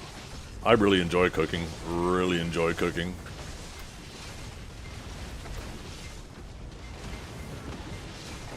Gambling on steak stream? Ooh, that'll be sick. Eyes shut, be like, okay, is this steak gonna come out medium rare, well done, blue? Then you pull the steak out of the pan, open your eyes, cut it, and who knows? Who knows what you get? Oh, I thought we were still talking about cooking.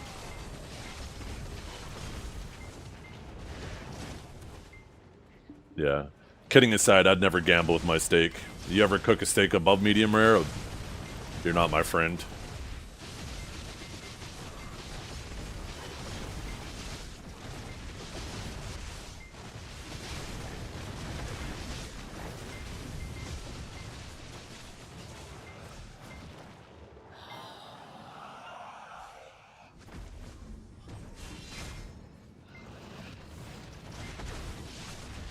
You like just medium? You animal.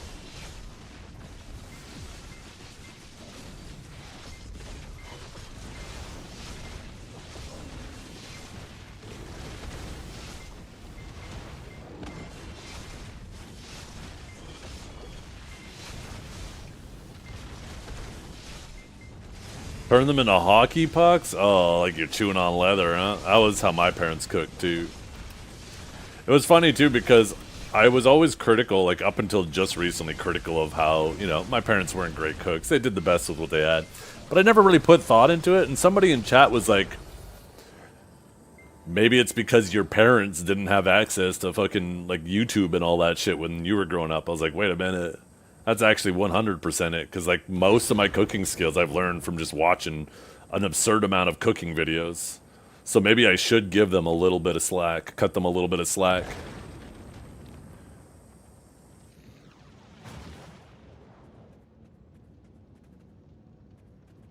Yeah. They didn't have smartphones, they didn't have any of that shit. If they wanted a recipe book, they had to go down to the store and fucking buy one. Go to the library and rent one. And who the hell goes to the library to rent a cooking book? Do they have cooking books at the library? I bet they do.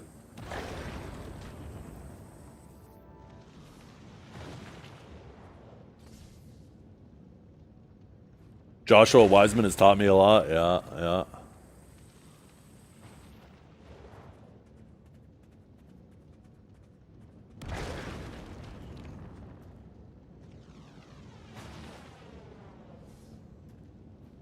So yeah, I just tried to picture, like, where would I be at with my cooking if I didn't have that wealth of knowledge available at my fingertips? And I'm like, yeah, I'd probably be cooking worse than my parents did. It's easy to claim that you're a good home cook when you have the wealth of knowledge giving you step-by-step instructions on every step of the way. Now I don't need instructions because I've done everything so many times that, you know, I am a pretty good cook now, but... yeah, without that, I still would have been just eyeballing everything. There would have been a lot of burnt food, a lot of undercooked food.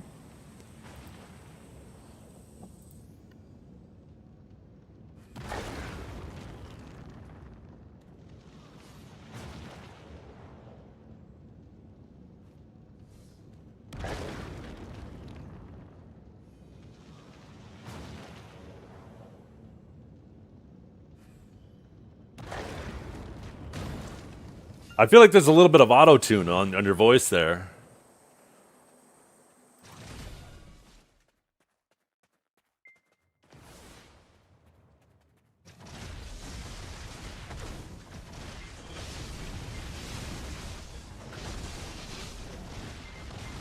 Nah, no auto-tune? Damn.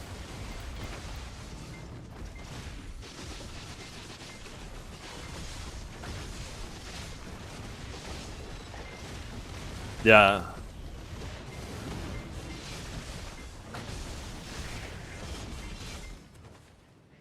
Manual tune. Yo. Yeah, and guess what his knob is? Oh, wait. Never mind. I guess I said it. I was gonna say, guess the knob he turns. Oh, shit. He just reaches down, twists to the right. Yeah, that's the right pitch.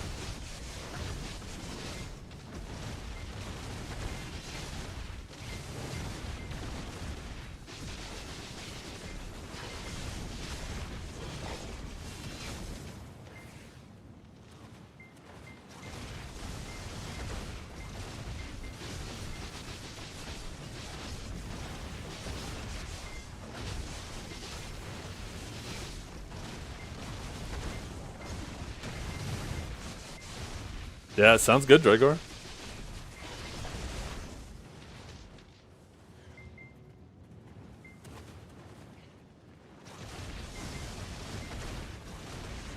I'm gonna see how the so right now I'm like in super frugal mode. It's aside from Christmas expenditures, right?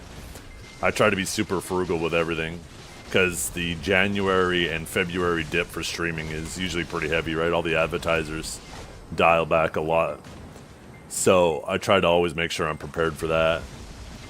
But I'm actually really considering getting like a solid microphone.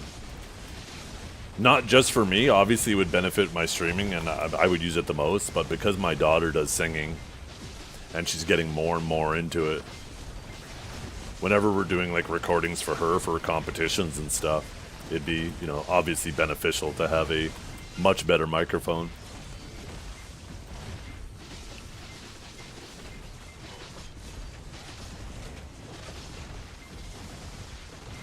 So it might be something I consider maybe in March. After we get through the New Year slump.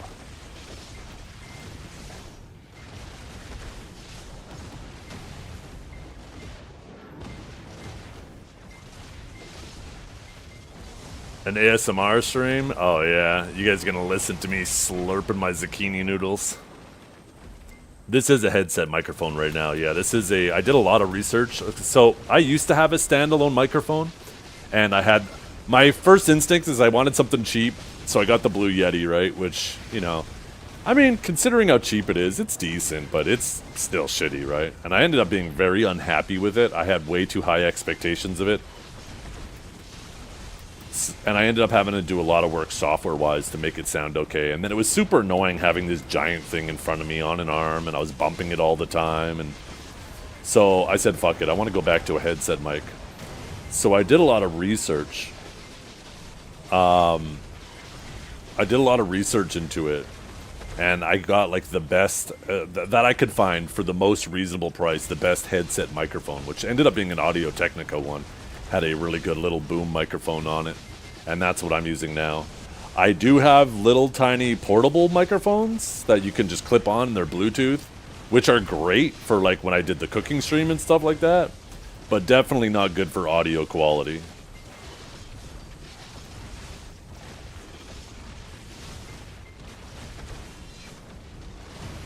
They're definitely great for portability, but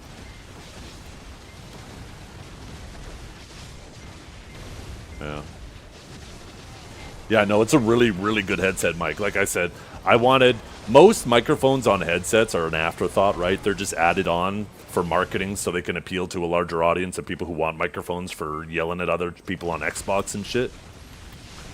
But this one, like, I did a lot of looking into it. I wanted to make sure I had I didn't expect to have anything that was similar to like a desktop microphone, but I wanted one that I knew was going to be solid. And yeah, this one is definitely quite good for a headset mic. It ended up exceeding my expectations. I'm not using any filtering with it or anything either.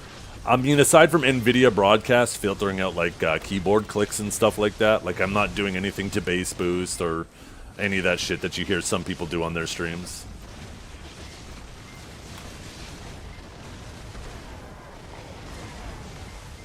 I just have, I believe, the NVIDIA Broadcast and a noise gate.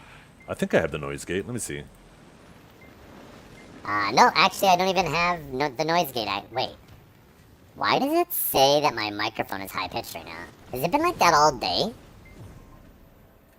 Oh, you dumb bitch, John. Literally, right when I opened the window, you fucking redeemed that, and I saw the high-pitched thing on. You dumb bitch. I thought that shit was on all day and nobody said anything. I was like, huh, is it working? Do people think this is my real voice? What the fuck? My fucking head hurt when I realized how stupid I was. Yeah, I don't even have the noise gate on right now, so yeah, this is just NVIDIA Broadcast filtering out background noise.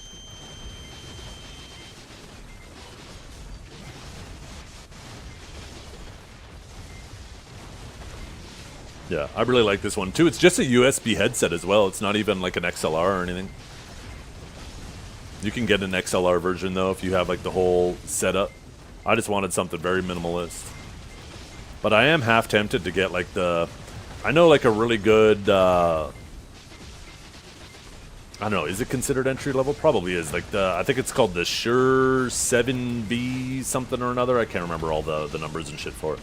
But it's like a really good microphone.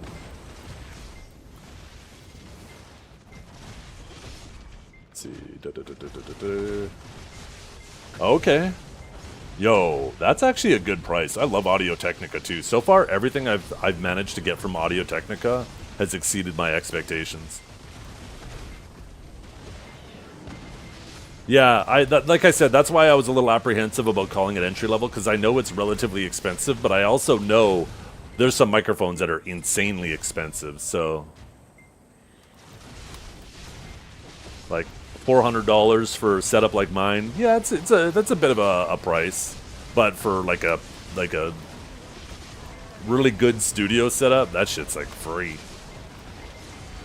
It's basically the standard. Okay. That's a really good price on what you just showed there, though. I wonder how that... I'm pretty sure I ended up looking that one up as well. I was comparing, like, that and the Shure. Well, the thing is, if I go XLR, then I gotta start getting more set up. And now, like, not only am I spending $400 or $500 on the microphone, now I gotta start getting the mixer and all that shit.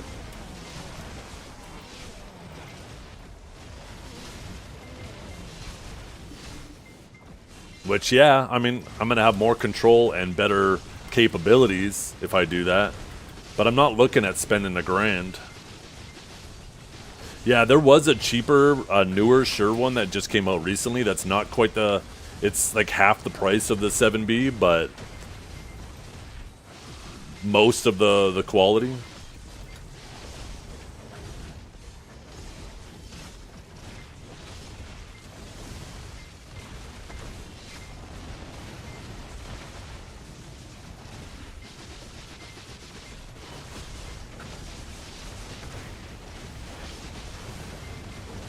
But they come bundled a lot? Okay. Yeah. The thing is I don't want buyer's remorse like I had when I bought that Blue Yeti. I don't want to get it and be like, oh, I should have just got that. That's the worst feeling, fucking, when you make a purchase and end up feeling that way. I hate that shit so much. So that's what makes me want to just get the Shure, because you see it everywhere and anywhere. You see so many good podcasts and stuff using them. They're, you know, definitely tried, tested, and true.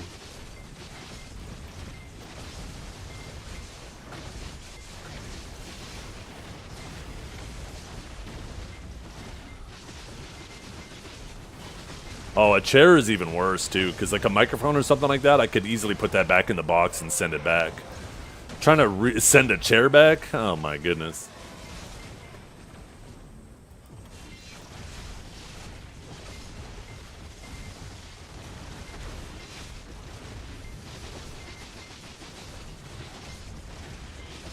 Sitting in your torn up chair that you're trying to replace. Goddamn. You spent on a Herman Miller? Herman Millers are expensive. That's definitely the, you know, if you have the money, the chair to go for.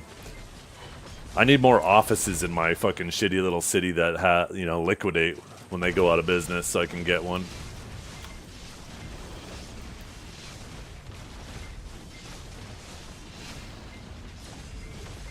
Because I'd totally buy a discounted Herman Miller, but I don't have the money to pay full price for one.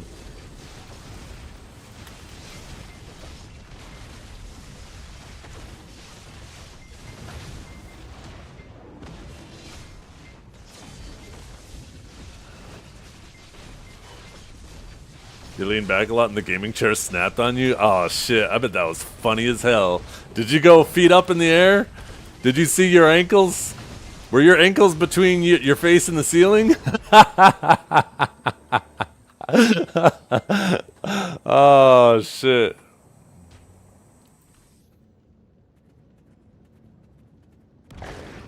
So what microphone are you using, Dragor? Are you using the AT2020 or are you using a... Because like your microphone sounds pretty good, but you actually sing for, well, maybe not necessarily a living, but you definitely are way more invested into it. So, and your microphone sounds great.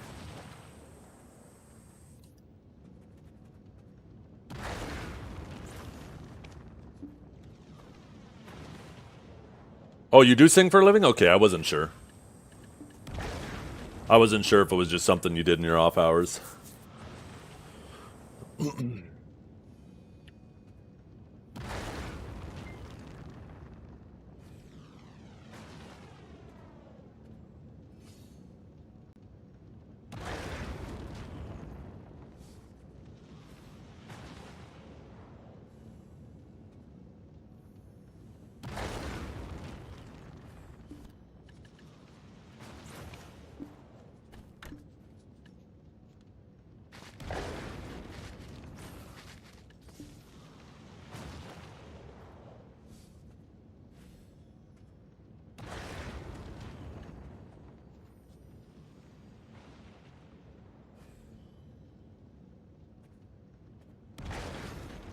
Oh, is that the guy you use? Okay, 260 bucks.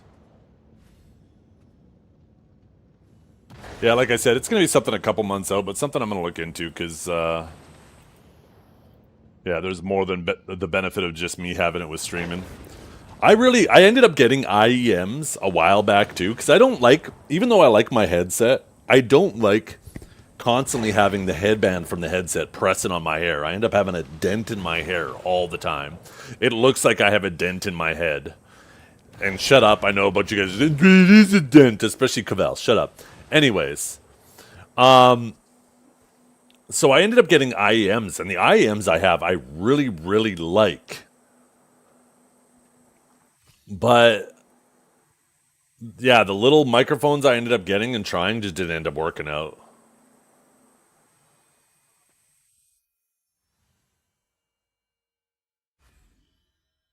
Yeah, I need to find. Maybe I should have waited. I don't know if it was there for sale. Well, how much is this 7B?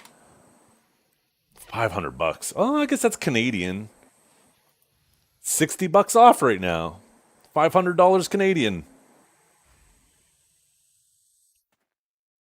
One of them comes with a built-in preamp. Do I need that? That's an extra 150 bucks. Oh shit, this is climbing already.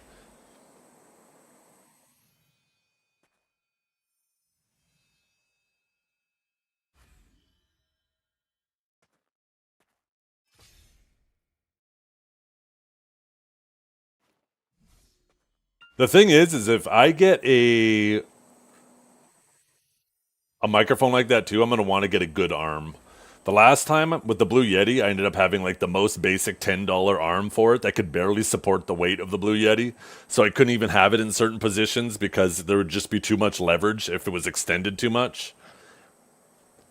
I so like if I get a good microphone like that, I'm also gonna want to get a good arm, and then between that and all this other shit, like it's gonna climb to $1,000 so fucking fast.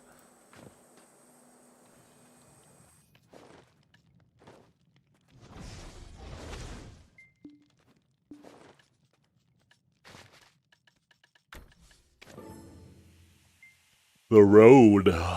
PSA one. Rode is the same one that makes the shirt, right? Rode shirt.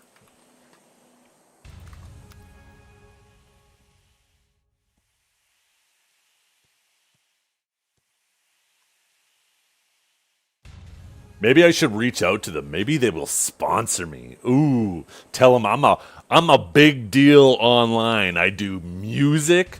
I do all of the hits. You might remember me from your favorite hits. What are the name of them again? Like I can't even remember the names of my own two songs. One second, let me pull this up.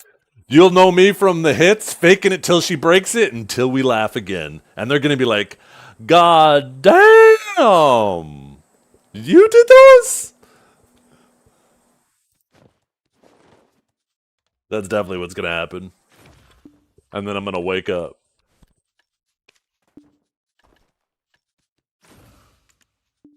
They're gonna want your mic on? True, right? Big true.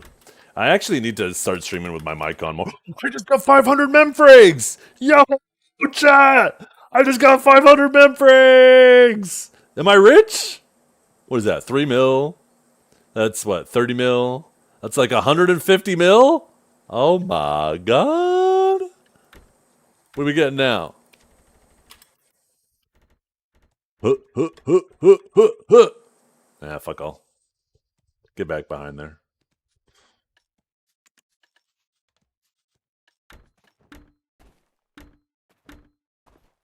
Stop fucking jumping.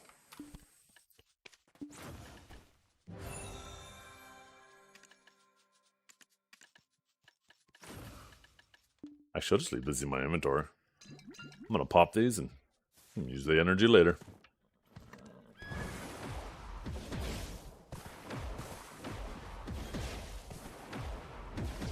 Yeah, I need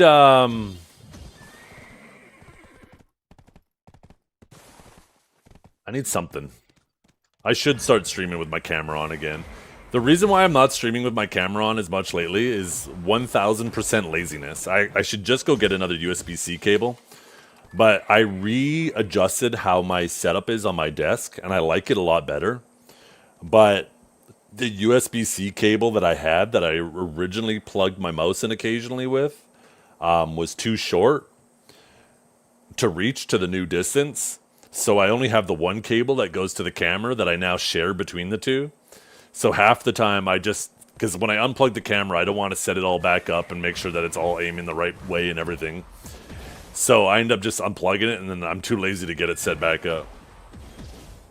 Because every now and then I gotta plug in. I mean, it's like once every 2 weeks I gotta plug in my mouse, but even still. I just need to pick up another USB-C cable that's a bit longer.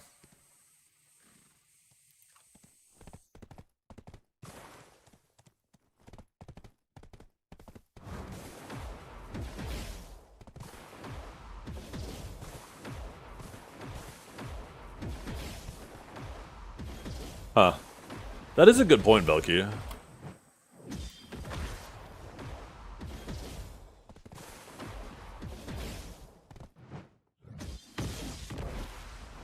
The thing is like 99% of my daughter's competitions are all done in person. The 1 year where we sent in recordings was because of COVID and they were doing everything virtually. So in order to do the competition that year, you just sent in recordings, right? It just had to be unedited. That was the rule. They said unedited. All you could do is it has to be done in a single take. And then we ended up recording with our cell phones. Your mouse battery lasts 2 weeks? Yeah, I ended up getting the Logitech G502X, but I got the one without the LEDs. I don't need a phone that, or a mouse that looks like a disco ball. And if you get it without the LEDs, the battery lasts way longer. No, it's not wired. It's wireless.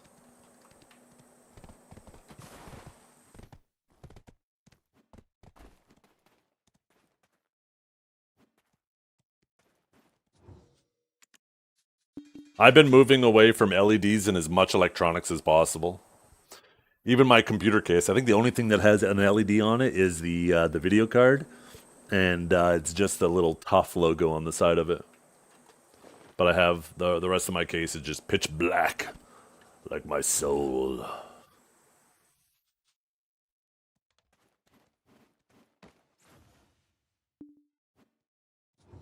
I know you actually. So Kinjara, you showed me that one that has that dock specifically for this mouse, and that looks sick. I was actually half tempted to get one of those. Maybe I should. Fuck. I should have actually told my wife. She's like, I need some ideas for some small gifts for you. I should have actually just told her. She could probably still order that. If that's from Amazon, I bet that could totally be here before Christmas. I'm going to actually... Do you have a link for that handy? Do you have a link for that handy? I'm going to send that to my wife because she was begging me for ideas. She's like, come on, you're being such a pain in my ass. Just give me some ideas. I'm like, I don't know. Honestly, I don't know. Maybe I'll just link that to her because it was like $30 and it was like just a little stand. I'll no longer have to unplug my camera. It actually solves 2 fucking issues at once. I don't know why I didn't think of that.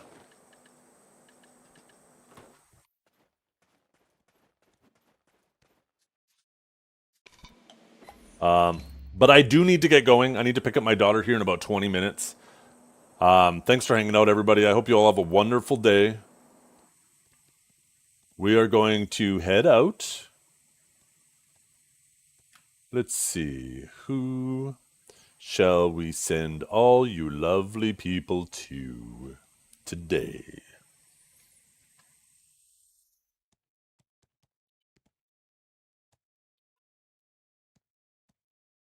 Let me send you guys over to Mr. Steve. Mr. Yo Fam Steve.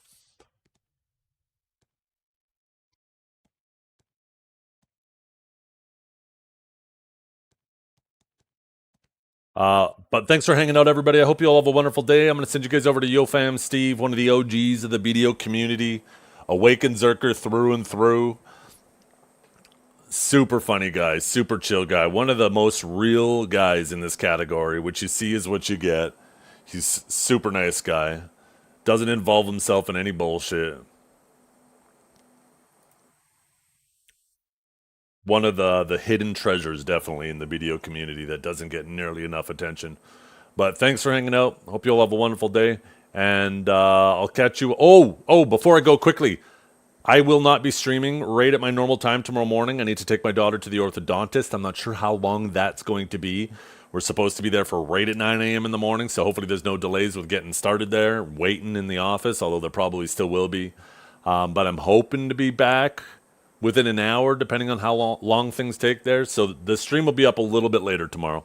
But catch you guys later. Thanks for hanging out, and we'll see you.